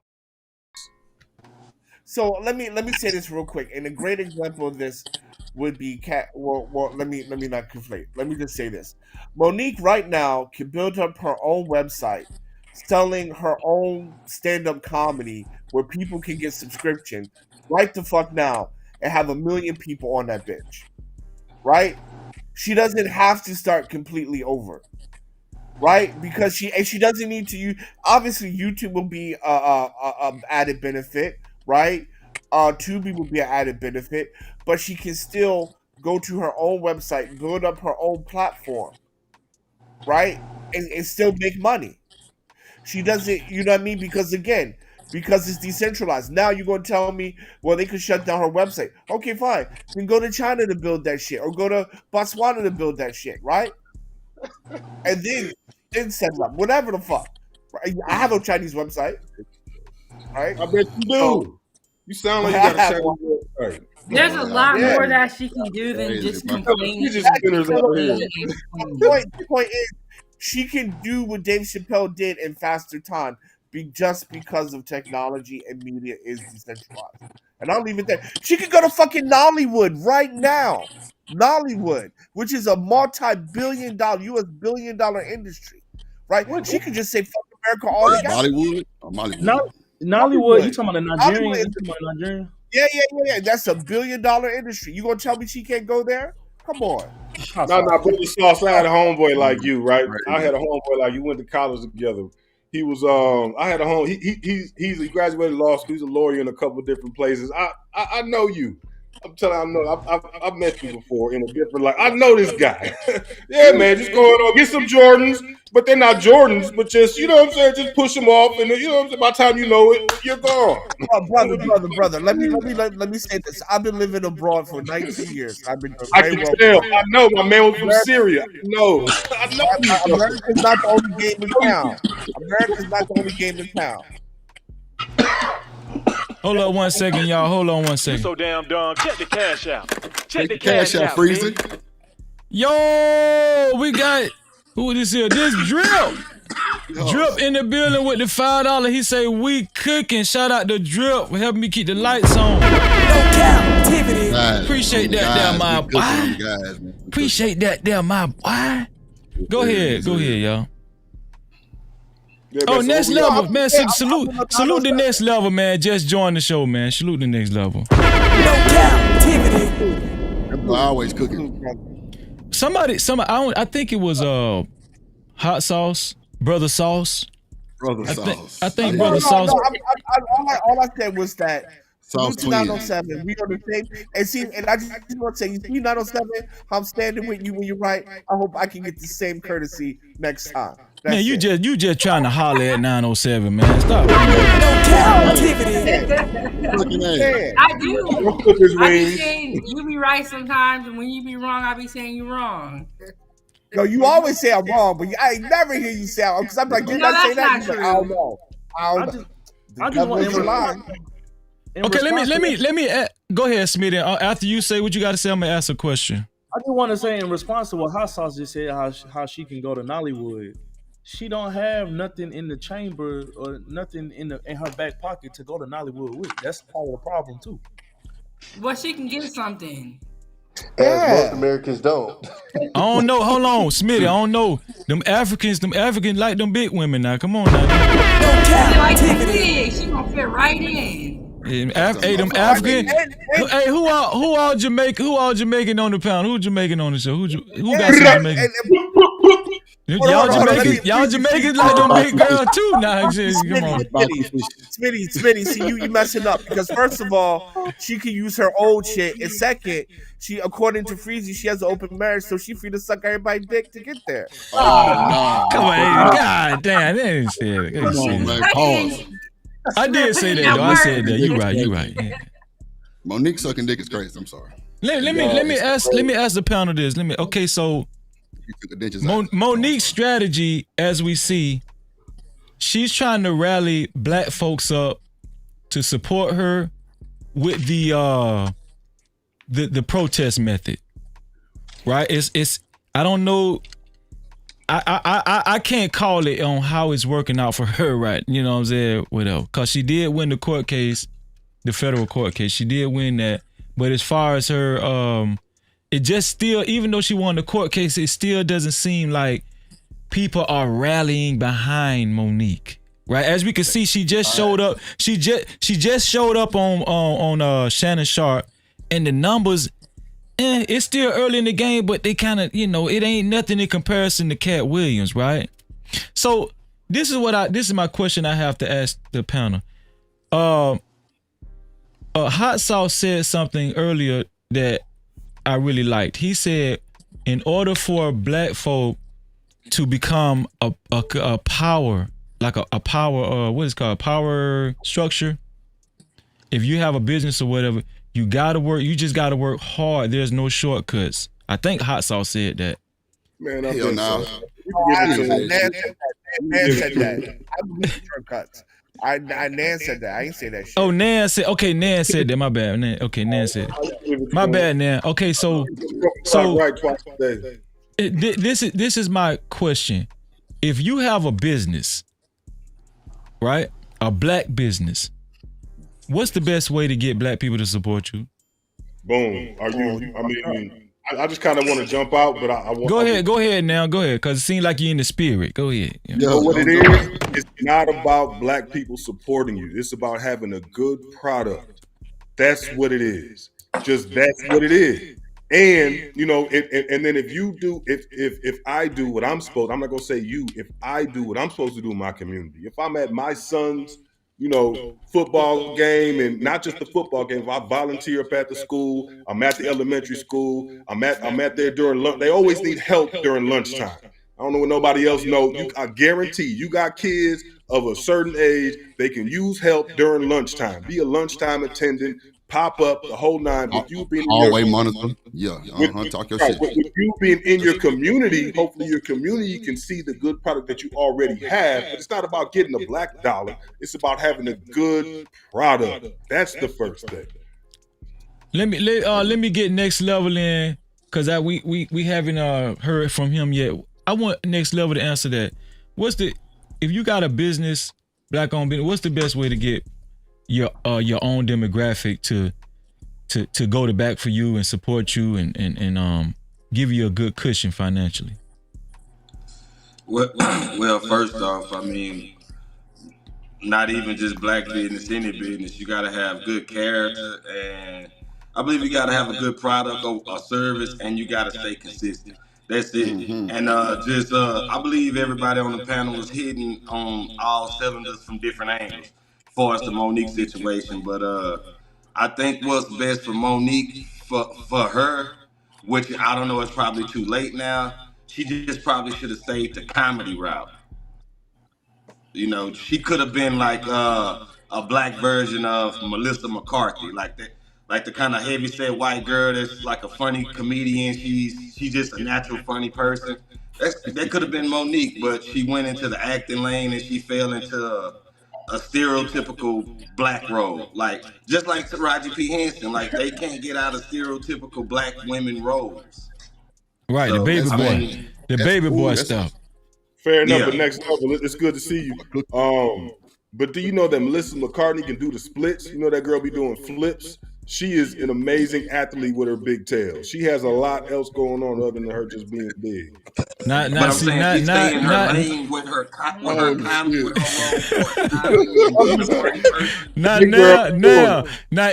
finna Google this lady, man. Melissa McCarthy's last movie was very funny. She's a freak athlete. Her last movie was very funny. It was very disrespectful to black men. That shit was very disrespectful to black men, but it was a funny movie. Okay, let me go down the line. Let me ask Slimmy. Slimmy, if you got a black business, what's the best way to get black people to support you? The first thing is you gotta have great customer service. Like you gotta, the customer is always right. You know what I'm saying? That's gonna be your first. That's gonna be your best friend outside of all the product, which goes to consistency. So you gotta keep doing these things well. You know, and then people will support you, man, because once you show people that, like you said, good character, if you got good character, you're gonna always know that, I gotta make sure I'm focused on making sure these customers get the best of me, get the best of what I'm trying to trying to give to them. So I think that's the key, and then being consistent. Once you always consistent, man, people gonna rock with you. It just takes time. So, the consistency has to be the number one thing. You gotta be consistent and you gotta have good customer service. You gotta realize people will kind of just like magnetize towards you if you show consistently that you're gonna do good for them and you're gonna do the right thing. Cassandra B said a discount. Cap-tivity. See, that's the number one problem right there. Everybody want a fucking discount. That's the problem.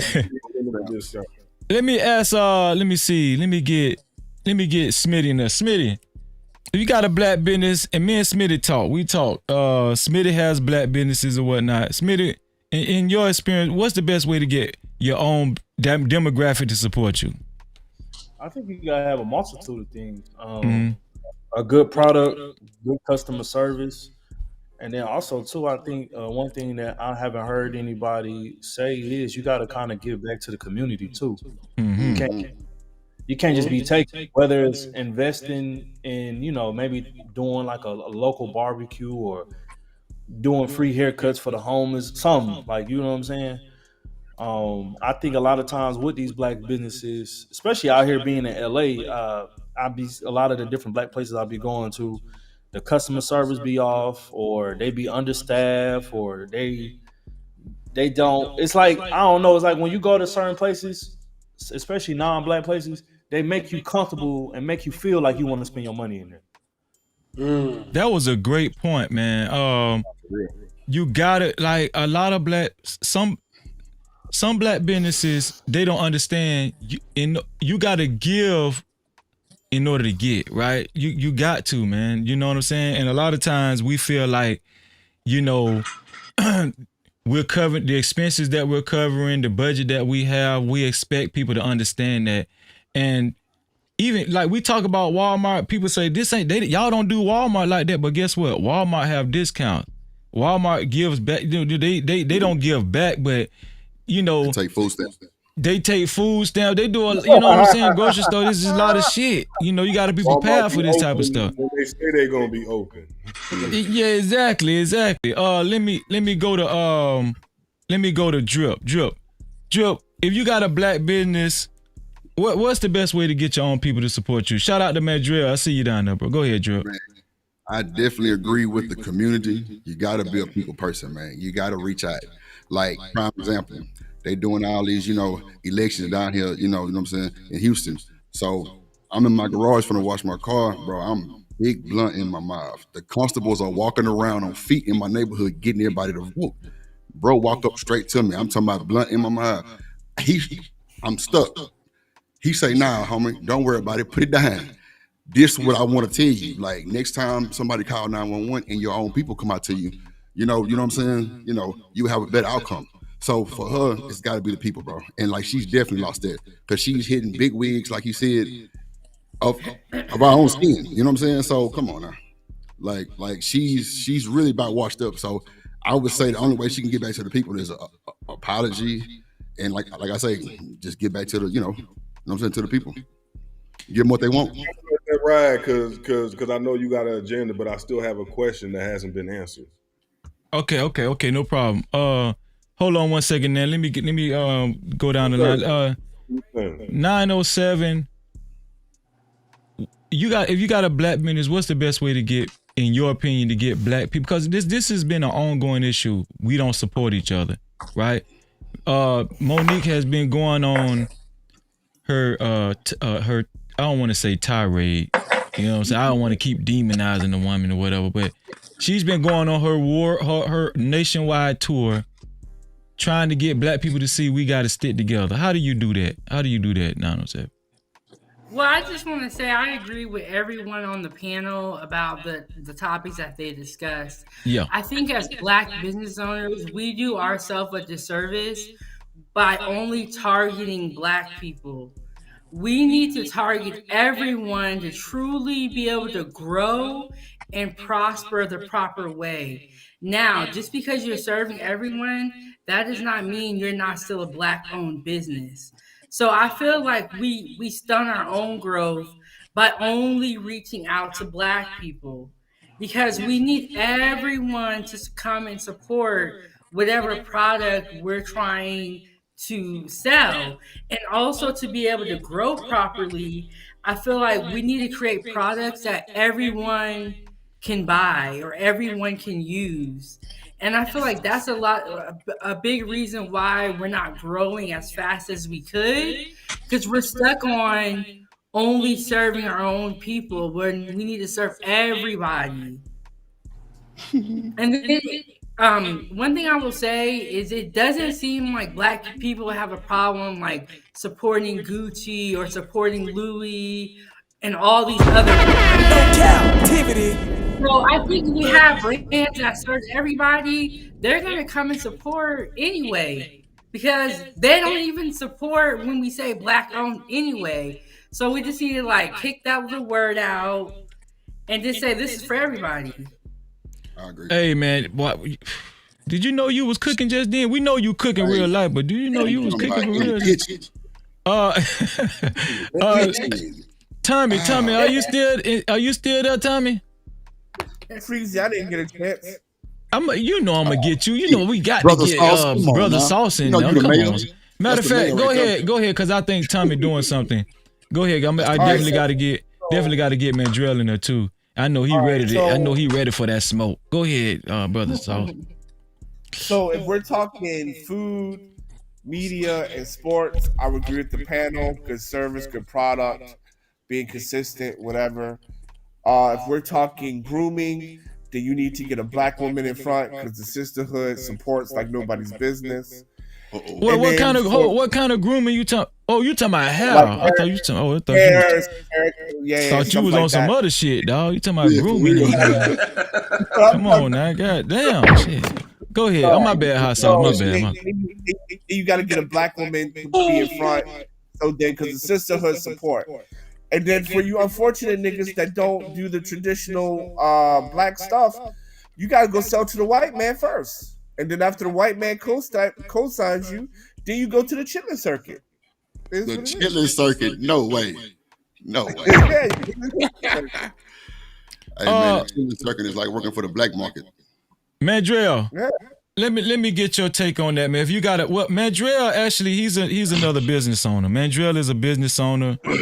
And he's successful. So, Mandrell, what's your opinion on if you have I want to just for the sake of the conversation, a black owned business, right? What's the business? Okay, thank you. In your humble opinion, what's the best way to convince black people to support your business? You can't. There it is. Not possible. There it is. Hot sauce is right. If you got a beauty supply store or something like that, yeah, the sister's gonna come in there and buy your products with their hair and whatnot. But black men are not. They're just not going to. And you gotta lie. Yeah, the thing is, when you get into that business, of hair care products and stuff like that, understand you got to go through the Koreans, and they're gonna jack the prices up on you. They do that, period, just to phase you out and price you out. So, and because they want to keep it to themselves. But other than that, which black people can't afford, you want to open up a business, you have to market to everyone. Also, you have to market to other races heavily, in particular white people, because once white people sign off on you, then black people come. Black people don't come first, and then everyone else follow them. We just don't. We don't support black businesses, black business owners, even if it's something that's really good for them. We don't support. If you're marketing towards black people specifically, you got a failing business on your hands. Period. So absolutely right. Absolutely right. Okay, so if we market towards black people, you got a failing business on your hands. Why? Say it again. Because we're not going to come buy it unless white people buy it first. It has to be certified. Okay. And we don't certify it. We don't do it ourselves. Yeah, we don't certify the stuff ourselves, which we should, since we're trendsetters and all that stuff. We follow. We don't lead. I told you we are worst enemies. I agree. Man, that's not true. With the exception, Mandrell, with the exception of restaurants, we do eat at. We do that black-owned restaurants. Okay, here's the thing. Here's the thing. Those black-owned restaurants, the food is terrible. The food you get in Thanksgiving and Christmas tastes way better than the stuff you get at the restaurant. It is. I mean, look, you get your mama, your grandmama to cook the same meal for you that you get at them soul food, what you call them, smorgasbords? I'm sorry, the black word is all you can eat buffet. That's what y'all call it. So, a la carte. That was a joke, everybody. Okay, I love my people. I do. I love my yeah. people. Yeah. It's just a goddamn shame y'all don't love me back. We love That's you, the shame man. of it. We love But you, here's the dog. thing. Here's the thing. Support my business then. How about you get in shape? I do online personal training. I mean, listen, full service. I've had 2 black clients in a year, Freezy. Everybody else, and look, I got that business up to 6 figures in a week, under 3 months. Pop your shit. The 3rd month, I was at a $10,000 month. I had no black clients. I didn't get a black client until I was 9 months in. Do you? Okay, listen. Let me say this. Let me say this. Now, and I'm gonna let you get in there now. One thing white people know how to do well is that when they have actual marketing teams, and they look at the product that they're trying to sell, and they look at the demographics that they're trying to target, and they will structure their promos to actually appeal to their target audience. And I think, yes, they do. Listen, I'm gonna give you an example. Okay. Yeah, If they want black people to buy more Sprite, guess what they do? They'll get Michael Jackson, Jay-Z, or something to get on the commercial. You understand what I'm saying? I want you to follow what I'm saying. They do their due diligence in order to get their target, the audience that they're trying to. If they feel like, hey, listen, we could do better in this demographic, they'll pay for the promo. And I think one thing black people can do is start spending some fucking money. Stop blaming black people for not supporting your business when you ain't doing your due diligence. You got to spend some goddamn money. We gonna steal it. We gonna steal it. Hold on. No, wait. No. Pedro, hold on. I've been in business a long ass time, and I have spent on record. I have spent hundreds of thousands of dollars in marketing. I've been in business since 2018, and there's a lot of black families here because I run an education company here. There's a lot of black families here that you can use my services. There's 3 different black guys here that own the similar companies. We have never ever had one black client. Do you market? But listen, what kind of product do you have again? Say it again. We do education services, so we help kids get. Well, there you go. No Cap-tivity. You want to know how to hide something from a nigga? But still, no. Hear me out. We can't read. Hear me out. Let's keep the beat. Hear me out. The black community, where I'm at, the black community is small. We go to all these different events, right? There's one black guy here. He is the vice president of Ford Asia, right? He had a child that his child went to school, did not use any of our services. Right, he chose the white dude to go to, and we are the absolute best in the business, the absolute best. Let me get Nan in there. Now go ahead. You been waiting to go. Go ahead now. No, we good. On the topic of somebody over there coughing their lungs up. I know, right? It's that COVID. You know what I'm saying? I got them tests for you all did. Look, no, I think that's that other stuff. No, there ain't no goddamn COVID. Nah, that ain't no COVID. It's legal half. That's that thick fog over there. I'm talking about right. Still too thick, too good. You know what I'm saying? You start feeling more kids. You know what I'm saying? Over there, fuck with them trees. That's a good one. All that. He got that green background. Go ahead. Yeah, exactly. Out here. Look out. Leave me alone. Go ahead now. Go ahead. So look, the main thing is, we're talking about black businesses. I think that it's a disservice, especially Drelly. Am I saying that right? Yeah. So you were saying that you had an issue, or that you wanted to pursue black clients. You had an issue with the fact that black clients weren't coming. I marketed towards black people exclusively at first. I just want to ask you some questions. How? Well, during my promotions, I only had black people in it. what did your promotions like? Were they letter? Were they like what? No, I shot videos. I hired actors. Yeah. All right. So I just hired slow down. actors. All right, slow down because I want to be able to finish my question so that you can answer it, so that I can Dredley say them niggas ain't shit. Go ahead now. I'm just All right. So you had videos. You had videos, correct?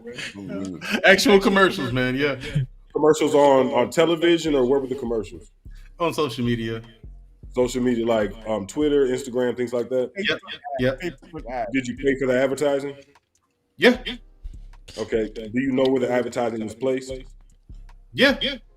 Okay. Where was the advertising placed? African Americans.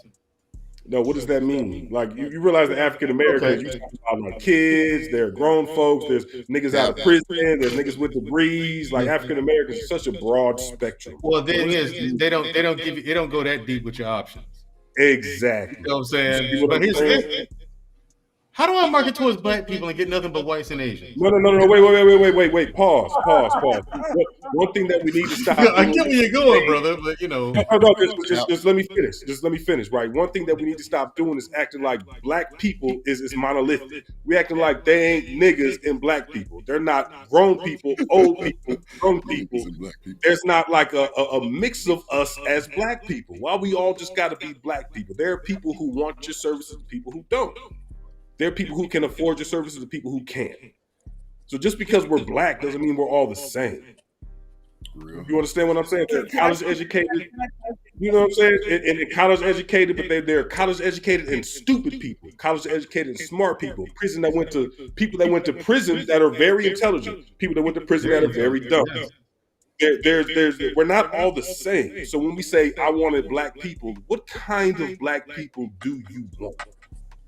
So can I say something? Really quick? No. Crazy. Drelly's talking right now. So what kind of black people do you want? Every fucking one of you. Honestly, you want a nigga with ER or you want a 7-year-old child. So you want a 7-year-old child to get a membership at your gym. You want a 2-month-old child to get a membership at your gym. You don't want every single one. That's part of what I'm saying is within reason. I mean, I'll say this. Every adult. What is within reason? Because because the problem is that you don't have a plan. A succinct plan in advertising, because you got to telling me that you want all of them, but there's no such thing as all of them. You know what I'm saying? It's like if you want to get into the minutia, let me clear that up. Every adult African American. I don't care about your background, because everyone.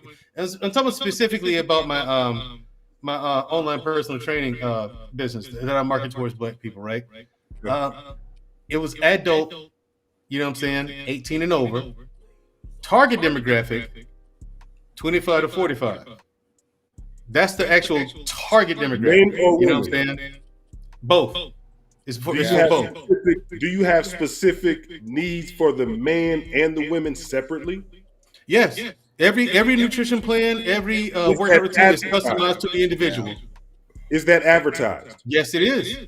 Okay, so boom. So this is my thing. Let's just say that you say between 25 and whatever your age, you realize man and woman in one commercial or in a couple of commercials that you put out that you put out to, you're not really sure where it went to, just the black people.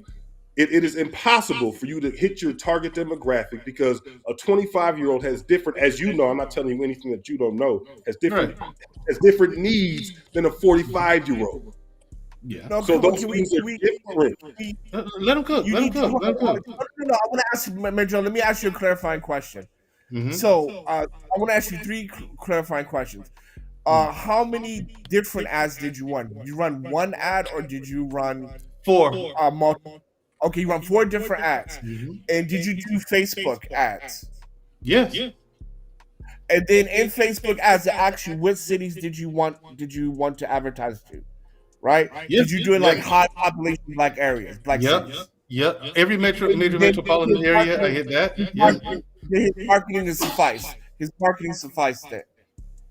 Is what suffice? Then the marketing, if you ran multiple ads highlighting multiple benefits for your program and you did 24 to 40 running different ads and putting your ads in high level black cities like Philadelphia, Baltimore, whatever, then your marketing would suffice. It was efficient. Yeah. I mean, because like I was trying to get what's his name? There he is, Nan. But the thing is, Nan, I mean, I get your defense of black people. I want to defend them. I want to defend us too. Wait, pause. Let's just stop there. Let's stop there and let's make sure that we start on a good foot. You know what I'm saying? Because it's not defensive. And I really want your business to succeed. And at the end of the day, I enjoy business. Like I actually enjoy it. I'm not trying to prove a point. And if you're having a problem, if you're really having a problem, I would love to, you know what I'm saying? Like on here, we can maybe I might say something that can get you past the hump. Or maybe you could tell me something. That's why we're having this conversation. Yeah.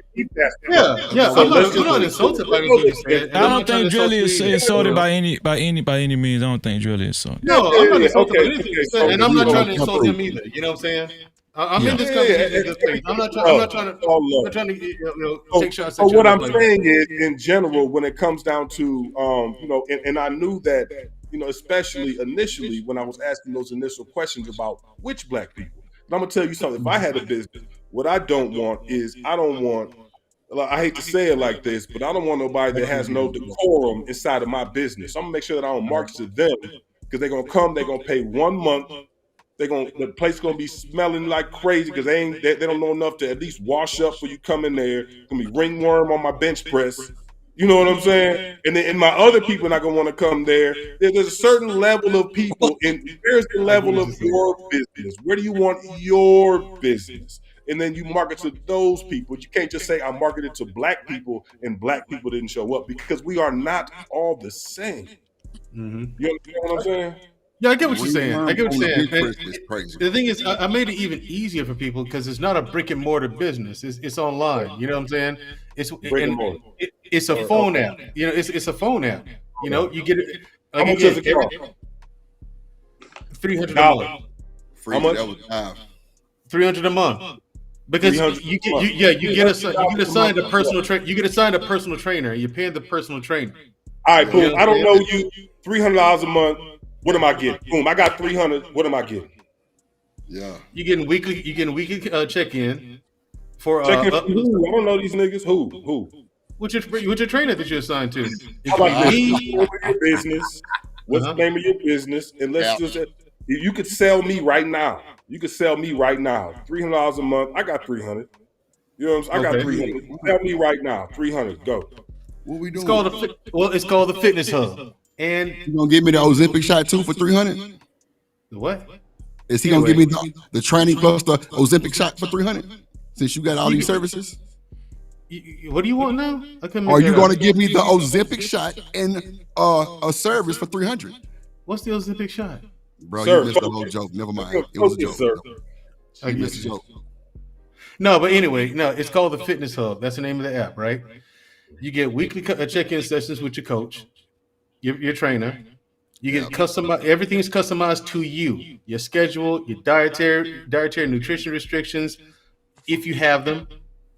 Your customized workout plan is going to get you to whatever body type you desire to have, whether it's weight loss, bodybuilding, whatever, beach body, whatever you want. It's guaranteed. Your results are guaranteed as long as you do the work. 20 more seconds. Yep. Period. And the app, if you already have Apple devices or Google devices, you can sync all of that to it. Your Apple Fit, We Fit, all that, all the other apps, it syncs with all that. All right, boom. So I'm be honest with you, bro. I'm gonna be honest with you. You were talking. I have no idea what you got through saying. Cap. I have no idea. Now this is honest though. This is honest. Okay. I have no idea what you said.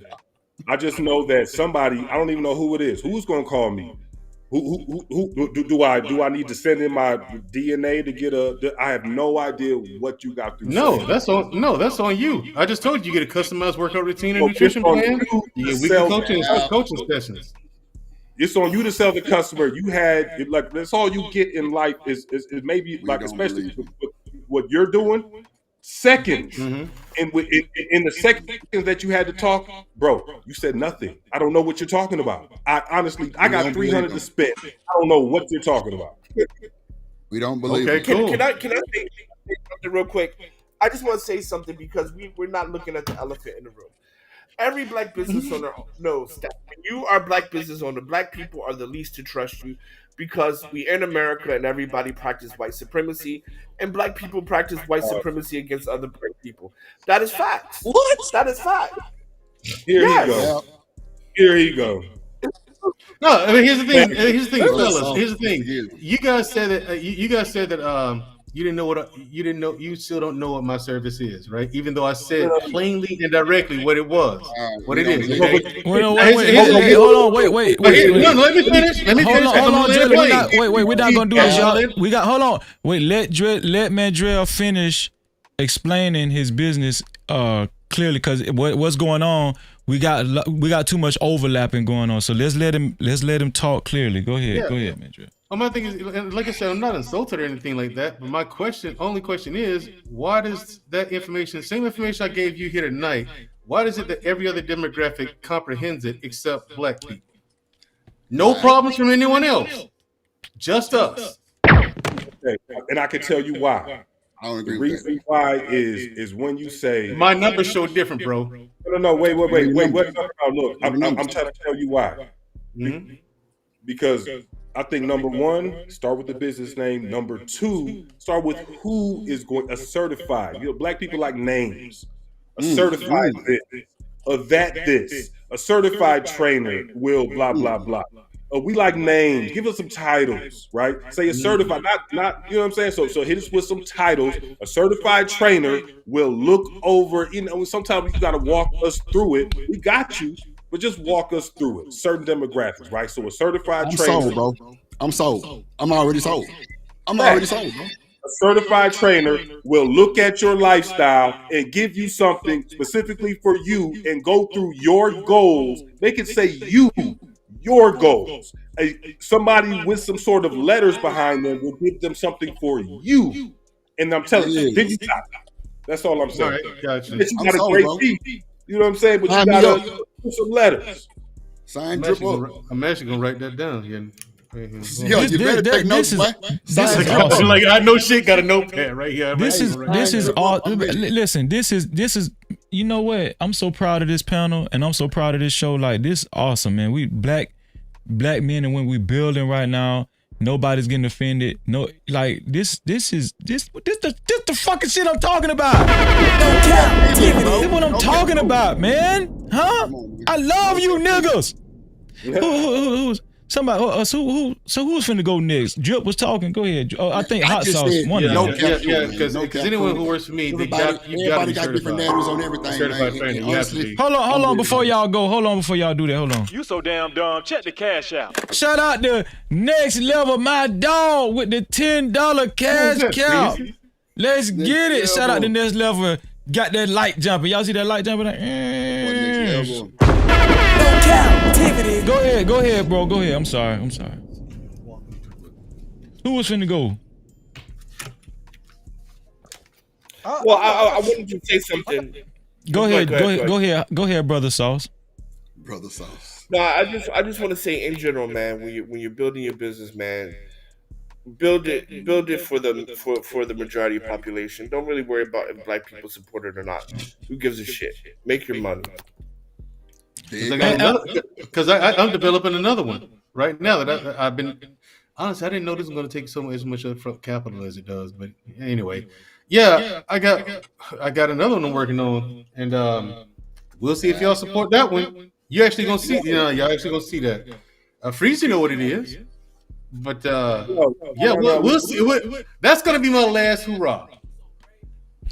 This one, if y'all don't support this one, when it comes to business, hold on. Don't start talking about some last. I just got to know you. What we talking about? I get you. You got to know. We talking about some last. I just met you. Come on now.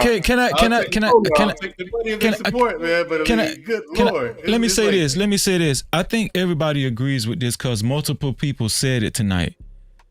When we have businesses, we should keep an open mind, right?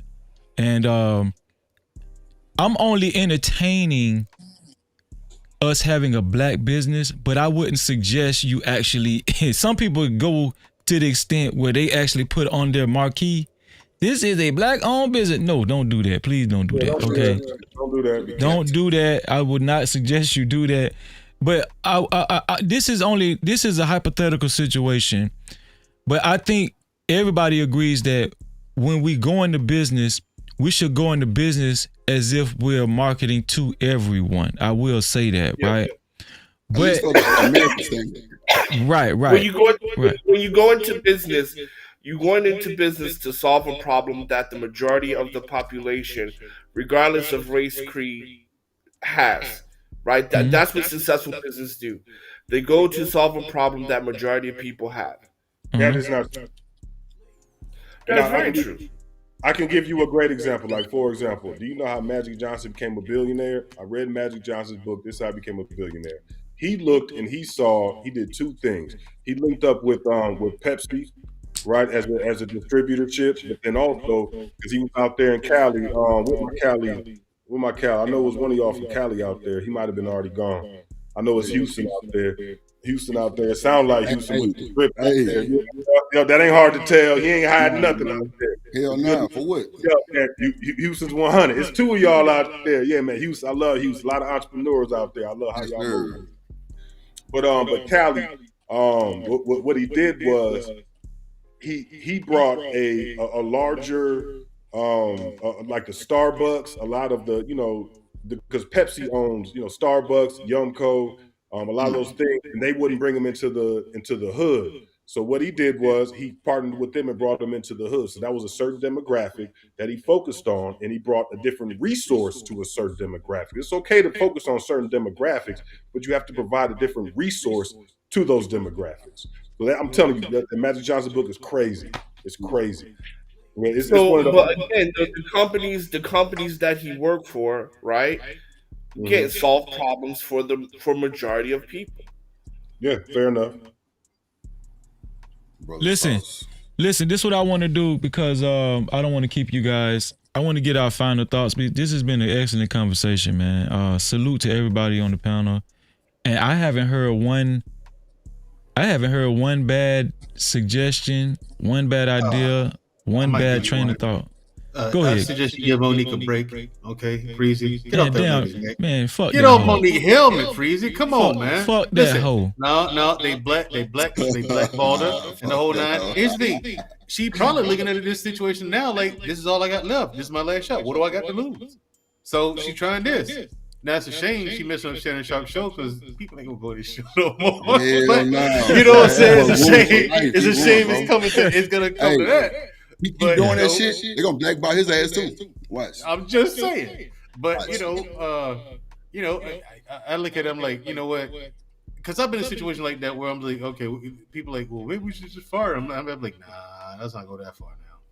You know what I'm saying? I mean, I feel you. Yeah, if she had the reputation, someone said, because if it's something like Tyler Perry, all he has to do is say, well, I'll never work with her again. That is it. Anyone in that industry who's like somebody, anyone who hears that is gonna say, take it as, okay, she's difficult to work with, or there's a problem there.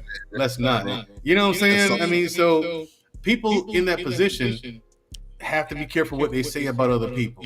Like if that person really is difficult to work with or a problem. LGBTQ, you got to know he run the show. LGBTQ, they run the show, bro. Ain't no ifs, ands, buts about it.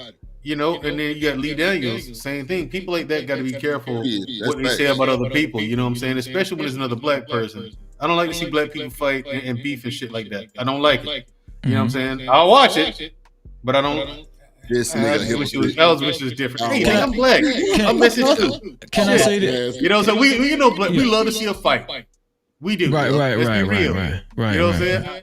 Freezy, you know me. No, I know what you mean. You know what I'm saying? I train MMA to this day. Yeah. We do like this shit. So I mean, you know, it kind of is what it is. But I mean, it's a shame that it happened to her. And Katt Williams lost his fucking mind. But I tell you what, it worked. His ticket prices went up, and then my lady told me, "Let's go see Katt Williams is gonna be coming close. Let's go see him." I had to buy them goddamn tickets too. Yeah, I heard that. She wanted to go see. Listen, I heard that his ticket because of that interview. But Dreddy, his ticket prices did go up. His ticket prices actually went up. I know Freeze, y'all paying for him. God damn. Man, see, look, think about You know this, bro. what I'm saying? Mike Williams beat Monique to the punch, bro. He told everything Okay, before I gotta. she had What a kind of chance to cameras do it. y'all use, man? I'm over here on the MacBook Pro camera, man. It's. I seem like Oh, I'm you not. flexing. You flexing. I Oh, see see, your that's MacBook. no, I he's not. see That's it. not a flex. That's Nah, not nah. No, I'm like so I gotta like. My So I gotta. MacBook Pro camera don't look too good. I'm Well, using my phone. here's what you get. Look, I got this My shit joint from ugly. Amazon. It's a Logitech Pro. Let me switch to my MacBook. And like, I mean, it's about what you can get about $175. You know what I'm saying? But then again, this thing will last you a long ass time. I don't feel Which like one I you look say? though. I'm on the Pro, man, so I feel like I might need to step it up or something. Yeah, you need to step it up. Get off that Apple. I got a Logic Get up camera. that. Get up that Apple, man. That Apple. Hey, Yeah, I'm not a fan. When people say they got an Apple, I be like, nigga, that ain't a flex. Nah, You know, hey. I got an I got iPhone, you. but PC. Yeah. But and plus I'm on a PC. You know what I'm saying? But with the iPhone though, I feel like I can't see nothing else though. But, Right. That's why I said like get you a, like I said, this is a Logitech Pro. You know what I'm saying? That's what I got, bro. I got it on Amazon. It's 4K. They got the 8K version now. Yep. Even if you find one that's $200, pay the $200, invest in it. You know what I'm saying? Because like I said, as long as you ain't dropping it or throwing it around or something like that, it'll last you forever, man. Hey, you know, Drip use gon' my, look, hold iPhone on. 14, Drip gonna keep it I a beam hook with it you, up bro. to the, Amazon to the $40 MacBook. to get you a nice ass camera. Now I do have the Logitech too, but $40 on your boy will get you a bad motherfucker. No cap. Yeah, But if you have a phone, you can just hook up your phone to the computer and just have a nice software to make everything Camo. look all right. Camo is the It's software, bro. different ways.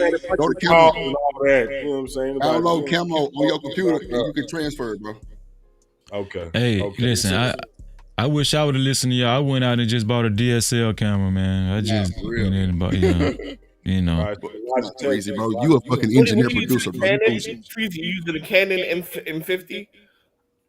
Basic model, bro. That's it. It's good too. You know what I'm saying? Yeah, the Canon M50. Yeah, Canon M50. That's the one for vloggers. Well, some people say it's a beginner camera, but when you get a DSL camera, all you got to do is know how to go in the settings.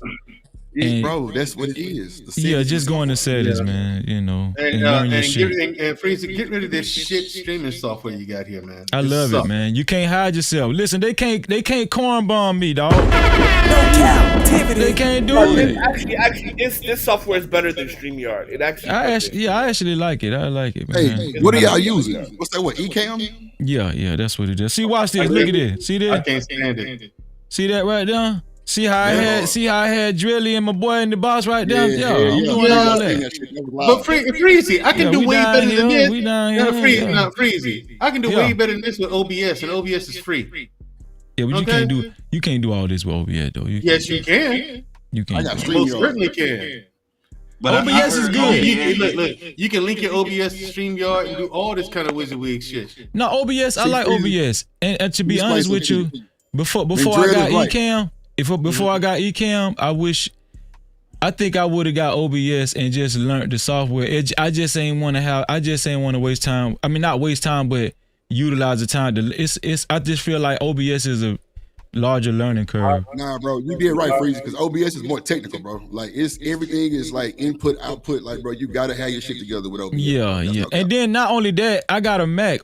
I heard that OBS works better with PCs. It does, because Mac sucks. It's an Apple product, Freezy. I told you this months ago. Get rid of the Apple. And Ecamm is an Apple product. So, that's why I got it. That's why it's shit. Be quiet, man. It's okay. Oh, you do sound like a little bit of a Hey, hater. listen, let me get y'all final thoughts. Right? I know I sound like a hater. I know. Let me start. I just don't like Apple. I mean, listen, let me get y'all final thoughts. Let me start with let me start with Slimmy, man. Slimmy, you've been pretty docile, man. Let me get your final thoughts on the show, man. What you think, man? I think everybody had very valid points. First off, everybody came with intellect. Drill, come on, dog. You can't be. Come on, you up here snorting and going on up here. Go ahead, Slimmy. When brothers was sharing ideas, that just really blew me away. I was glad to see that on a panel. That was amazing. Just to see that and be a part of that. That's a fact. But as far as Monique goes, I feel like she was never really blackballed. She just not funny. You know what I'm saying? Just being honest. She's just not funny. She's not very talented. Just I'm not hating. It's just my personal opinion of her. Outside of the Parkers, everything, even on the Parkers, she was annoying. You know what I'm saying? There was the little girl that was really the one that everybody was watching for. Monique was just annoying as fuck on there, but that's just my opinion. You know what I'm saying? I don't think she's funny. And I think that's her main problem. But her other problem is she doing all this drama shit. She need to let it go. You know what I'm saying? And focus on like writing.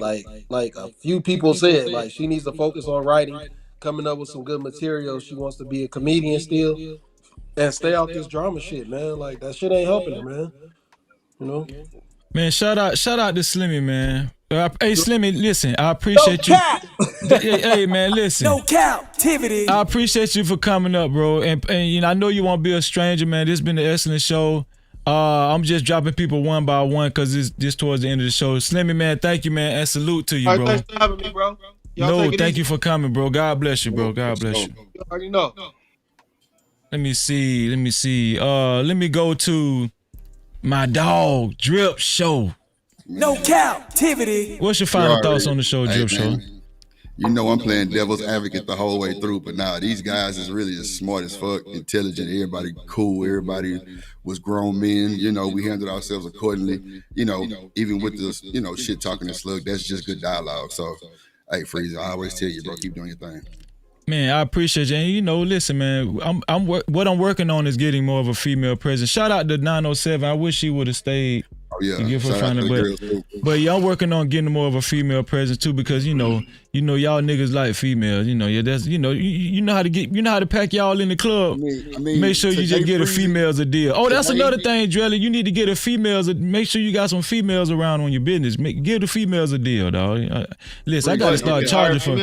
I got to start charging. I'm gonna start charging you niggas for my services now. You know. For real. Hey, today, bro, we needed the females because I already got anybody here females. mad, you ain't getting no I know pussy you tonight. do. You sharp. You sharp. You got to. Yeah, I'm saying you got to. You know what I'm saying? Yeah.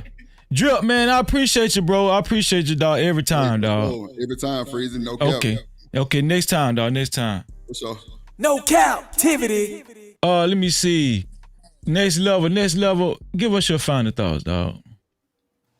First off, I want to give a shout out to Freezy. You know, appreciate you for pulling me up.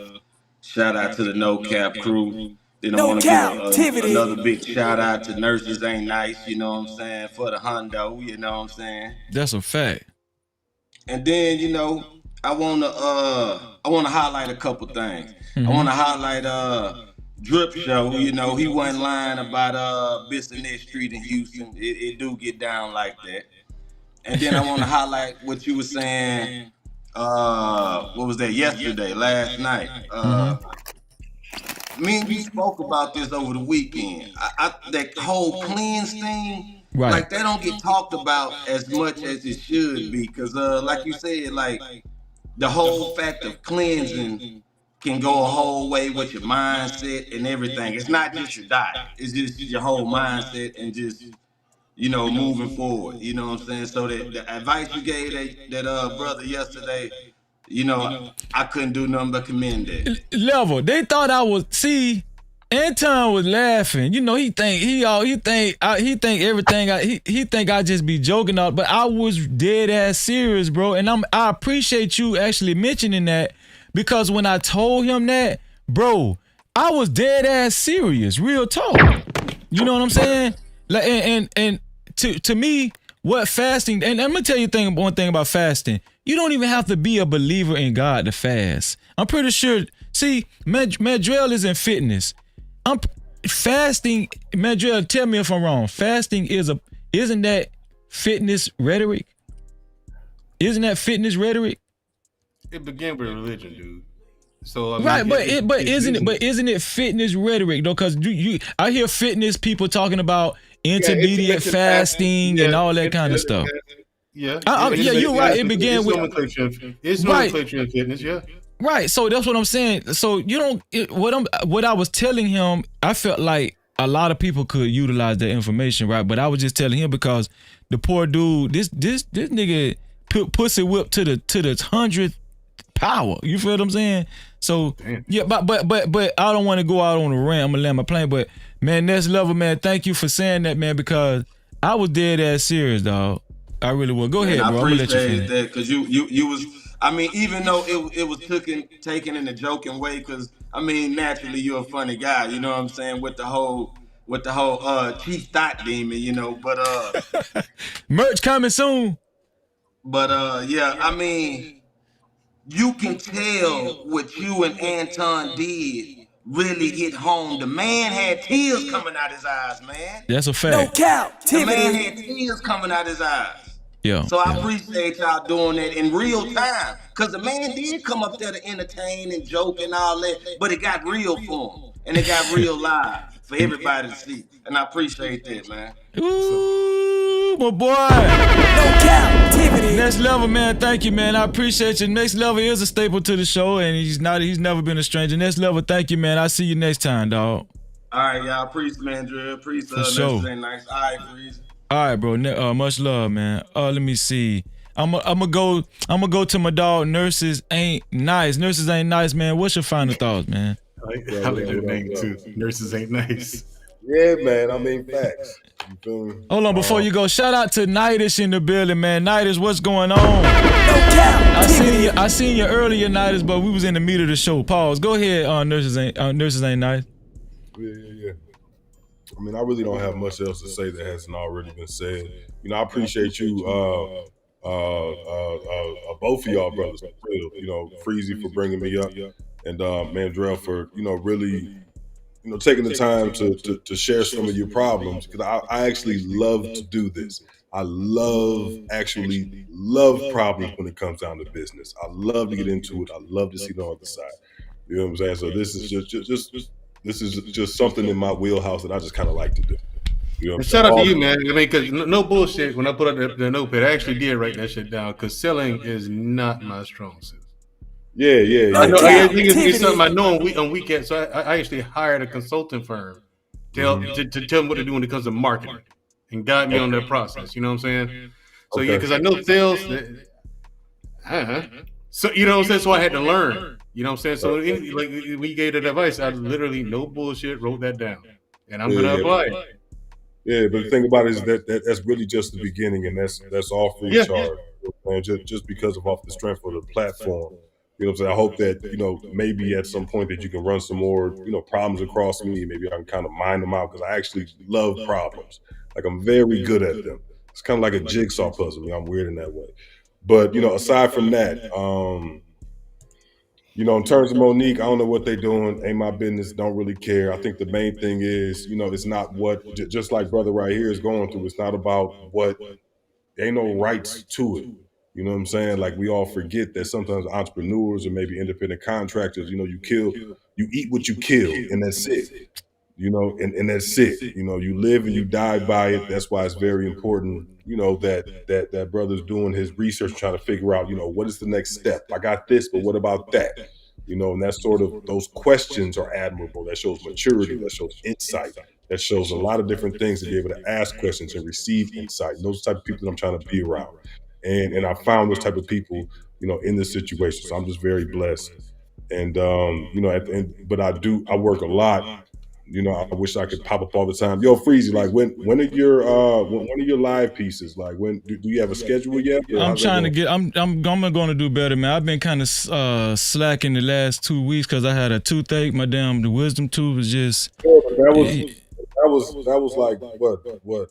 3 weeks ago? 3-4 weeks ago? No, it was just 3 weeks ago I had a toothache, and I had an infection in the tooth, and my lip was infected. Remember it was like big. My lip was fucked up. Yeah, I'm on you. How long ago was that?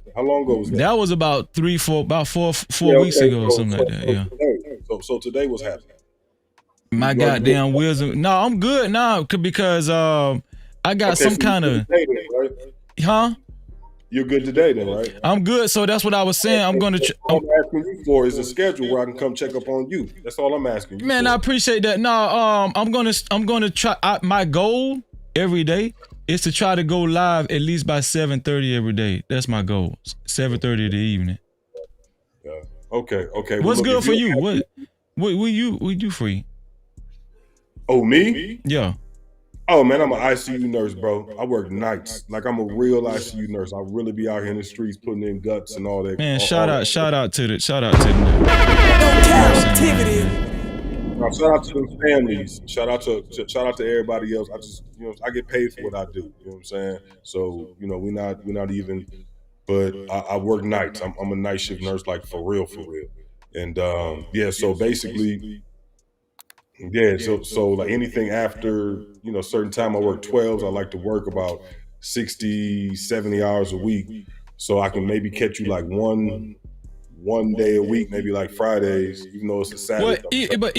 Yeah, exactly. But even if you're not able to come on the panel, as long as I see you in the chat, bro, sometimes, because I know you have your phone with you sometimes, you can just check in. I know the ICU be hectic, so you can't really. I don't know how the rules is with your phone, When whatever. it's good, it's good. Look. I'm gonna tell you like this: when it's good, it's about to be real bad. So when it's good, you like, all right, I'm gonna pay for this one. You know what I'm saying? But yeah, I would definitely check in. But I do like to pop up though. So if you have me on here when I show up, if you can have me on your pop up, I will show my support in the back end, and I definitely would appreciate it. As long as I can meet brothers like Mandrell right here, as long as I can continue to meet brothers like this. Oh, that's my dog, man. No captivity. Like this. Yeah. Continue conversations like this, because look, all right, final thoughts. Something that people don't know is oftentimes, what I'm saying, us as black men, we're not often in we're often in communities where we feel isolated, where we can't really share thoughts as black men, you know what I'm saying, to elevate our intellect. I'm very impressed in the way that I learned, and hopefully I taught, that we all learn together. So, that's something I'm gonna take with me. Final thoughts. I'm out of here. Man, nurses ain't nice, man. Salute, man. Thank you, bro. I really appreciate you, bro. And guess what? You always welcome to come up on the panel and chill out with your homeboy Freezy. You know what I mean? I'll let you later, dog. All right. Hot sauce, man. Hot sauce. What you brewing on, man? What you brewing on, bro? All right, so final thoughts. Okay, Yeah. First and foremost, 907, I had you back. You heard what he said. You heard what? I had you back the whole time today. And nothing ain't free this motherfucker, though. Just remember, when it's your turn, you gotta pay the piper. Second, believe all black women. Monique is a beautiful queen, right? Queen, goddess, ain't she ain't do nothing wrong.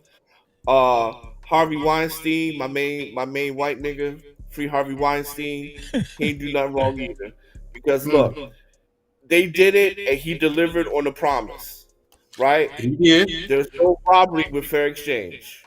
There's no robbery with no fair exchange, right? He lived to his end of the bargain, right? Taste this nut, you star in the show, and you did, baby. So, lastly, I want to say, when it comes down to business, people, please, I don't like tooting my own horn, especially because the IRS is anywhere. I have brought businesses overseas. I run my own businesses. I run businesses in 3 different languages. And the way you be successful is just to target the mainstream. It doesn't matter if you're a black person, white person, whatever. You create a business to solve a problem that majority of people have. You bring it to the market, and so that people will buy it, right? Because why would just people use your business services or products? Because it solves a problem. And that's how black people need to think. I have a great idea that solves this problem for majority of people. And if you do that, you will be successful. And then if you really want black people to fuck with your shit, you get it approved by the mainstream. And this goes all the way back to biblical times, right? Jesus could not do miracles in his own hood, right? He could not do them. God himself, God in flesh, could not do them because they just couldn't believe that, right? He had to go fuck with some other people first. I shouldn't be saying that with the word of God. He had to go deal with some other people first, then come back, and then they believe. Right? Now, if you're an Israelite, you know those people and black people are the same people. And for those who don't believe, you just got to know, right? Mm-hmm. Black people are not the trendsetters, like Mandrell said. You got to go out, got to do with other folks first, right? And then come back. Now, the reason why that is, and everybody talking about, I don't know what I'm talking about. Oh, Brother Hassel's crazy. But that shit is white supremacy. We forget. Everybody was taught white supremacy, including you, including me. Everybody was taught that. That's how why it's so easy for black people to get in fight with one another. That's why it's so easy for us not to work together with one another. That's how it's so easy to say, okay, well, black people don't have good service, whatever, right? Because we were all taught that in grade school. The color black is evil, the color white is good. Right. We're all taught that. No one was excused for white supremacy education. Right? If you went to an American public school, you had your white supremacy education. So instead of fighting whatever, it don't matter. Just go be successful. And for Monique and stuff like that, if you're really blackballed and shit, then go to another country. America's not the only game. And I'll leave it there, man. Y'all take care. God bless and take it easy. Shalom, Just bro. remember, Shalom. Appreciate you. Just remember, Jesus couldn't do it in his own hood, so you shouldn't be offended, right? Because if they treated Jesus that way, who are you? And I'll leave it at fact. that. That's a fact, man. Appreciate your hot sauce, man. I know I'm gonna see you every time, bro. Thank you, bro.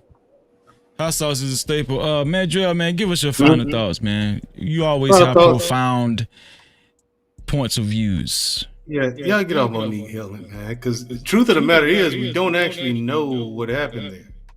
She might be her rage just might be justified. She might be holding other stuff back. You know what I'm saying? As mad as she is, as much as she running her mouth, you don't know what she might not be saying. You know what I'm saying? That's a fact. That's a fact. I agree with that. Yeah. So my thing is, I would say let's be careful, but we ain't gonna be. Cause you know what I'm saying? We ain't gonna be. No, we ain't gonna be careful. No, even me, I'm gonna be a bit reckless with it too. I ain't gonna lie. Yeah. You know what I'm saying? Even I'm going to be. Me too, Jordan. Me too. She gonna catch these jokes. Yeah. She is. She gonna catch these jokes. But as far as business, do we support each other? We don't. It's just a crying shame that we don't. You know what I'm saying? We'd rather be like hang out in front of a business and be like, oh yeah, we out here, nigga. You know what I'm saying? We ain't gonna play either. Talk about that action. Yeah, let them know. I heard that a couple of days ago. That's crazy. That's took young cats and sat in front of a gas station. Where you from? That's what I heard. I was like, where you at? Where you from? Montgomery, Alabama. No, I know that. I'm saying that's where you was in your local area. You heard that shit? No, not my local area. I was in the hood, bro. You was in the hood. That's what I meant. Where you in the hood? Yeah. Yeah, I was in the hood, but my local area, that ain't it. Right. Okay, but yeah, it's just crazy. Like they ain't buy nothing out of that store the whole time. That's crazy. That's all across America. Right, but they just hang out in front of the store. But we do need to support each other and pay full price. Start looking for hookups. That's how black businesses come up. Because once they come up, now we can start doing discounts. Now we can start doing special promotions and things like that. And then you can catch the sale then. You know what I'm saying? You can catch the sales and stuff. But because black people, there are plenty of black businesses that make really, really high quality products. And hopefully with my next one. Hopefully y'all come out to support that too. Buy something. It ain't gonna be incredibly overpriced. Nothing. It's gonna be competitive with Nike, Adidas, Reebok, all that. You talking about you Drelly talking? I think he's talking about his clothing line. Mm-hmm. Oh, sports apparel, yeah. Sports apparel, yeah. I've been asking you for some of that stuff. I'm ready here. Yeah. That's a lot about the business the industry I didn't know, but I'll keep going. Then I find out I need something, mm-hmm. You know what I'm saying? And I run into a problem, I have to and I'll overcome that. Keep going, you find out something else. It's one of those things that you don't know everything up front. So you're learning as you go, you know, and then so there's delays. Then you're negotiating, you know, internationally, you know what I'm saying, with these Chinese fucks. Right, I get you. Who want to price you out of the market. They want to. And it's just like, it's ridiculous, you know, and like, no, that's not the price you quoted me last week. What's with the increase? So and they can't properly explain it. You know what I'm saying? It's just like the Asians. So the Asians have favoritism. You saying they got favoritism? Absolutely. You know what I'm saying? I mean, when they found out you're black, some of them when they found out I was black, they tried to price me out the market. I'm like, no, okay, no. There's like a trillion of you companies out here. I don't have to deal with you. You know, but then you know they think that China's the only place, but no, Pakistan, the new kid on the block, offering everybody really good deals. Mm-hmm. So is Vietnam. So is Taiwan. You know what I'm saying? We have options. You know, just because your plant's bigger than theirs don't mean I can't. You know, we can't do it. You know, but you know, it's just one thing after another. But nothing's gonna stop me. It might have slowed me down a little bit, but ain't gonna stop. That's a fact, man. Right. It ain't gonna stop me. I mean, in fact, the more obstacles I come up, the more determined I am to go ahead and see it through and launch it. You know, so that's the thing, people. You got to be hungry if you want to be in business. You have to be hungry. You have to learn all you can about your industry. Got to be. Whatever your target demographic is, learn about that. Hire a consulting company. There's nothing wrong with that. Or like the brother who was up here today, the nurse. Mm-hmm. Yeah. I mean, like if y'all got his IG, hit him up. I am. I'm gonna pick his brain a little bit more. You know what I'm saying? I mean, shout out to yeah. Shout out to World Class. World Class say you look Winnie the Pooh to me. No Cap-tivity. See, you know, jealousy don't look good on Baltimore niggas. You know what I'm saying? In fact, nothing really looks good on Baltimore brothers. You know what I'm saying? That's what it is. In fact, the little cats I saw in front of that store freezer look just like him. One of them. And I got in my truck and I started bust out laughing. That shit, it was funny, Freeze. It was like, yeah, nigga, we out here, nigga, we ain't come to play either. Talk about that action. And the other dude told him, "Caw." What is that? Freeze, what is that? I was like, what? Oh no, they was into it with some other young cats. You know what I'm saying? I'm like,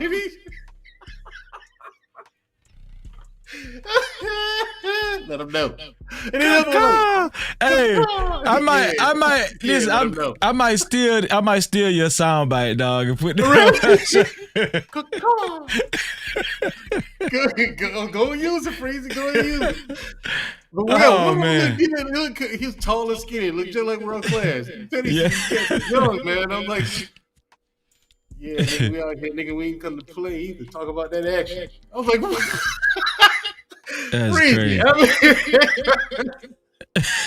almost stopped me in my tracks. I was laughing so hard, man. I was like,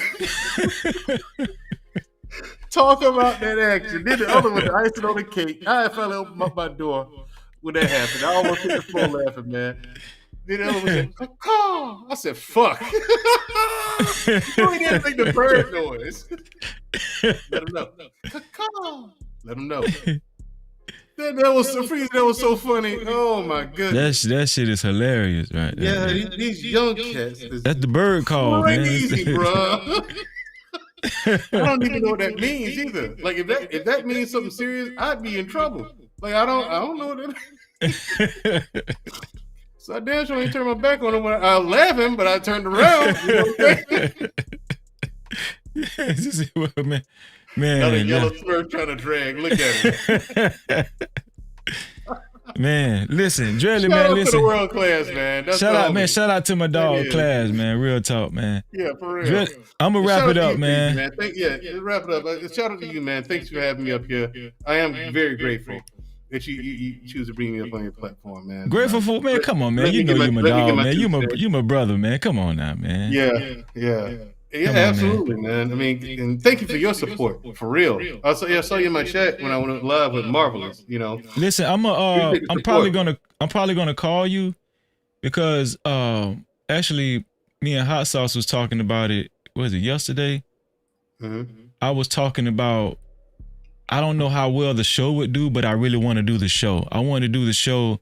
I wanted to do how addictive sugar is, right? But I want to make it entertaining. I want to make it effective. But I really, like, I want to do that show. And that first person I thought about doing the show with was you.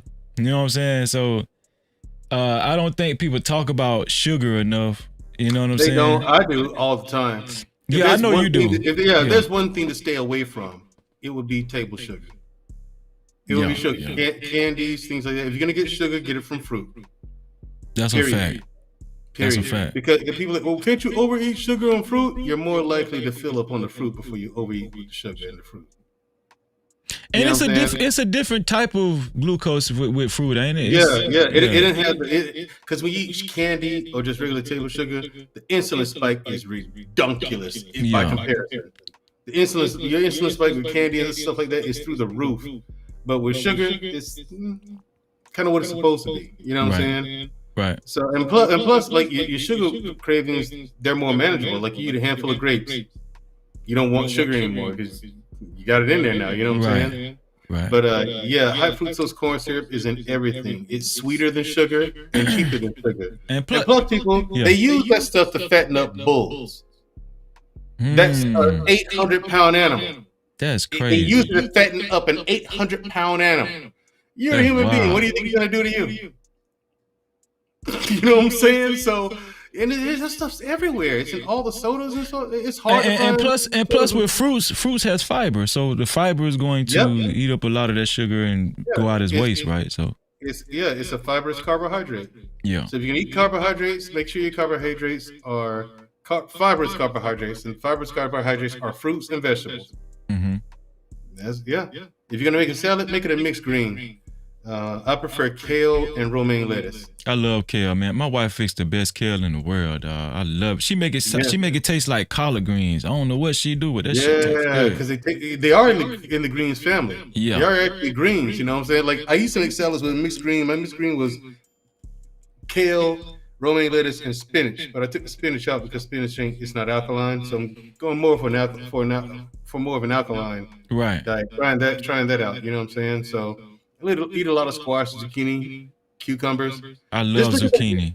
Yeah, man. Yeah. The thing is that cucumbers do it. Like I'm gonna start doing like standalone like shorts and stuff like that on what these fruits do to the body. You know what I'm saying? The benefits of it.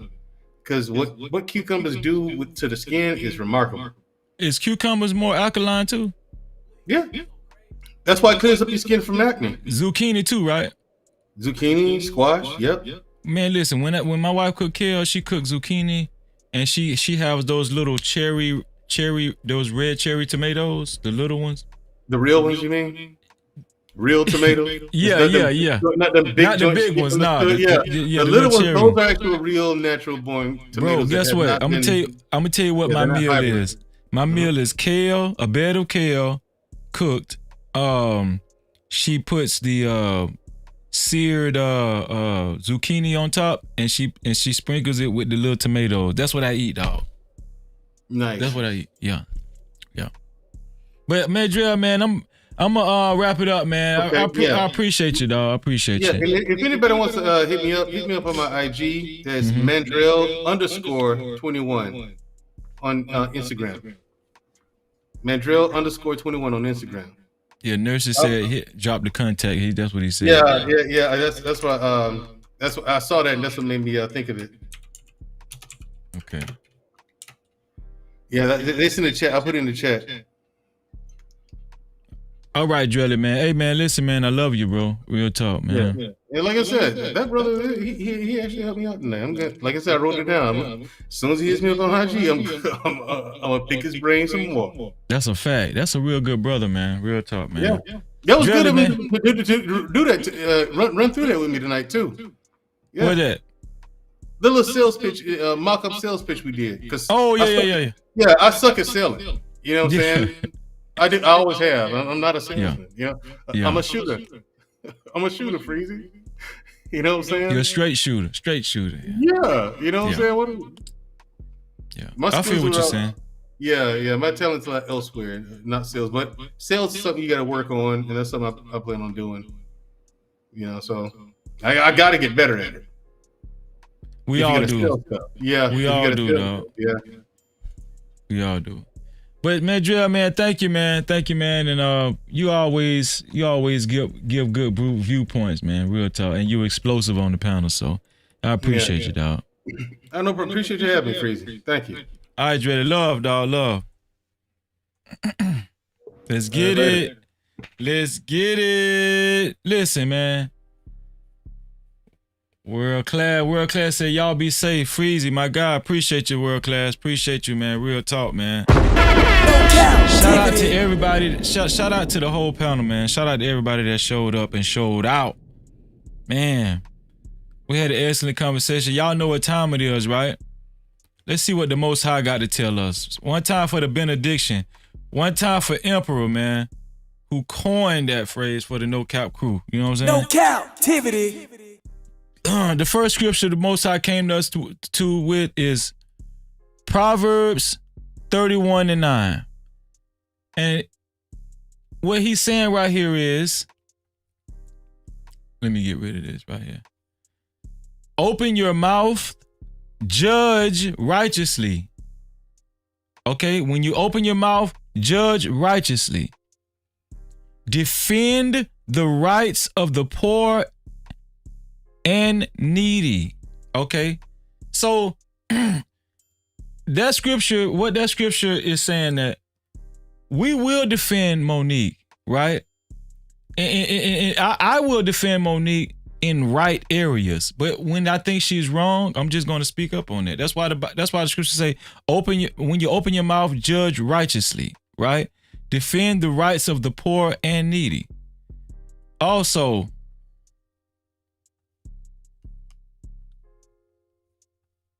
last but not least, the Most High came to us from Leviticus 19 and 15. The Most High said, you shall do no injustice in court. So anytime we go to court, anytime we hold court, whether it's in the street, you know what I mean, or legitimately, right? There should be no injustice. So we there should be righteous judgment at all times. And it also goes on to say, you should not be partial to the poor or defer to the great. So listen, just because somebody is poor, right, doesn't always mean they're right. A lot of times when somebody is poor, we will show them more favor than the person that is well off or is more or just in a better position financially. Just because somebody is poor, let's just say a homeless person, just because of the optics, we're more likely to show the homeless person more favor. But I'm here to tell y'all, it's some evil and wicked ass poor people out there. I'm telling you. So what the Most High is saying, don't put a face on it, and don't put a tax bracket on it, right? Judge a person by their works and what they do, not by how they look. We've seen people that dress up as homeless people, and as soon as they turn the block, they get in their Range Rover, so you can get got, right? Also, it goes on to say, but in righteousness shall you judge your neighbor. In righteousness, anybody, whether they rich, poor, middle class, it doesn't matter. Judge in righteousness. Okay? Just because somebody is on Section 8 doesn't mean we should be partial to them. Just because somebody is super rich doesn't mean we should be partial to them. Are y'all listening to me? Just because somebody is more well off than this other person doesn't mean we should show that person more favor. Just because somebody is poor doesn't mean we should show more favor to them. No, we should judge in righteousness. We should judge them by the way they carry themselves, by their works and what they do, how they live their life. By what they stand on, the integrity that they have. Whether you're rich, poor, or in the middle, it doesn't matter. We judge accordingly. That's what the No Cap crew does. No Cap-tivity. Shout out to everybody that showed up. Shout out to the whole chat. Shout out to the whole No Cap crew. Shout out especially the early No Cap crew that's here early, right? Shout out to all the moderators. Thank you for being here. All the moderators, you know who you are, especially the top tier mods. You know who you are. It's late, but you all know who you are. Thank you to all the moderators. Shout out to everybody that contributed, man. I appreciate that. Shout out to everybody that contributed on the Cash Cap side. Shout out to my sister Phoenix. Shout out to Rush. Shout out to 907. Shout out to Next Level. Shout out to Hassan. Shout out to Drip on the Cash Cap side of the game. Also shout out on the Super Cap side of the game. Shout out to Rush again. Shout out to Main Event Fro, right? Shout out to shout out to Dave, Big Dave Simpson. Appreciate you, Big Dave. Shout out to Dave. Shout out to Big Bad Bull. Shout out to Big Bad Bull for being a sponsor, also being a co-sponsor of the show. Shout out to Rush for being a sponsor in the beginning of the show. Shout out to Rod. Shout out to Rod for being a co-sponsor of the show. Thank you, Rod. And appreciate you for coming through, Frat. Appreciate you, Frat. And shout out to the last but not least, the sponsor of the show, the official sponsor of tonight's show, which was Nurses Ain't Nice. No Cap-tivity. As always, this has been an excellent show. Y'all know we're going to squeeze all the juice out of these topics. And I will be back tomorrow. Real talk. God has been blessing us, and he gonna stay blessing us. And always remember, there's always something to be thankful for. Okay? Always something to be thankful for. I want to shout out a close friend of mine. His middle child found him. My close friend, Larry. I'm gonna call his first name out, Larry. His middle child found him in his bathroom, and he was hardly breathing. And the child called the paramedics. The child did not know how to do CPR, understandably. By the time the paramedics got there, he wasn't breathing at all. This is a close friend of mine, Larry. And they had to airlift him to the closest hospital that could treat what he's going through. And the last word I heard at this present time, his brain isn't even working. So there, let's keep our prayers up for Larry. And I'm definitely going to pray for Larry. But I just wanted to say that because we got some, just when you think it's bad, we got a lot to be thankful for. If you can't go to sleep, if you're having problems going to sleep, remember what I said. You got something to be thankful for. You're breathing. Thank God for that. And listen, if you don't believe in the Most High, just be thankful in general, right? Let's just be thankful that we have abilities that other people don't. Y'all know what I always say, man. I love y'all. Thank y'all. And to free yourself, you must heal yourself. And until the next time, we out of here. No Cap-tivity.